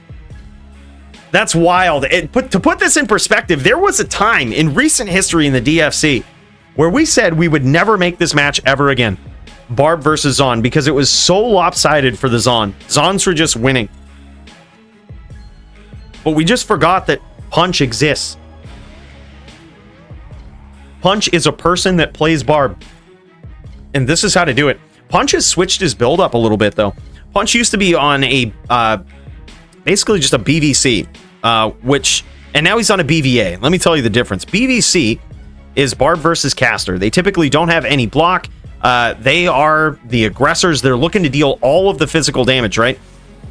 They're looking to get in with minimal resistance. But as soon as you give them some resistance, such as max block and some good physical damage of your own, it's pretty hard for a BVC to take that down. Such as, you know, a Din, for example, has a lot of max block. Might not have... A Smiter has good physical damage of his own. It's always hit, doesn't care about attack rating. But another one on that level is a Zon. Like, look at this. Big hits, poison damage, so much shit going on here. And he also has, I believe GVN might be... We don't see a lot of multi-shot from him. Hard to tell right now. He might be a little leery to bust out that bow. It could be also that he's on more poison. It doesn't look like it, though. This looks like a reasonable amount, maybe a 1,451.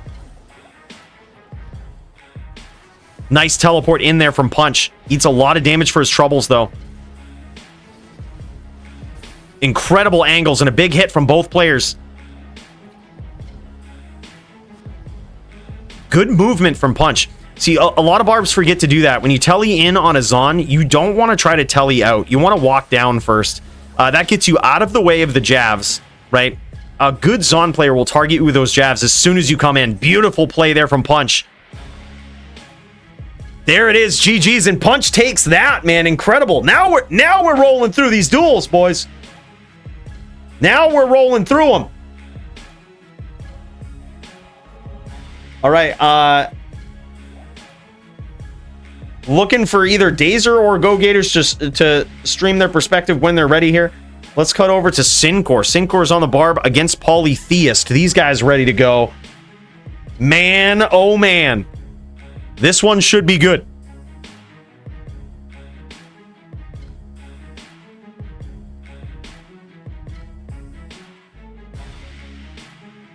Punch is like a Jedi. Yeah, his angles were clutch there, man. Absolutely clutch.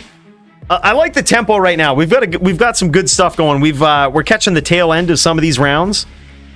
It's like speed rounds for watching this. I ideally would have loved to watch the entirety of those duels right there. But I'm liking the cadence. I'm liking this. And here it is, Polytheist the Barb Killer. This guy makes it look unfair when he goes against most Barbs. He has been known in the past as a Barb Killer. But Syncor, absolutely incredible start here early on. Polytheist very low. This is a BVC. You notice he doesn't have a shield here. He isn't prepared for max block. Unlike Punch's Barb that we just saw, the BVA invests points into dexterity as well as vitality, giving him the option to switch to a shield and to block some shit. That is not at all what Syncor's trying to do here. He's trying to get in, just like what we talked about. He's trying to be the aggressor Barb. He says, fuck your block, fuck your defense. You're gonna take these axes and you gonna eat them. We gonna get in there, we gonna get some stomps, and you're gonna have to deal with it, right? And he's getting some massive damage in. Poly with a big comeback here. He's whittling him down. And that's the thing with Polytheist Shaman build. Let's pop over, see if we can catch this before somebody dies. This is what Polytheist is doing. He has this mix of physical and fire damage style attacks, right? But the thing is, there's not a lot of knockout power behind any of these things. All of these AoE effects are going to do less damage to a single target. So Polytheist is charged with the task of getting in with these perfect angles or busting out the bow just like that and increasing his range a little bit. He's going to get in and try to chip his opponent down, Get in, get out, give Syncor very limited opportunities to grab the name lock, grab the stomp, grab the chain. He's going to have to think quick if he's going to try to finish Polytheist here, because Polytheist is on that long-term game plan always with the Shaman, man, especially if your opponent knows what to do, and it looks like Syncor does. Looks like Syncor had a Crown of Ages on, which he's wearing that because these attacks are both fire and physical. A lot of times people see a Shaman Druid and they think, oh, I gotta have my fire res up there. It's actually more important to have physical resist. It's important to have both. However, you can't forget about that physical resist, man. You gotta stack up the DR, and it looks like that's exactly what Syncor has done. He's ready for this duel, man.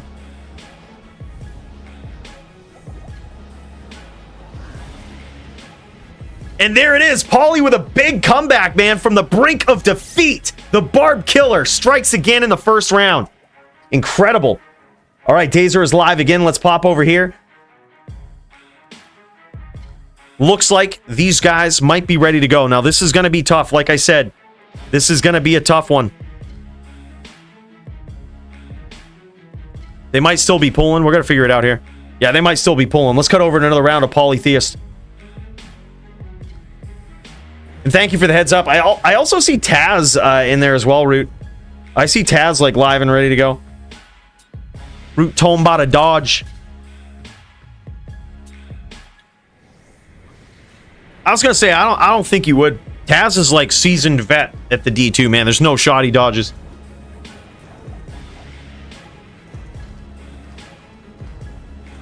Laser making songs about the shaman. All right, we good. Yeah, we back on it for this round. Thank you guys so much for your patience. Appreciate that. Pauly and Syncor, you guys are the best. These guys are great, man. Really appreciate you you know, tuning in, seeing where we're at. You guys are the real reason this runs so smooth, right? It can be kind of chaotic. Can't click, weird. Yeah, just leave and come back. See if that works. Looks like you can't click on things. Little bug. Little bug going on. All right, now he's back. Oh, yeah, okay. So he had the... I think I know what happened there. There's a bug in this game, especially if you do like a cube bow. Usually it happens with cube bow. And what occurs is you're unable to use certain skills. Like, so you switch to battle orders, and then often you swap off of the item. And when you swap back to your original item, it breaks, not only, like, does it take away battle orders because you're taking the weapon off, but it also breaks your ability to cast things like teleport, or even your main, or really anything. Like, it breaks all of your ability to cast anything. And the way to fix it is to pick up an item on your body and place it back down. Usually, I like to pick up my Enigma and place it back down, just because that will certainly break holding other things as well.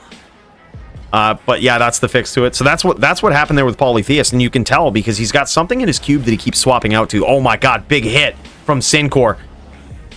No open wounds procs, luckily, but he does have a little bit of poison on him there. Not enough to counteract his life rep. Oh my god. It says OBS Studio, disconnected, reconnecting. We still live? We still good? We still jamming, slamming, Alabaman? Fiber internet, boys. Fiber. No hiccups? You seem good? All right, good. Good stuff. It's fiber. Before it even knew it was disconnected, it reconnected. That's some fiber-ish shit right there. That's what we pay. That's what we pay for. It was actually less than cable, so that was also cool. All right, here we go. Back to the title match. We saw first couple of rounds. It's tied up in Polytheist versus Syncor there. Syncor coming out with a win to tie it up at the end there. Very interesting. And now we see the next round. We see the next round in this epic title match. Dazer, one would figure that he's in a good spot to win this. But what is Go Gators going to do to switch things up here?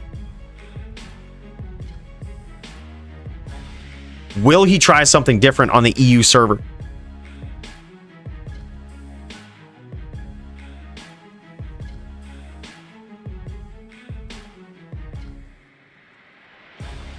Everyone has their own interpretation of what a mid or high rune is. I see where you're going with this. Vex is a high rune. This is coming from someone who I have more godly shit than... Like, I'm not a budget player, y'all know this. Vex is a fucking high rune. If anyone tries to tell you differently, they're just wrong. They're trying to be some elitist that's like, I'm so rich, man. Vex isn't even a high... Vex is a high rune. That's the first high rune. Why? Because you can't get it at the Forge. And it's like part of end game rune words. It's the only high rune in Hodo. Listen, as the gatekeeper of high runes, it's Ohm plus. Ja is only high rune. See? Vex is high rune. That's it. That's it. Don't listen to Agromati. Don't listen to Coolio. Vex is a high rune. Why he opens skill tree, etc. all the time. He's hacking. This guy is straight hacking. If I had to guess. He might get DQ'd for hacking. Yeah, no, that's called CT casting, is what that is. And he's hitting the C and T buttons, and it brings up his skill tab or his character stat screen. And the reason he does that is to give himself leverage on casting those skills. So, for example, when he opens up the skill tree, which is going to be on that side of the screen, right? He can drag his cursor to that side of the screen while his character is shifted to one side of the screen and cast further. So it's really helpful if you're trying to escape like a name lock. It gives you way more space, way quicker than just like casting at the edge of your screen. And you can also cast traps that way too, covering more ground casting your traps. So it gives you more leverage. You cast further out. Stadium PK on YouTube did a great video explaining this. It was actually a tips and tricks video for PvP. Talked about chain locking, name locking, and even CT casting. And he breaks it down very, very well. Definitely check that out. And by the way, my guy, Extimus, you, sir, are the legend. Big cheers to you, man. Thank you so much for that membership. Much, much appreciated, brother. How you doing? Stadium PK is his name. Stadium PK. Very good, esteemed dueler. And I also love the video. I did one way back in the day, but like my video skills were not as good back then. And also the video quality wasn't as good. I took like some re-uploaded video of Joby's and tried to break it down frame by frame on LOD with lesser graphics. It was hard to see. And Stadium PK just did a better job. And he also explained it probably a lot better as well. Yeah, it's really good, dude. I actually, the video was just suggested to me the other day. It was like 7 months old. By the way, Go Gator's actually getting some big damage in here. Now I think Days are getting a little bit frustrated. But given the circumstances, I think Dazer should push here. I mean, like, no reason not to. Like, you can lay those just like that. Lay those traps down, push forward. Lay those traps down, hunt him, kite him into him. Like, I see Max do this all the time. So Max will he'll bait you into the craziest shit, and it's one of the coolest things to see on a trapper. He'll have 3 traps back, right? And what he'll do is he'll say, okay, now I'm gonna lay 2 traps and walk towards you, making you think that the coast is clear to teleport in some other direction. And when you do, he teleports right back to those traps, and like, boom, you blow up inside of them. It's crazy, like a big mind fuck, dude. And I think that's, especially in this sense, how to play the matchup. Go Gator's certainly getting the... it's hard to tell who's actually winning here. Let me see if Go Gator's just streaming it. I don't see Go Gator's streaming it, so it's hard to tell his life total. It could be because he's on EU now, and his ping is probably shit. So he's trying to give himself every advantage that he can here. Yeah, Extimus is an absolute legend, dude.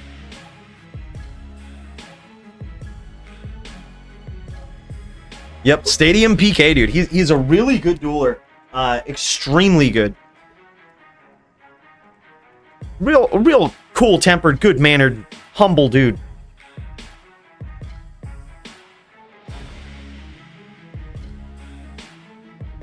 And you don't ever want to see him in the blood more, dude. He'll tear you apart. Dude's good. Dude is good.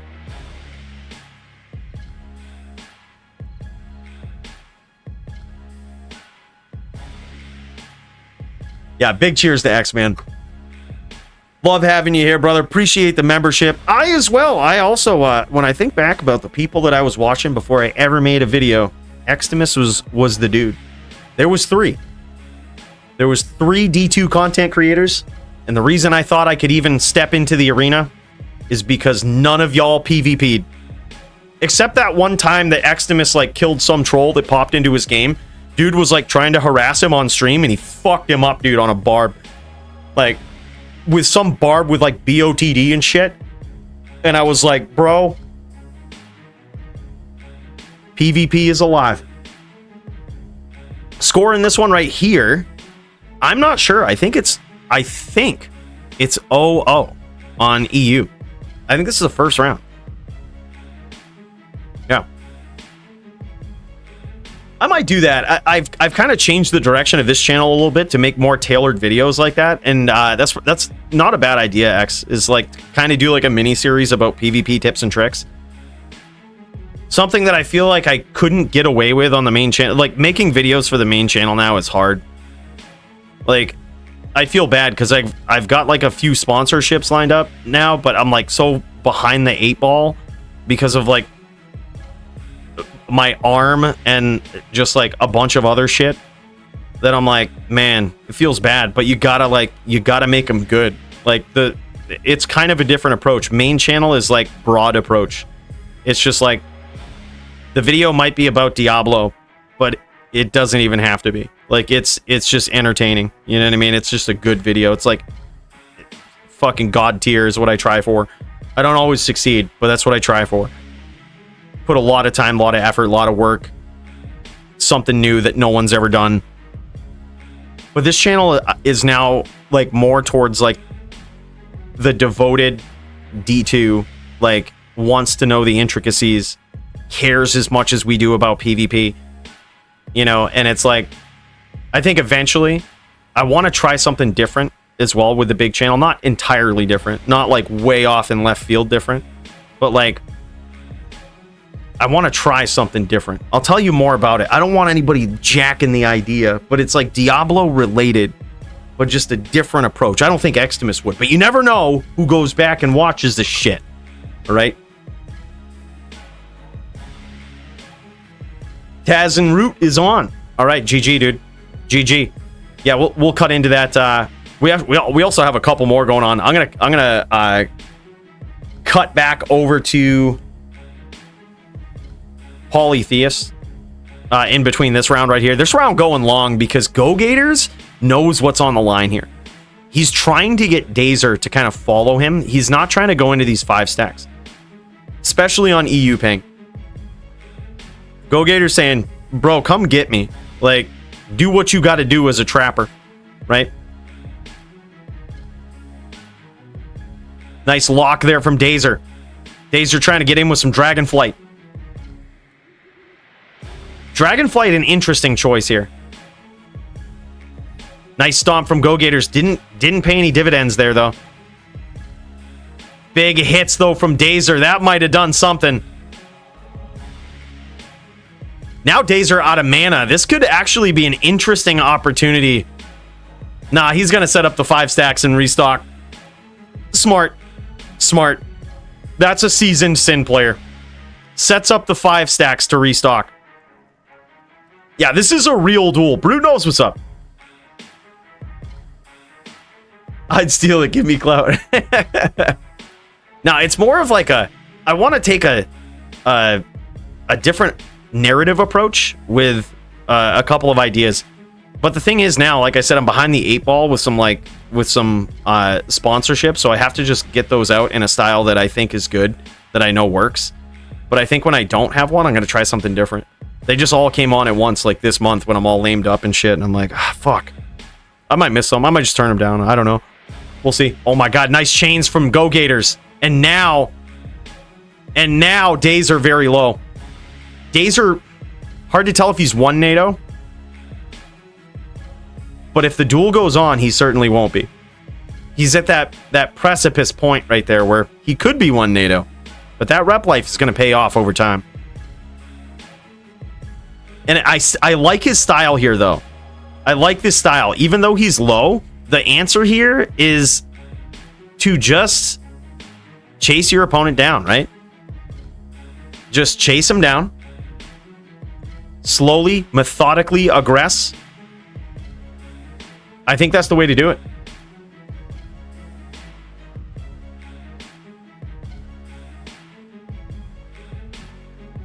Yeah, and my idea plays into like some concepts that have worked in the past as well, but it's entirely different.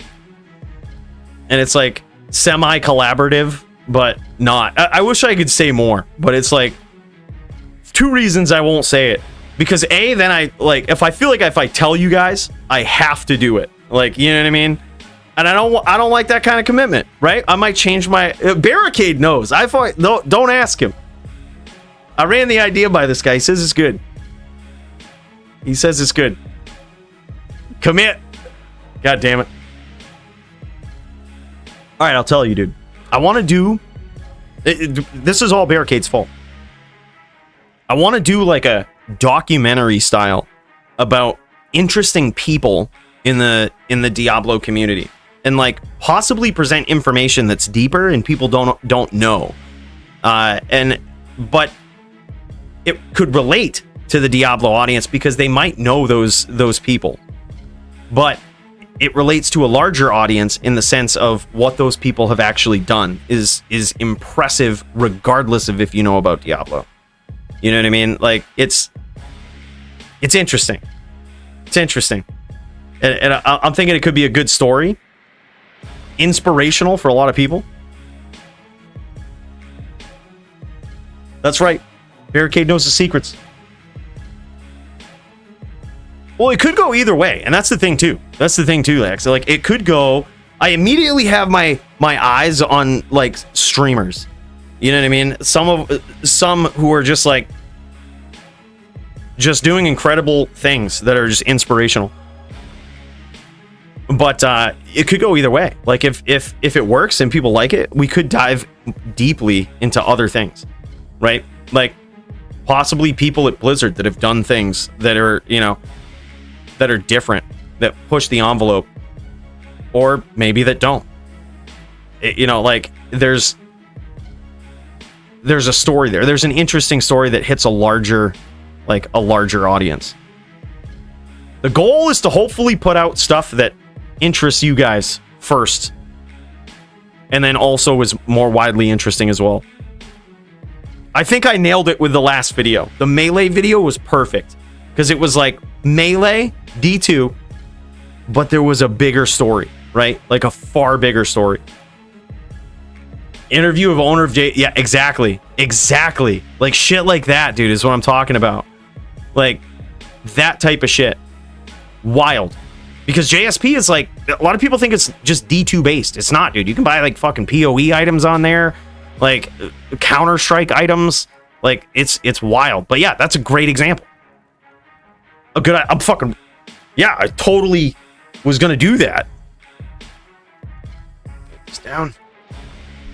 Hold on. Yeah, well, that's what I mean. Like shit like that. PoE items, lates. Nice stomps there from Go Gators, trying to keep that chain up, trying to push that pressure. Could get punished for it though. All right, I like this cadence right here. This is how it needs to keep up. Days are methodically pushing. I can tell Go Gators is probably low here. Like probably extremely low. Just because there's been a couple of times he's had the opportunity to get in, but isn't sure of where the traps are, so he just kind of backs off instead. Usually indicative of people being low in life, and we did get a little bit of a life check there. It looks like he is probably 10%, maybe less now after that exchange. But days are certainly one NATO. If Go Gators can pull it off, if Go Gators can get like just a good stomp in there and get out, that could be it.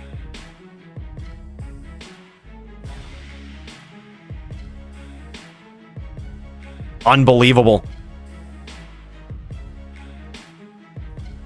my god!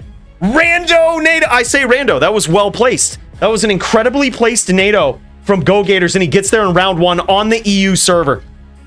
Unbelievable. All right, in between rounds here, what's going on? I see Root jamming and slamming and Alabaman. Is Lamp all done? Is Lamp like finished? Is Lamp versus Sogi over with? Oh. Oh. All right, yeah. So, let me check the card here. I see Root versus Taz. Drew v Trap. Got a lot of Drew v Trap matches here tonight. Perhaps we're trying to collect some data. It's possible that this event could be very important. We shall see. Yeah, Snipe NATO, very well placed. Very, very well placed. He knows what's up. Dazer not streaming anymore. Perhaps he had to disconnect, reconnect. Something happened there. Or was it over? Mod Cooley help. What? What's going on? Pretty sure we not NA at all. I never been lagged that much. If the barb is NA, we are NA. Root is NA and his ping is 47. So, yeah, you guys are NA.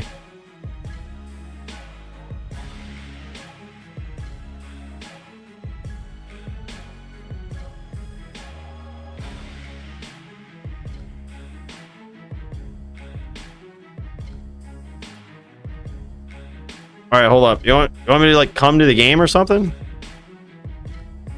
What the hell is going on now, boys? What the hell? All right, coming.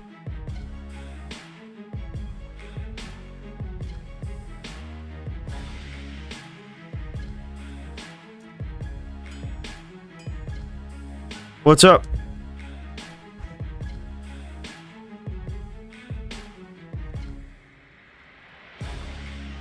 Oh, I'm chat bugged, by the way. I like can't say anything. Strange. I think this guy has bad PC. That's better than bad BO.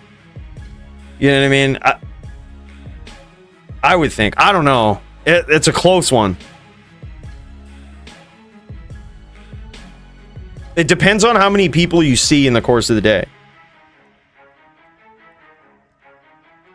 Taz confused on how all of this works? Yeah, I might have to restart my client, but I'm like...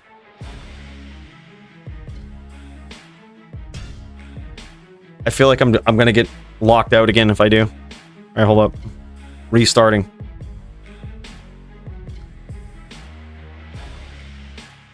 D2 froze up. That's a good sign that we needed a restart. Okay, so FT4 here in your game or whatever. Oh, so if it's like if you guys are playing from different servers, like one of you's playing from EU, one of you's playing from America, how you do it is it's almost works like a mirror where it's FT3 on one, FT3 on the next, and the better score wins.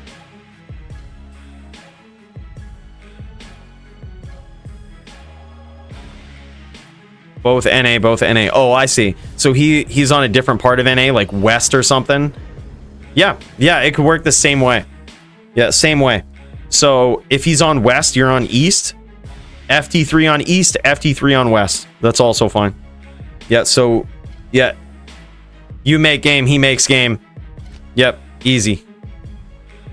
Easy. It works as though you guys were from different servers. Polytheist got there? Oh, damn, dude. Damn. Yeah, that's crazy. Keeping up the reputation of being the barb killer is Polytheist. Polytheist coming in with a win against Syncor. All right, I joined the game just in case. Yeah, these guys were wondering how it works if they come from different servers, right? So like if they're on the same server but they're in different parts of the country, and it works as though you're on different servers. Like if ping is an issue, then just do an FT3 in both games. Like you make a game, they make a game.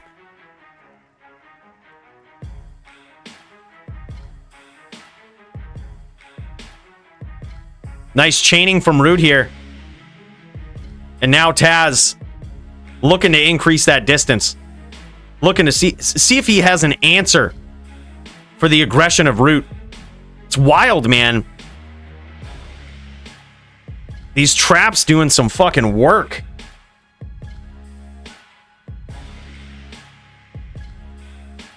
Oh, no, dude. He might have it. Oh, and there it is. There it is. Root gets there in round 1. Unbelievable. Would really love to see the culmination of the title match as well. You know, if... all right, there it is. You got 2-0. All right, so after it goes FT3 here, these guys can switch servers and go over to, like, West. Beautiful. So he's got likely 85-20. No, just 80-20. Dude's just going 80-20. Easy. 80-20 old school shit, man. Yeah. And this is a tough match, too. Like, Root's got his work cut out for him for sure. But you also got to figure he's on 46 ping and the Sin is on higher ping. Now, that being the case, it's not necessarily as bad of a thing for the Sin. Which is why at this point, I'm just like, man, I was impressed to see Go Gators take that round. Like, that was wild. You know, thinking of the title match, right? Just wild. All right, I do see Dazer streaming again, thankfully. All right. While these guys go at it, it's 2-0 right now. Let's cut over to the title match, see how things are going in this neck of the woods. We are on the EU server. Previous champ, Dazer, looking to try to take that title back. Go Gators trying to stop him from doing it. And Go Gators did get round 1 on EU here as well. So it's Dazer finished 3-2 in America, which is interesting. That should be Go Gators server right there. That should be his advantage. And now on the European server, he's going to have to get there. He's going to have to get 3 wins. Can Go Gators do it? Doesn't matter how he gets them. He could lose 2 and get 3. And then there's this thing called champ advantage in the DFC, where there is no catch match. There is no flip of the dice. If you get a tie on a mirror match or on different servers, the champ wins. You got to beat the champ to be the champ. And if you don't beat him, if it's a tie, the champ wins. Champ advantage, baby.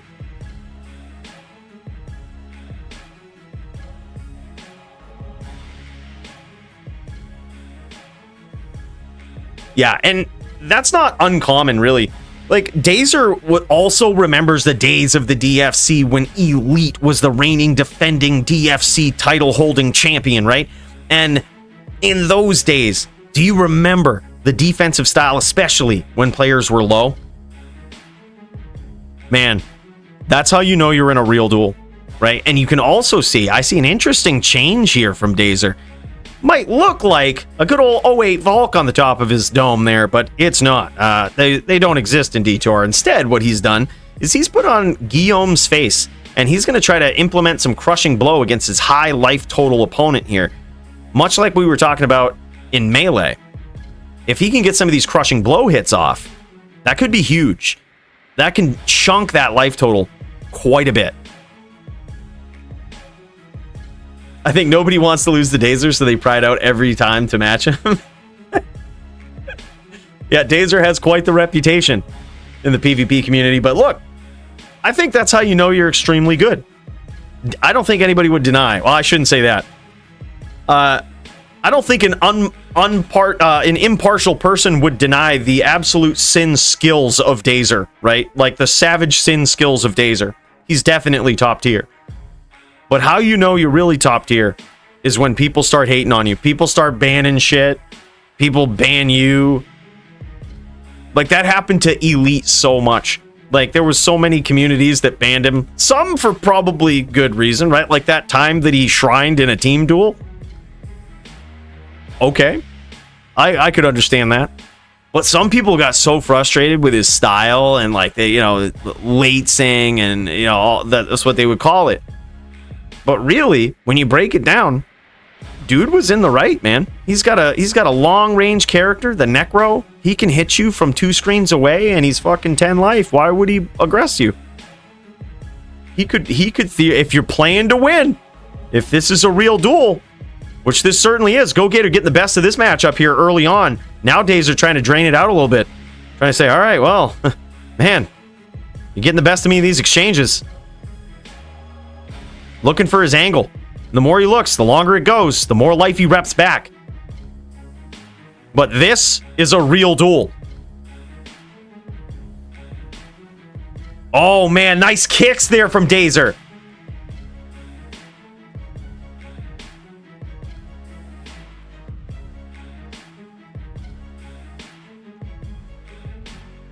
And that's why you put on that helm. Now, the thing is, you do make an interesting sacrifice by putting on G-Face, because you do lose the cast breakpoint, or the typically considered max cast breakpoint. It's hard to hit the 172 on a Sin, or the 174, but the 102 is the most common dual claw Sin max breakpoint. And you give that up using G-Face. There's no way to hit it.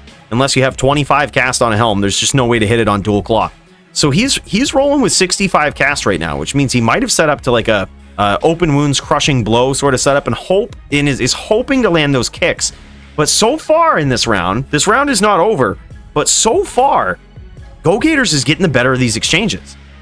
There's been one good exchange so far. Oh, and he almost walked into that NATO. There's been one good exchange for Dazer so far where he landed a couple of good kicks that procced crushing blow and maybe open wounds. But aside from that, Go Gators is winning out here. And you can see Dazer playing a lot more cautiously.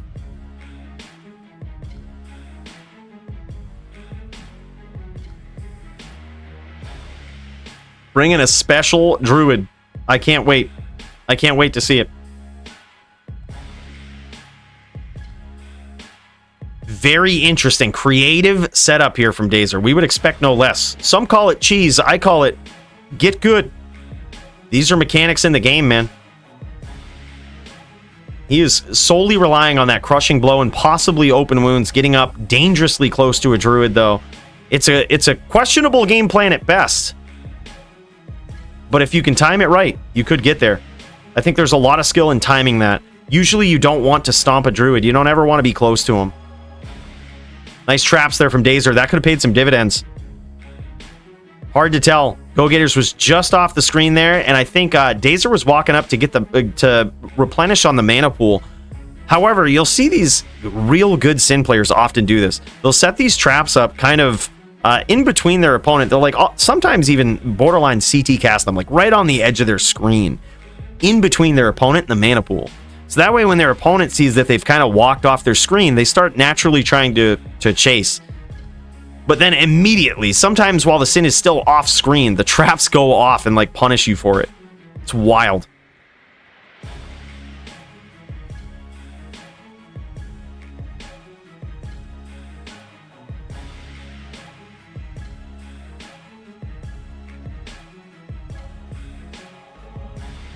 Yeah, Jared, all you got to do is just, if you're in the Discord, just pay attention to the announcements. I'll try to put the next event up right after this duel right here, right after tonight's event.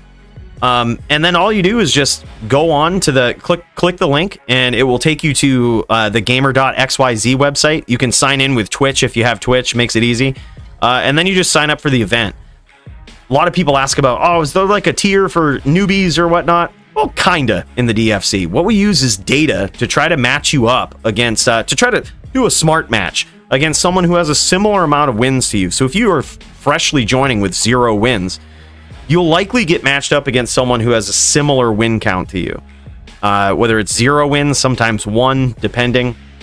Now, that's not a perfect system, because you could have, like, you know, if Marvel joins up. Luckily, we know it's Marvel, and, you know, we might give him a different opponent.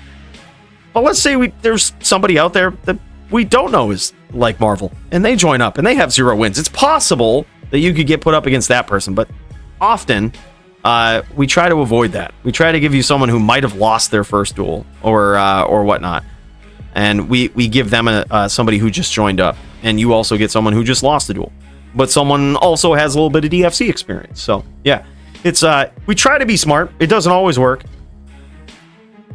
but we try to do some smart matchmaking. Yeah, exactly. And then when you rack up enough wins, it's just like undeniable. You start like showing up on the ranked ladder. It's like, oh shit, all right, we got to give this guy some real duels. Yeah, for sure, man. That's awesome, Jared. Appreciate that, man. We're happy to see you. What are you playing on? Going with the Din? Going with the Sin? Oh my god. Close range exchange there, which I'm surprised Dazer did not get felled in that exchange. Very risky there going in for kicks. Extremely risky, especially when you're borderline Hurricane PK. Risky play. And he got away with it. Landed some big damage too.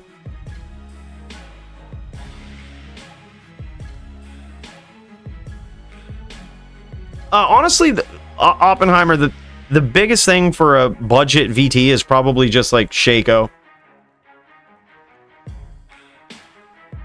I wouldn't mess around and get too fancy. Yeah.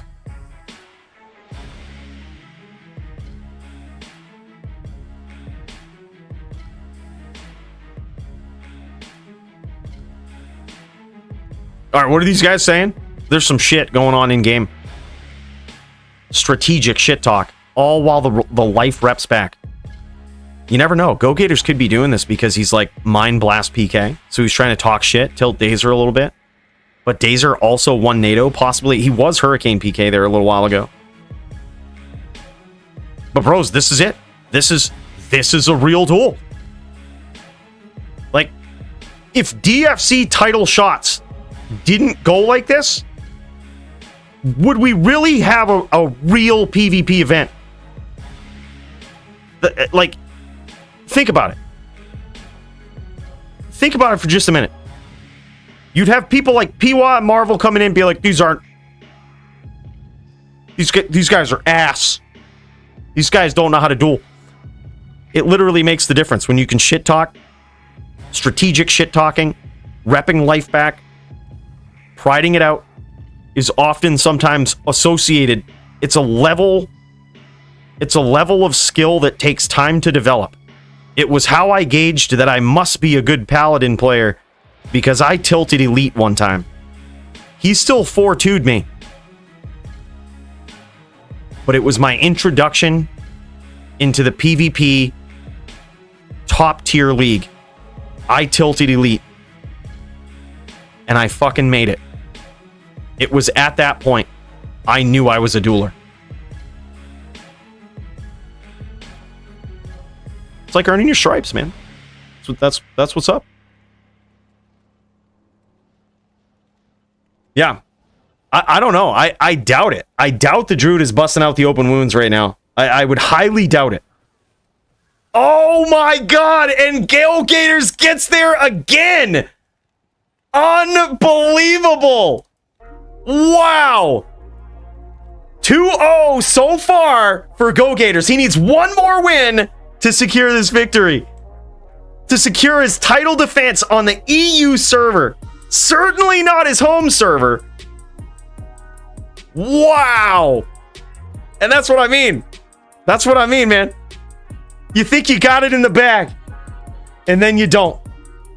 You think you've got it, and then you don't. Yo, I also see... Oh, yeah, this is Montriana and Root's game right here. Kicking some ass. I see Root over... Root might have finished his... Oh, no, Root's still going.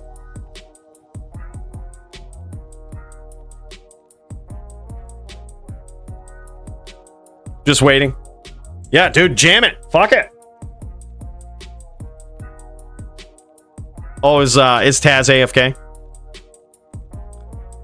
Oh, waiting for him to come back. I get it.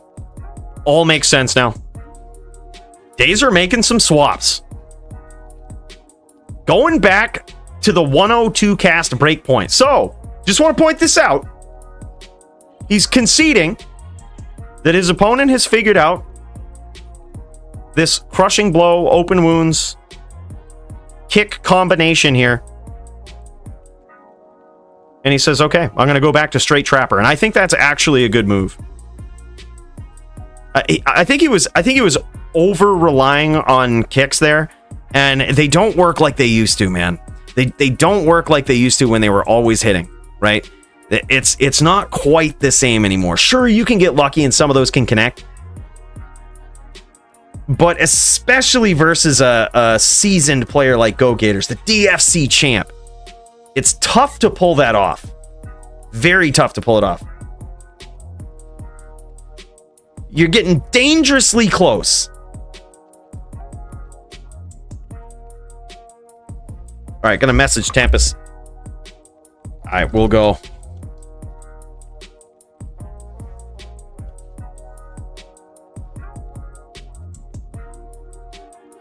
Last I knew, Tempest was also trying to ding 99, dude. He leveled up on his druid. He's like very close. I say we do a celebratory ding over the melee duels. Oh yeah, can you imagine? Yeah, it's like 4:30 his time. Yeah, it's actually 4:34 his time. That's not even an exaggeration from Steez. Can you imagine? Especially if you're on comms with like fucking toe shank or something. Can you imagine just the level of digital puke coming from your computer at 4:30 in the morning? And imagine if you're like, if your wife has like a job that requires her to get up that early. There's always a certain sinking feeling in a man's stomach when your significant other gets up before you've gone to bed. It's like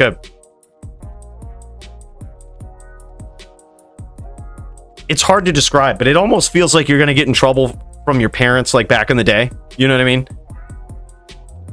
Like you hear your parents coming down the stairs and you're fucking watching South Park, and like you should be sleeping because you have school tomorrow. Like it's that same sort of feeling.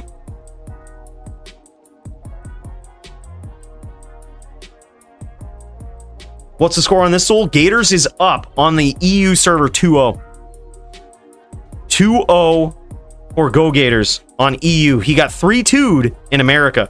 And this guy's going in with prideful vengeance, hanging on to this title. Yeah, I'm not messing around, man. Romulo, I ain't messing around. It's true.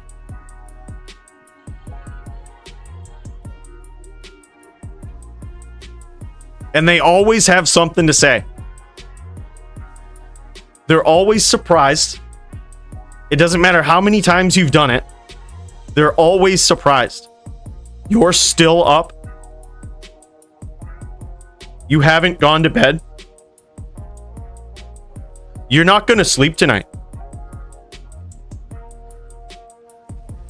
Aren't you going to go to work tomorrow? Today? Yeah, it's all, yeah. That's how it happens. Botosaurus, like, I actually agree here. I think that, like, instead of using the crushing blow or kicks on the chase, it's very likely that if you're chasing the druid, the fire blast is going to be just as good. Big damage here early on from Dazer, and now Go Gator's going to be on his bike, dude. He's going to make him chase him. Go Gators on his bicycle. Says, come get it. And Dazer should. I mean, the more that Go Gators does that, the more he's going to rep back. Go Gators has nothing to lose at this point. Like, Dazer is looking far better for life total purposes here. He certainly should do it. Just like this. Like, meaningful cuts on the map. And some calculated aggression. Just like that, man. Beautifully done. Now 2-1. Still in favor of Go Gators. That's all right, though. Go Gators has a little bit of breathing room here. He just needs one more round. He says, you see how easy it is? Get in there and do it. See, he switched back to that trap setup. I think that's the way to go. Dazer, admittedly, I think he is learning this matchup as he's doing it. This is the first time that Dazer has been forced into a trap setup and not hybrid. Just because, yeah, he certainly was, I think, deserving of the title shot here. But on a hybrid Sin, it's just too easy versus the main, Druid main Go Gators. It's too easy. A trap pseudo FPK style approach is a far better way to go. It gives Go Gators the ability to take it, but it's certainly still not in his favor.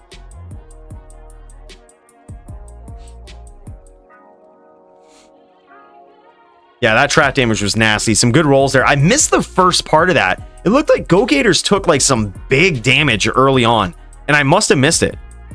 Like, and Go Gators is saying it was from an early exchange where he tried to teleport in and there was a 5-stack up.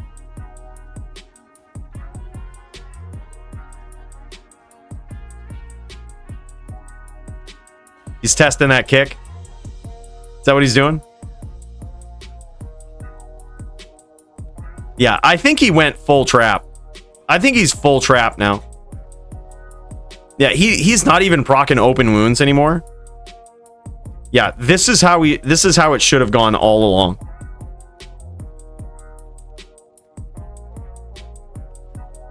Taz and Root, bam.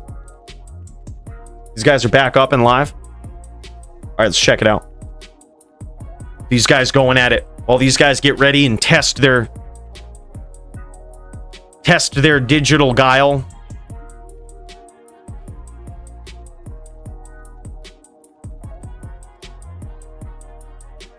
That round reminded me of my traps versus Botan's Druid. All right, here we go. Root v Taz. Next round here. Similar matchup. Pools look good. Thank you, Montriano, for being in here. Pulling for these guys. Hell of a dude.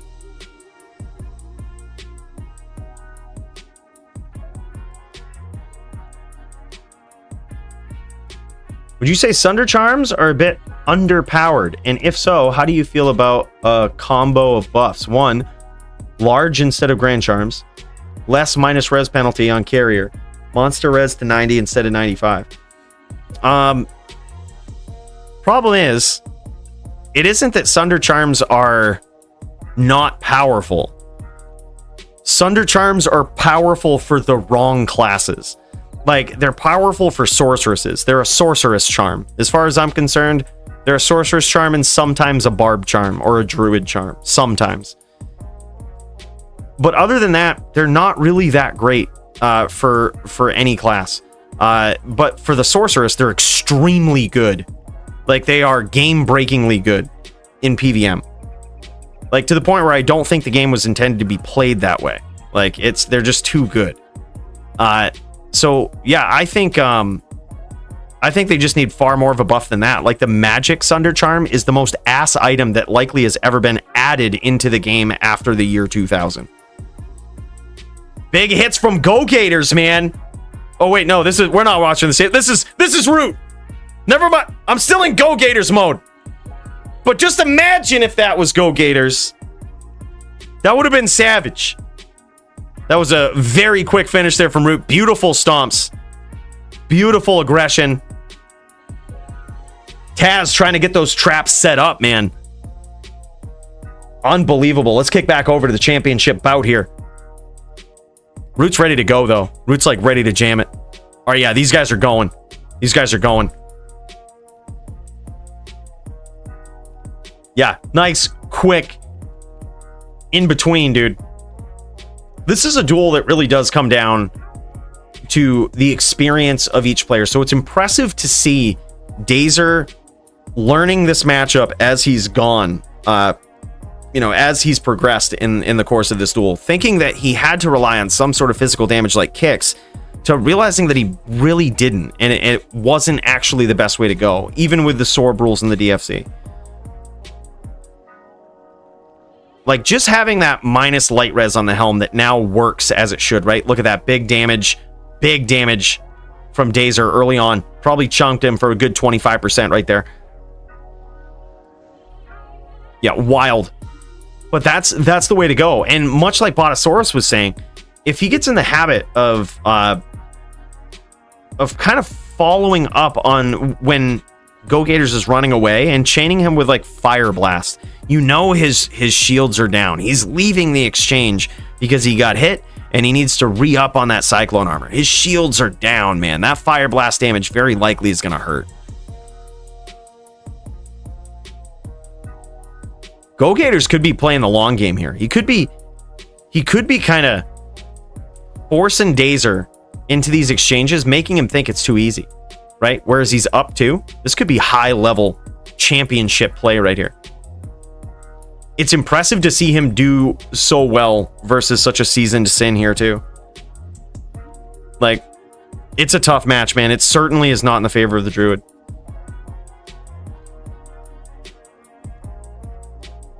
So yeah, I mean, on the Sunder Charm front, just to kind of end what I was saying, I think that the other Sunder Charms that are not for like the sorceress skills, like the sorceress elemental damage, just need to work differently.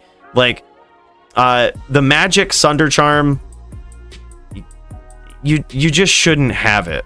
Like, it's just bad. Don't fuck with magic damage at all. The game was not designed like that. Don't mess with it at all. Like, don't even try to make it better. Just get rid of the magic Sunder. Is what it is. Sucks. Who cares? Figure out a different way to kill the monsters. Necros have Corpse Explosion. Dins have Holy Bolt. We're fine. The other thing is, like, for physical ones, yeah, they certainly should just Sunder physical. And potentially, what I think would make them really cool is to have just more buffs. Like, not huge ones, but more buffs. Like, how different would the Sunder Charm be if it's like 5 DR or something? Like 5 DR and Sunder. I think that'd be cool, because then, yeah, technically you could bring it into PvP. But if you're sacrificing a skiller for a Sunder of 5%, then, like, you're trying to min-max your build, really.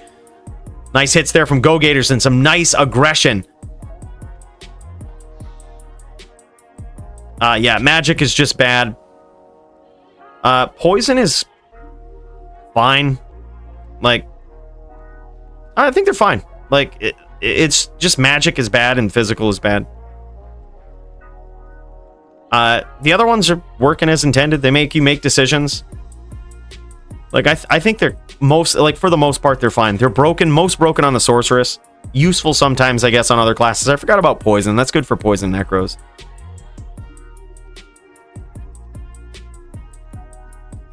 Nah, Holy Bolt is holy damage, and strange damage, but it's holy damage, and it will damage monsters that are immune to magic if they're undead or demon. Yeah, it's a different kind.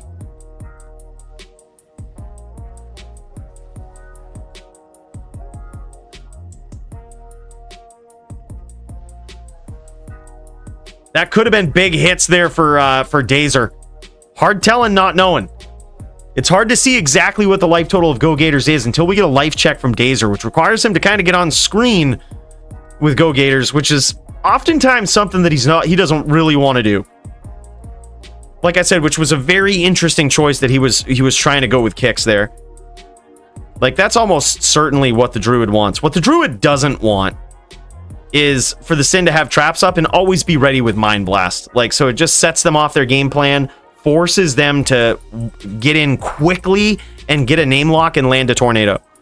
Like, it forces them to get in quickly sometimes, and especially if you take steps like that, you step down and you really offset them. That was just perfect timing from Dazer. I'm not sure if he meant to do it, but it was perfect timing. And you just sidestep it, and now the Druid's in a lot of trouble. Go Gator's doing a good job, though, of harassing him with those nados. Great aggression here. Great, like, purposeful, deliberate setups from the challenger. He's being careful, conserving his mana. Casting those CT traps. There it is again, between him and his opponent. Just setting up, trying to protect himself while he's getting this mana. All right, there we go. And Go Gators wisely doesn't feed into it, like, doesn't chase him. He's probably low now, and he's gonna make Dazer chase him, which, I mean, he should. Dazer should kind of be methodically aggressing, right? It's strange because this is one of those matchups where you would think that the druid is the aggressor, right? And in a lot of cases, they can be early on. But as the duel drowns out, the Sin can also aggress here. So it's where like the new addition that we put in to kind of define lating and who should aggress doesn't necessarily follow this duel, right? Because it's all situational. And that's kind of what we've learned over the years about people calling for lates and all of this stuff. It's very situational. It depends on the life total. It depends on the setup. It depends on what type of character you're running. It depends on the best strategy for the duel. It depends on the stakes, right? We got DFC title on the line. There's a lot of things. Score right now is 2-1 in favor of Go Gators on EU.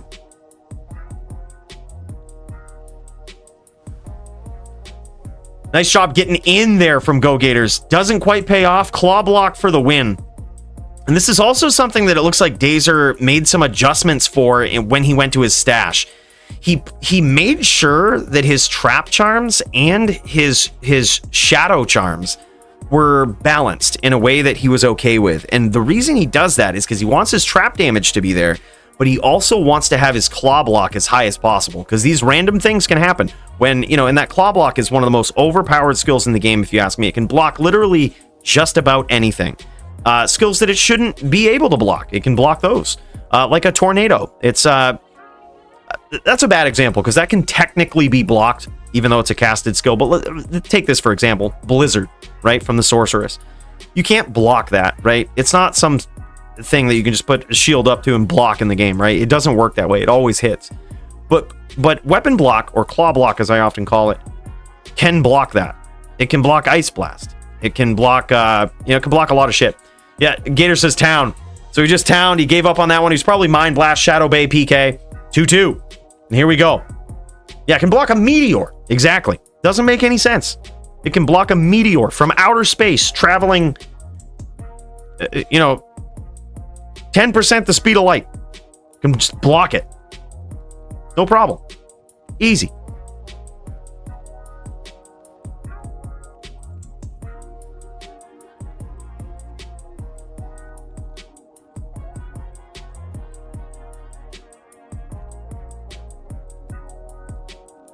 In a real duel. Yep, exactly, dude. I'm surprised he just towns. He just town there. He says, all right, here we go. I think we're going to see something new from Go Gators. I'm wondering if, whereas he was up 2-0 and knows that all he needs is one round, if he's trying to lull Dazer into a false sense of security. I wonder if that's what he's trying to do. He's in it for the long game. Like, next level long game. Like, kind of not giving him the rounds, but being overly aggressive, right?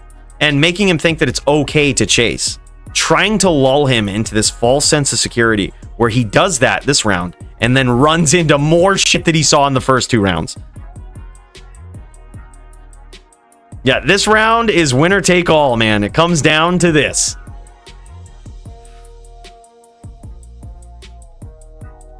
If so, smart move from Go Gators. That's next level long game play right there. Especially being up 2. Champ shit right there.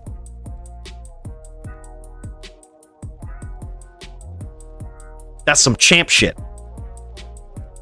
Dude, what a hell of a match. What a hell of a match for Go Gators in his first title defense, dude. Like, man.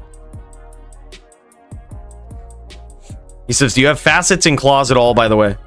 Yeah, 3. Oh, man, that's why he's getting hit hard. LOL, bro.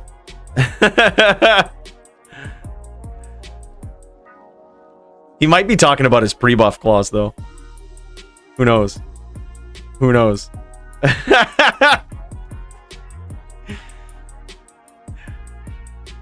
Bro cranking up that trap damage. Now Go Gators adjusting. Meteors fall at 8 kilometers a second. That's wild. Show main off, please. Yeah, he's got 1 there, 2 there. Yep. Yeah, he's going full trap for this. Like borderline elephant trap. Taking a page out of Max's book.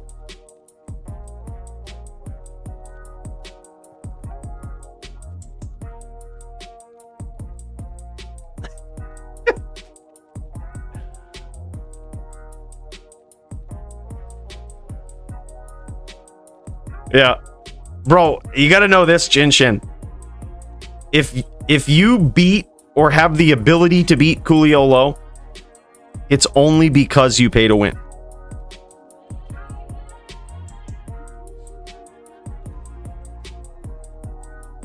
Don't ever let him beat you, though, because then you'll be paid to lose.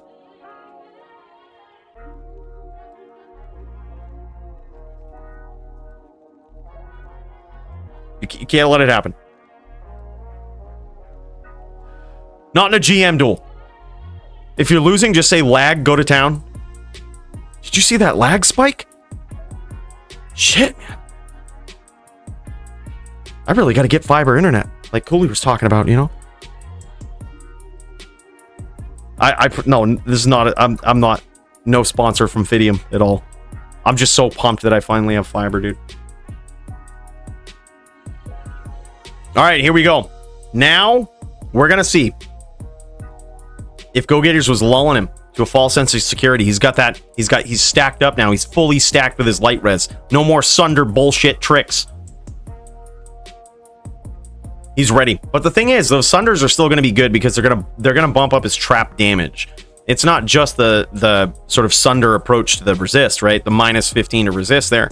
It's also they give you more trap damage. They just boost your trap damage and it works now. It's no longer just a screen decal. The damage is actually calculated properly as of the latest patch. Two Titans going at it, dude. And this is the round to define them all. This is the round to win it all. All the marbles on the line. Days are off to a good start here. Not a lot of damage. Chipping down his opponent. Hard to tell exactly what Go Gators is at. But we about to find out. We're probably going to get that life check soon. There it is. Oh my god. And he had him pinned. He had him puddled there. Now trying to push that aggression. Still trying to go in for those kicks, though. He did land a couple in the last round, which I think won Go Gators, which is probably the reason he towned.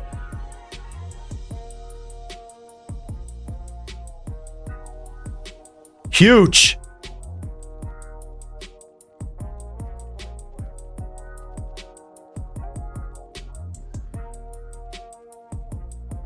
For all the marbles. So you want to be a DFC champion. Well, this is what it takes. Yeah, and honestly, say what you want about it. But dude, this is two of the highest level duelers in their class in the world going at it. And one of them who has an uphill battle and has had it all along. And now it comes down to this. A match that is not even on his home server. And that is Go Gators. Not on his home server. He's trying to defend this title. And it all comes down to this round.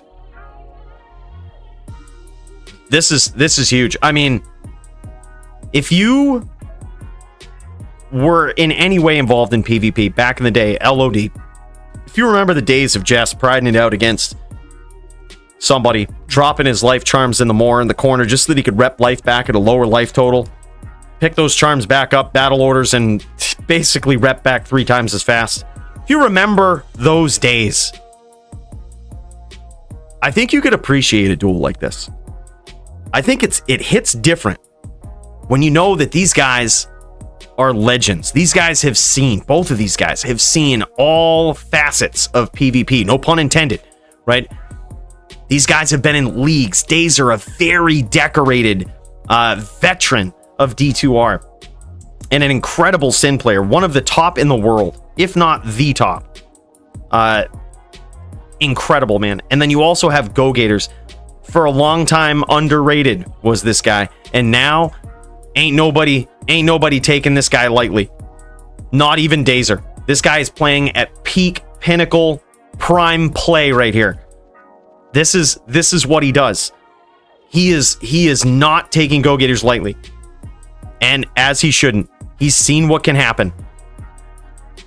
This guy is top tier druid, man. And if you've ever seen him in NVD, you will know. If you've ever seen Go Gators chain locks, a few of which we saw in the early rounds of this, especially when Dazer was sort of learning the forced trap matchup here. Like, we saw some nasty ones. It's difficult for Gators to do that on EU ping, though, which is likely why we won't see it in these later rounds. It's difficult to do it when your ping is 140.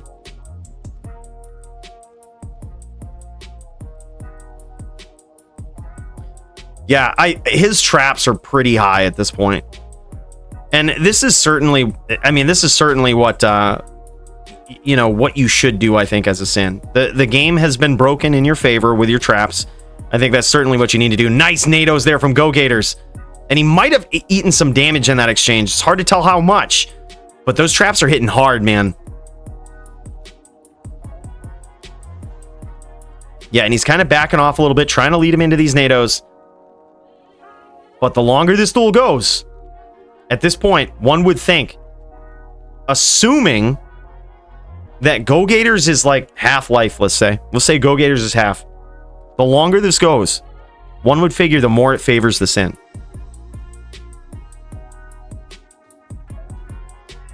Dazer protecting himself with a few traps while he rebows. Borderline Cold Plains rebow. That's the real duel shit.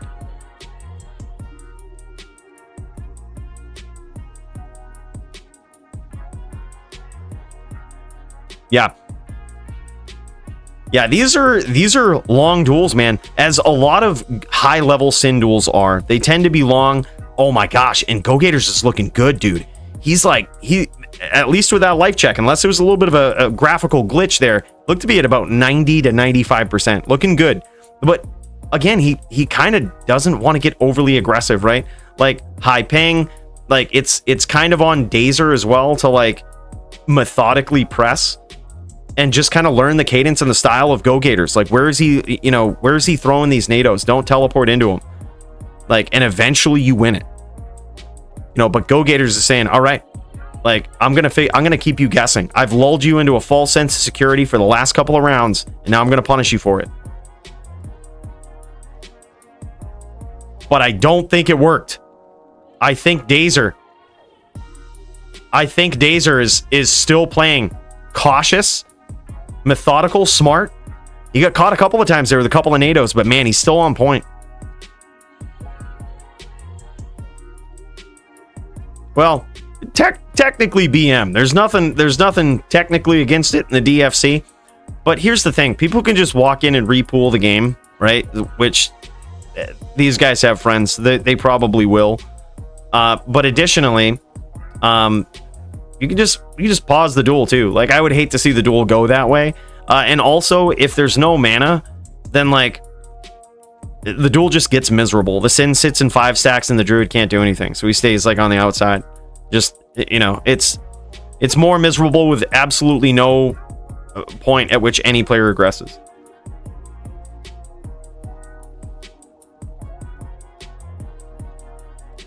Go Gators wisely gets out of there. And incredible of Dazer to grab a name lock from that far out too.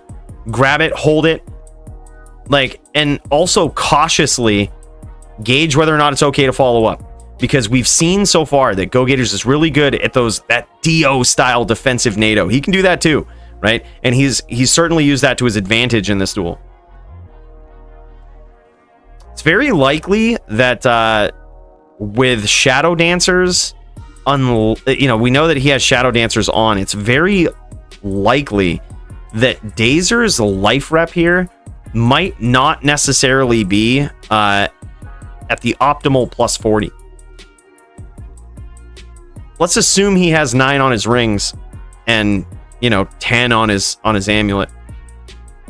He just flashed the claw there. Okay, it might have been just to see if he was if he had the right one on. But he has magic claws, which must be like trap claws of IAS, right? He likely doesn't have any rep life from the claws. Assuming he has the max rep life on all the rest of his gear that can have rep life, he's only got 28, right? It's not 40. And you know that probably Go Gators has close to 40 in these duels of attrition. Or certainly higher than 28, I would guess. So perhaps the length of the duel does not favor the Sin. Perhaps when Gators is low, he can just kind of kick back. Like, it's very interesting to see these guys navigate this duel, because this round means everything, and they're trying to feel each other out. Now you got Go Gators trying to wall bang Dazer. Dazer not falling for it, though. Dazer walking back into the traps, trying to get Go Gators to follow him. Trying to literally trap his opponent. What happened to map cuts? We might have to do it. But then again, I feel like a map cut would favor the Sin here, because the Druid needs to, like, if you have a map cut, let's say it's at Den, I guess the Den probably wouldn't be bad, but like, if it gets too small, the Sin can just spread her traps out and just ping down always. Like, there's very few angles that you can approach from.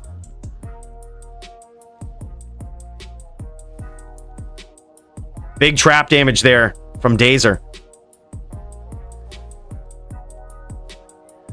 Ooh, and he eats a NATO for his troubles there. He kind of he got a little lucky with that. That could have hit a lot harder. I think it's just naturally drinking down the mana in the course of the duel, though, Brute. Like, I think Dazer is just re-upping on mana. The thing with the Sin is when you start casting like Light Sentry, it actually takes a lot of mana, especially if you're teleporting around, which is why you see Dazer kind of walking a little bit too.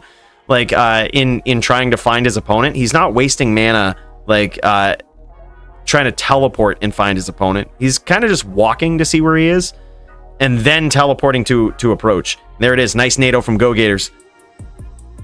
It could, that also could have been a Hurricane hit. It's hard to tell. It wasn't a lot. It was like a nick of damage. Could have been a bear hit. Could have been a lot of things. Or it could have just been a low rolled NATO. Like, I feel like that would have hit a lot more, though.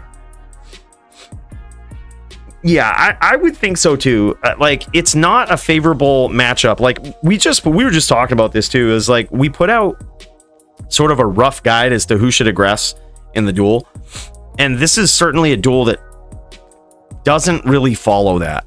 Like, and the rough guide was this: if your character has greater range than your opponent, then your opponent should aggress, right? Because they need to get in closer to deal any damage. However, in this particular matchup, the Druid can't run into 5-stack traps. Leave it to the Sin to throw a wrench in every system that you try to set up, right? It's tough for the Druid to get in there with such ass FHR frames and telly up on a Sin, all to eat 5 stacks of traps. Oh my god, but sometimes you can get in just like that. You gotta kind of be methodical about it, right? So you shouldn't necessarily be expected to push the pressure all the time. You're just going to be running into death. The Assassin, however, can more safely from a distance aggress and can lay traps down in front of her teleports and in front of her pressure to sort of protect her, right? So it's one of those duels that throws a wrench in the system where the Sin can aggress. Like, the Sin probably should, in a late's call, push the pressure a bit more, especially when you figure that in this matchup in particular, the Sin has the advantage. The Sin wins a lot more. It's in the data. It's in the, you know, any seasoned PvP player will know this is certainly not in the Druid's favor, and especially on 150 ping.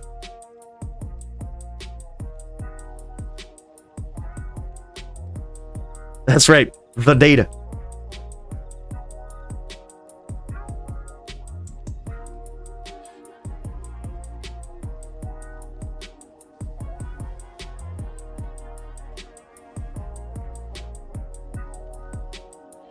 Gators landed some nasty damage, though.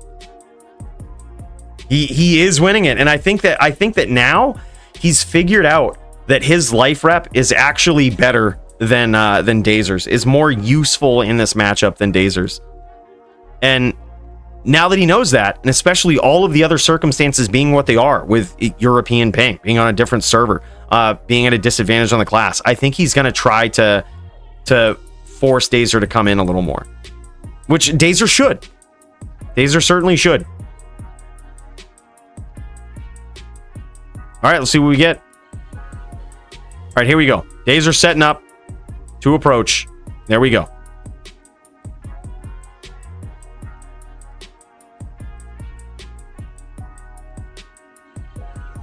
trying to lead his opponent into these traps. An interesting stalemate between these guys here.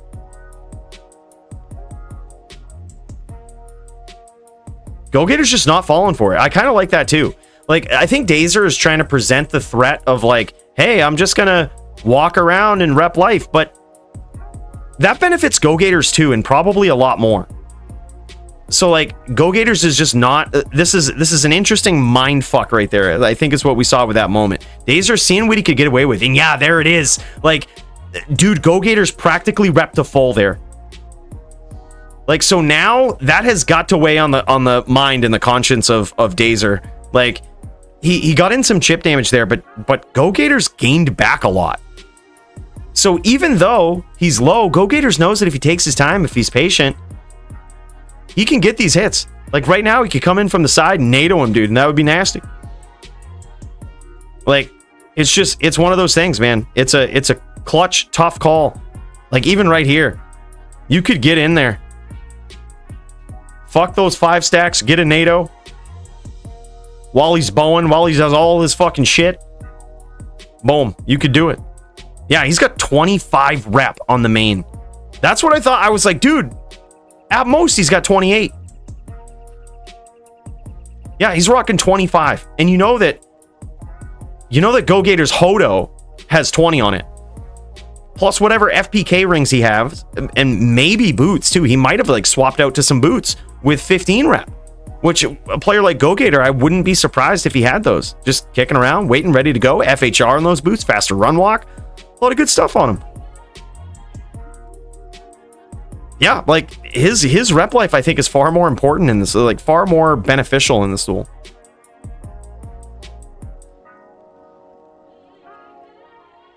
Incredible realization there from him.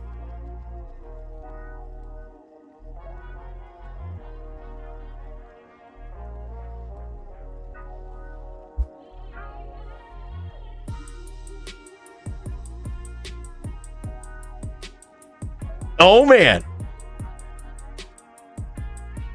Yeah, it could. We're in the final round for all the marbles.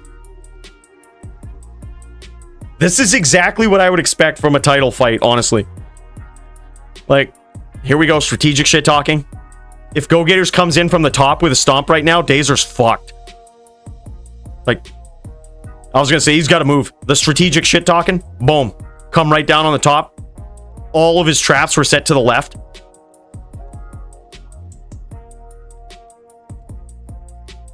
All right, now that he's got his opponent doing strategic shit talking and he's tilting him a little bit, he's going to use this time to battle orders. See, strategic. Make sure you get your opponent typing, get him pissed, get him tilted. Then we battle orders.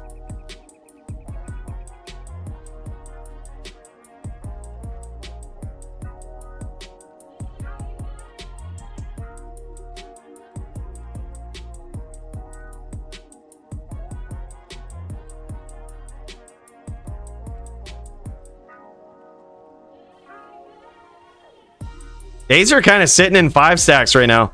He should really, like, I think Go-Gators was showing him what to do there, man, and he was totally right about it. Like, if you push the pressure a bit and set the traps out there, methodically hunt your opponent. Don't get overly aggressive, but methodically hunt. Just like he was doing in those last couple of rounds.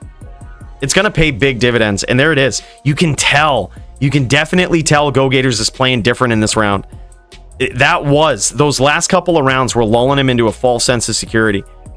I think he was probably hoping for a quicker finish, though, in doing so. But still, I think it worked for at least the first half of this duel.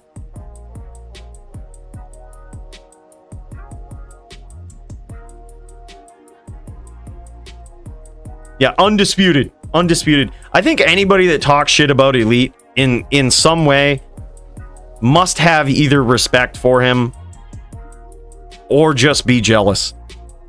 Like, the dude is godly, not just on the Necro, but he's got skills on other classes too. Godly good dueler, dude. Mana soon gone. Yo, can anybody pool for these guys? I think they're on EU server. If anybody's or if anybody can friend join them, either Go Gators or Dazer, they might need a pool. Or if you can hack and crack this password, they're in DFC 1. I don't know the pass, but if you're a good hacker.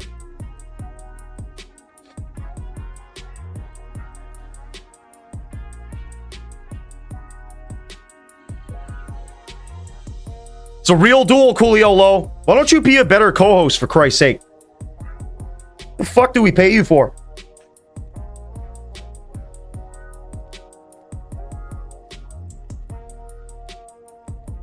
Jesus.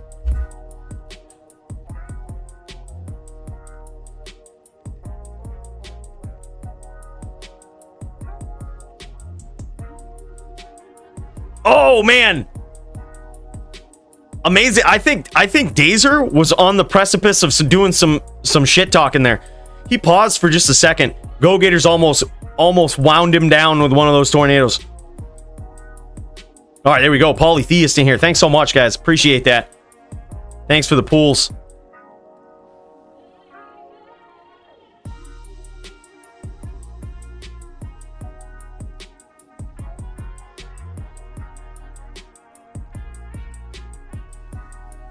Dazer setting up to rebow while his opponent goes and re-ups on the mana. A perfect opportunity if Go Gators wanted to really push it. Wanted to really put the F's to him. Perfect opportunity.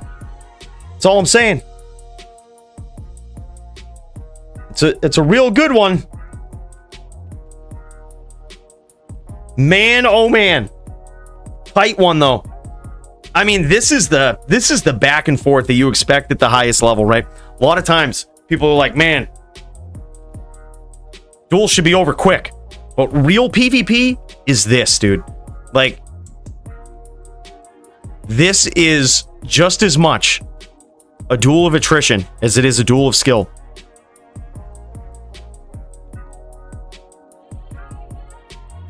I think you have to switch your language, Ben. I think you have to switch the language of the game, and then you can type those letters.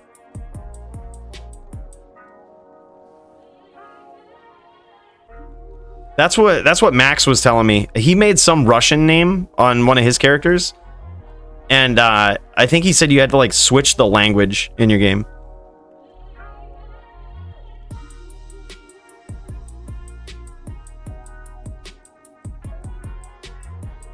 Oh, sure, if it works like that, Foozer, but I'll give it a try for testing purposes. Yeah, I would agree. I think Dazer could strategically hunt down his opponent here. But honestly, here's the other thing. I don't think Leitzing is gonna, I don't think kicking back is actually gonna do anything for him. Because Go Gators has damage. Like, Go Gators has taken damage, and his life rep is better than Dazer's. So, like, what's going to happen over the course of a long run duel like that is you're going to have Dazer, if he kicks back, repping back less life. All of the damage that he's done so far to his opponent is going to be negated, and he's still going to be down on life. And then you might see Go Gators come in, take a couple of pot shots, and over time you might get it. But I don't think it's in Dazer's advantage to kick back. I really don't think it is.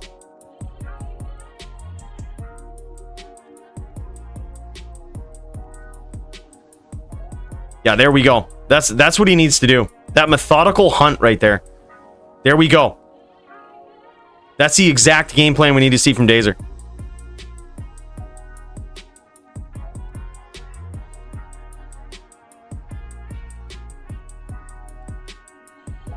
There we go. See, this is it. This is what could win Dazer the title right here. Pushing the pressure like that.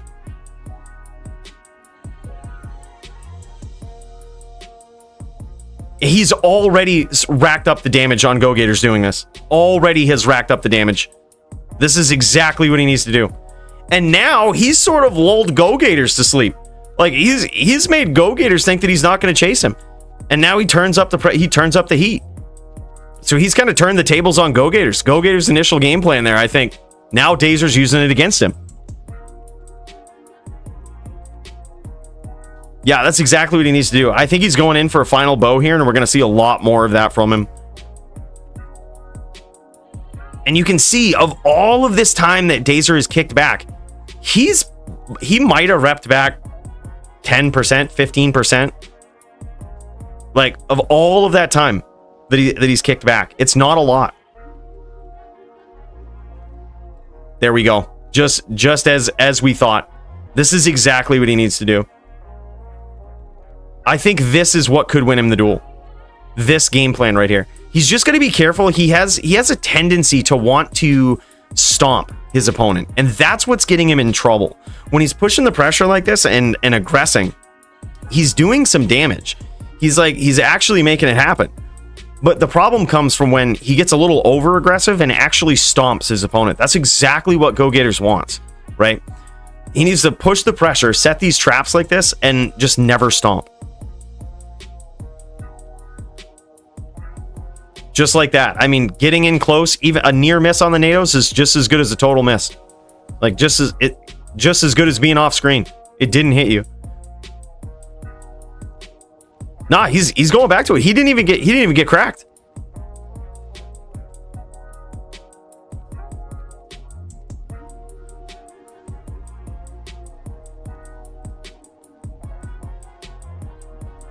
Well, the Druid is also elite. The Druid is on 150 ping. They're on the EU server. It's game point. And Druid is down now. And theoretically, he's not going to go into 5 stacks, right? Like, and he's seen over the course of the duel that is what Dazer does. If Dazer's kicking back, I can promise you there's a 5 stack somewhere, and he knows that. So instead of just continually rolling the dice and guessing where the 5 stack is, he says, bring the duel out here. Do what you should do. And that is lay down traps methodically to come after me. Like, you know, hunt me down. Like, hunt me down. I'll be here. I'm not going into 5 stacks. Which I certainly think is what Dazer should do.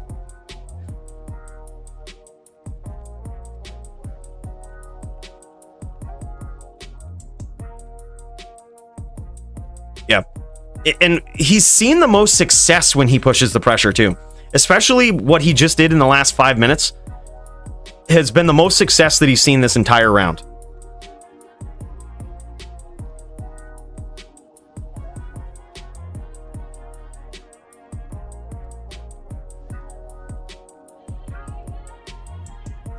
Ooh, nice NATO from Go Gators.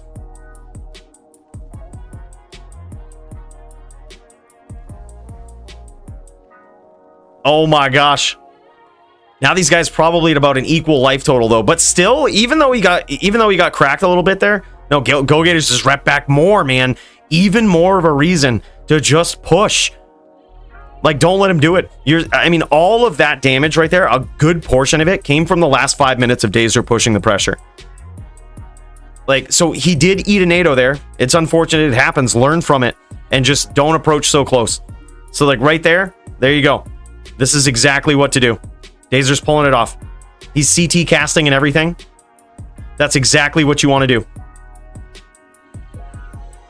And that's going to force Go Gators to come in. It's going to force him to try to surprise him when he's CT casting.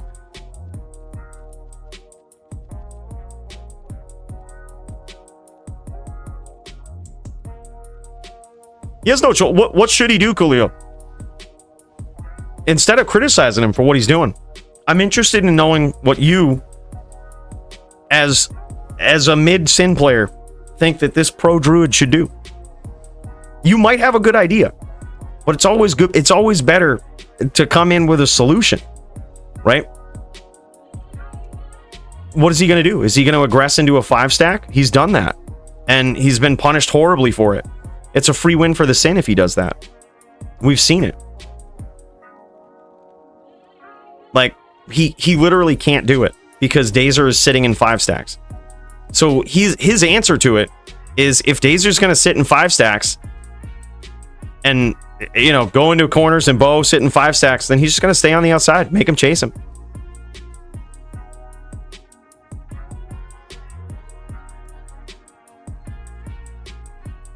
Yeah, exactly. Like, and as a Sin player, that's exactly what you want the Druid to do, is you want them to get overly aggressive so that you can kick back and set up your traps. It's exactly what you want. So they're in this interesting lull where neither one of them can really get too close to the other. And Gators has to force Dazer to do what he should do at this point, right? Which is methodically aggressive, laying down a few traps at a time and pushing towards him. And then that's when Go Gators can aggress, when sort of the shields are down. He does have to come in to land a NATO, but he can't just do it willy-nilly. He can't guess where his opponent is, and you know, because then he's gonna run into shit like that. He probably just get hit with some shit right there. Like, you can't just keep guessing where he is, because you're gonna get outranged and you're gonna get outplayed. You're gonna get trapped, literal trapped. So he can't necessarily just keep going in. It's a death sentence. So he kind of has to play this long mind game, right? And look at this. He was losing. He was losing the mind game, but that's exactly what we were just talking about. That's exactly the opportunity that Go Gators is waiting for, right? That's what he needs to do. And what Dazer needs to do is methodically lay those down and don't let that discourage him. Like, that's kind of what he's got to do. Like, that's what's going to win him to duels. It's what's going to negate the superior life rep of Go Gators, and it's going to get him the duel. Like, that's what he's got to do.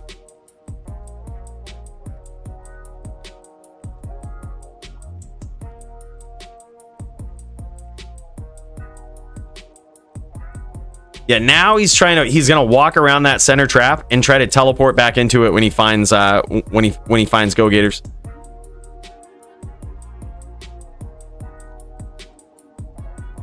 He has got a 5 stack right there. All right, there we go. He's pushing it. Oh my god. Hey man. High stakes, everything on the line. Everything on the line. This is the round it comes down to, man. It's the round it comes down to.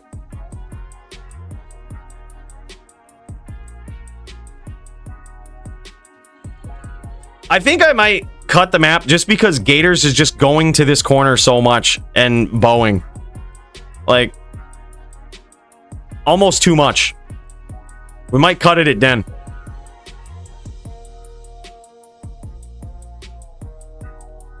Yo, whoever's still in the game, let him know Cooley cutting map at Den.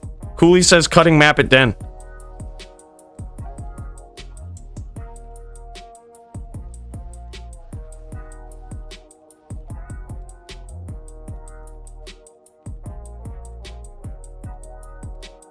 Yeah, I mean, I think Den is still wide enough. But if he wants to sit in 5 stacks... All right, there we go. Thanks.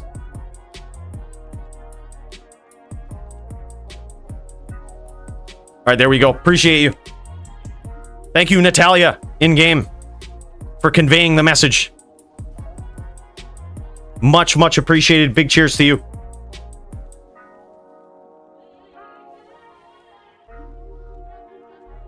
All right. Now, the map is cut for the final round. Both players at about the same life total. Big hits there from Dazer. Hard to tell if a lot of that got through the Cyclone armor. Cyclone armor also an incredible skill for a druid, especially against elemental-based characters. So all of these traps that Dazer's laying is lightning damage. And that elemental damage is absorbed by a skill called Cyclone armor on the druid. Now that can get up quite high. That can absorb like 2-3k, I think, somewhere around there, right? Yeah, somewhere around there. So if you get a low roll on those traps, man, it's sucking up a lot of it. It doesn't care about resistance. It doesn't take into account resistance. So, like, damage from cold doesn't really matter. Just as soon as you deal that much damage, then the barrier breaks, right? Very, very interesting. But also, if he keeps it up and you get low rolls on those traps, man, it can eat all of it. So it's always hard to tell. Like, you might see, like, in that exchange right there, that kind of happened in the center of the map, Go Gators ate a lot of damage. And the way that you can kind of tell what he might be at for a life total is how he's playing. Right? Like, where he's at, how he's playing. If I was Dazer I would be willing to guess, willing to bet that he is not high at all. Like those traps, there's no way if you're pushing like even 15k, there's no way all of those rolled low. Yeah, he's at about 30, 35%.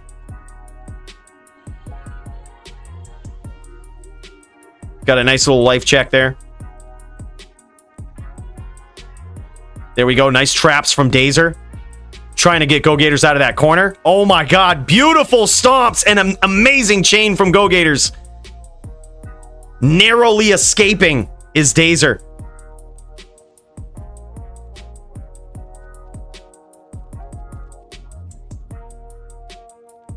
I'm pretty sure he claw blocked that. Yeah.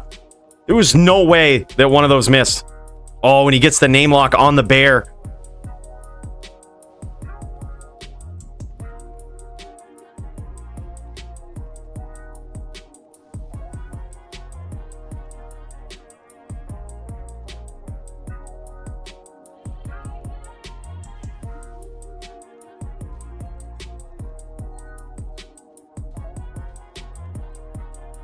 Wow, man. Wow. I can't believe this. This like could literally be over in one exchange here. Like a NATO could hit twice. Traps could roll high. There's so much shit that could happen so quickly. It's a nail biter at this point. This is a nail biter.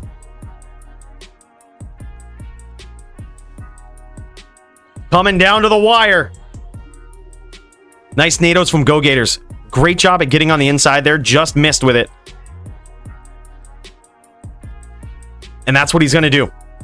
He's going to wait for the defenses to be down ever so slightly and try to teleport in there. Land himself a NATO. Ooh, man. Just near miss on those NATOs from the outside.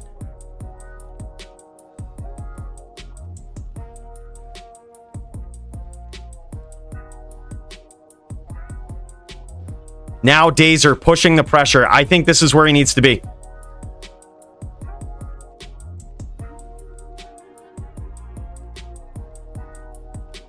Go Gators hugging that den area. An interesting stomp there. Could have cost him. Go Gators wasn't ready for it. But Dazer accidentally stomped right on top of him. Man, oh man. Now Dazer knows not to go in that area. There is some vicious NATOs awaiting him. Vicious. He's learning. He's learning that style. And he gets the lock on Go Gators, dealing some serious damage in that exchange. Yeah, Go Gators didn't like that.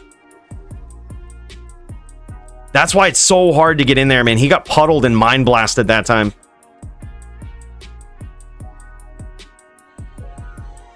I think any further map cut just gives it to the Sin. They kind of need a semi-big area to do this duel. We probably should have cut it at Den earlier. But they kind of need the map.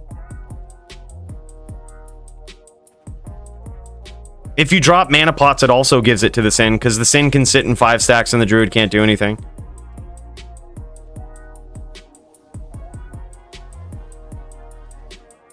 Yeah, no, just let him duel. At this point, just let him duel. This is for DFC belt, man. Like, could you really think that you earned the belt? Whoever wins this duel earned the fucking DFC title. For damn sure. This is earning the belt right here. Two of the highest level players right here. And we're coming down to it.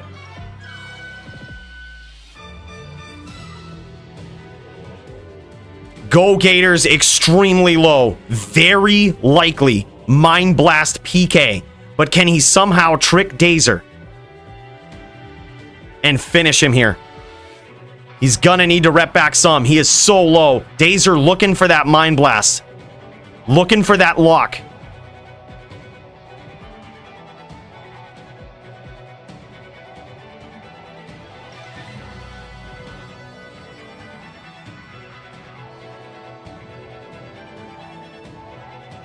What a close one, man.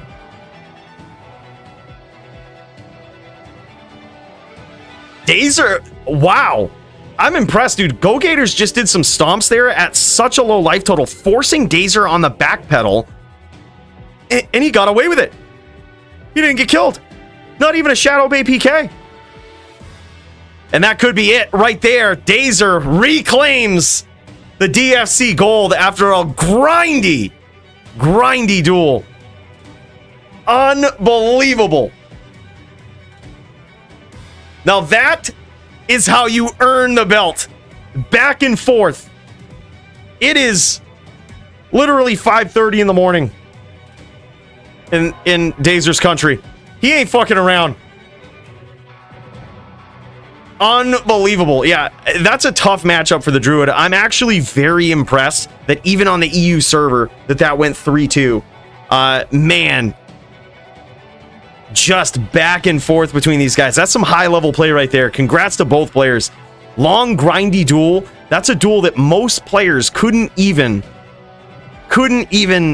bear to. They don't have the mental gall, the mental guile to get through it. It's so many high level decisions that have to be made at every point. And this is showing it off. Yeah, look at this. Beautiful. There it is. 9 rep life on the ring as expected, and another 8 from over there. He's got to have some as well on the amulet, I would guess. Yeah, incredible, man. Congrats to Dazer. This guy's probably punching out, heading to bed. Holy shit, man. Incredible duel from both of these guys.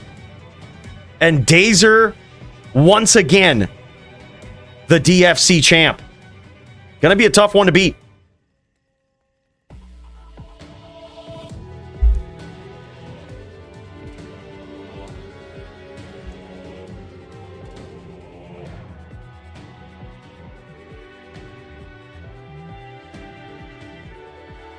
Wow. Incredible, man. Now, I'm not sure if Tempest is still around. I'm gonna message him. Looks like he's AFK in Discord. He might be a little AFK. But wow. No, he wasn't on Whirlwind. It was straight trap.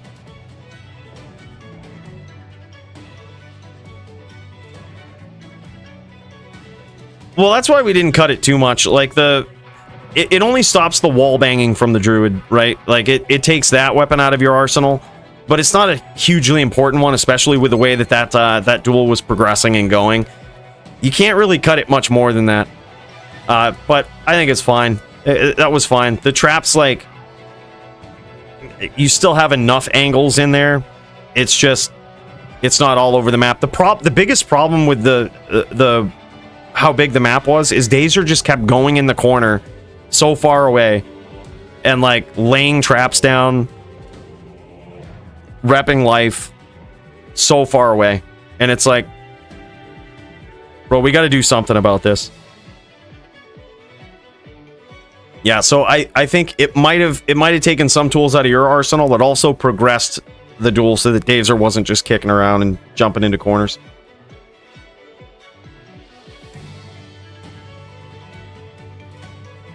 Yeah. And honestly, I saw you do it a couple times after the map cut and I knew why you were doing it. Like you came back. Like it was fine. Like perfectly fine, dude. Yeah, it's a rough duel. I think you did well though, dude. That was incredible. Yeah, it was a real duel. That was a real duel. It was also sitting 5, so it's kind of hard to. Yeah, exactly. I was saying that too, man. I was saying all this stuff on stream. People saying, "Oh, Gators should aggress." I'm like, there's no fucking way he can't do it. Like, there's no shot that he has to aggress here. Like, if Dazer's in 5. This actually is not benefiting him at all. Like, it is not benefiting Dazer. He needs to push the pressure. When he did, it panned out pretty well for him. But yeah, that was a good duel, man. I enjoyed it. That was rugged. Just a back and forth. Beautiful nados from the outside too. Like, goddamn. That's the way to do it. When someone's sitting there, you kind of, it's a mental game. You have to like force them into thinking they know how you're gonna play and then flipping the script on them just like you did. Like, that was impressive, dude. That was impressive. It's as much of a mental duel as it is like the skills, the matchup.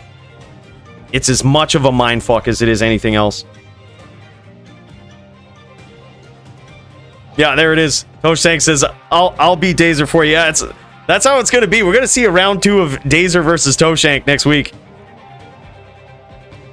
Round 2. Bro, Dazer's just like, man, how many duels have I had? Didn't you got more than Go Gators and Toshank? He's probably going to say that. I thought there was a lot of good duelers up in here. I thought, don't you got more? Man, oh man. Crazy, crazy.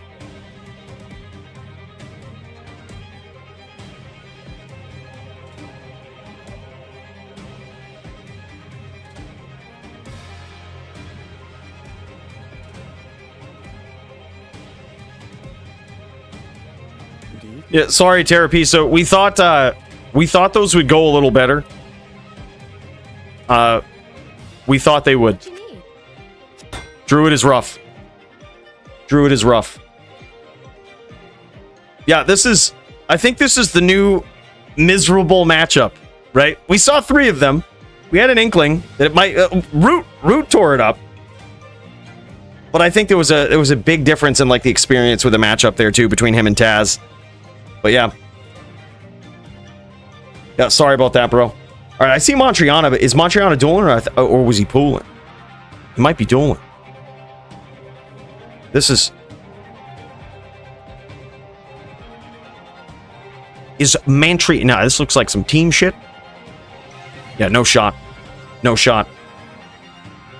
These guys doing some team shit. Bro's sick. Wow, what an incredible match, man. I gotta say. That was wild. Absolutely wild. Let's take it back to the station, boys, shall we? Unless anybody else is ready to go. DJ, we're in the spaceship. It's fucking late. Bros, thank you so much for joining me for an incredible event tonight, man. This was fun. Long duels, short duels. We appreciate them all, man. Back and forth on the card. Incredible. Dude, sorry for how some of this panned out tonight. The servers were down early on, and it made it so that by the time a lot of people were ready to duel, so was everybody else. So we had a lot of duels piled on top of each other. I just want to say I appreciate everybody's patience with that, getting through that, and how it all panned out. We still got to see some great duels in there, and it's all thanks to you guys paying attention to the stream and all of this. We're all kind of working together to show this stuff off, and couldn't do it without you guys. So thank you for that. Thank you again for another great week. Big cheers to you, Toshank. Thank you for the kind donos. Same with the N7 Reaper. Kicker, Botosaurus. Sawdust. Man, oh man. Another big special. We're polishing off the other one to you, Toshank. Much appreciated, brother. 5 gifted memberships. Massive, massive donations. Keeps the spaceship alive, man. Keeps it going. Bros, we'll see you next time. See you in the Discord if you're not already there. Check out the description down below for a free invite. See you guys next time. GG's. 2 new champs. Can't wait to see what next week holds in store. I'm going to get that next event up now. So if you guys are interested in joining this for next week, make sure to pay attention to the announcements channel in the Discord. That's where it's going. Peace out, guys. See you next week.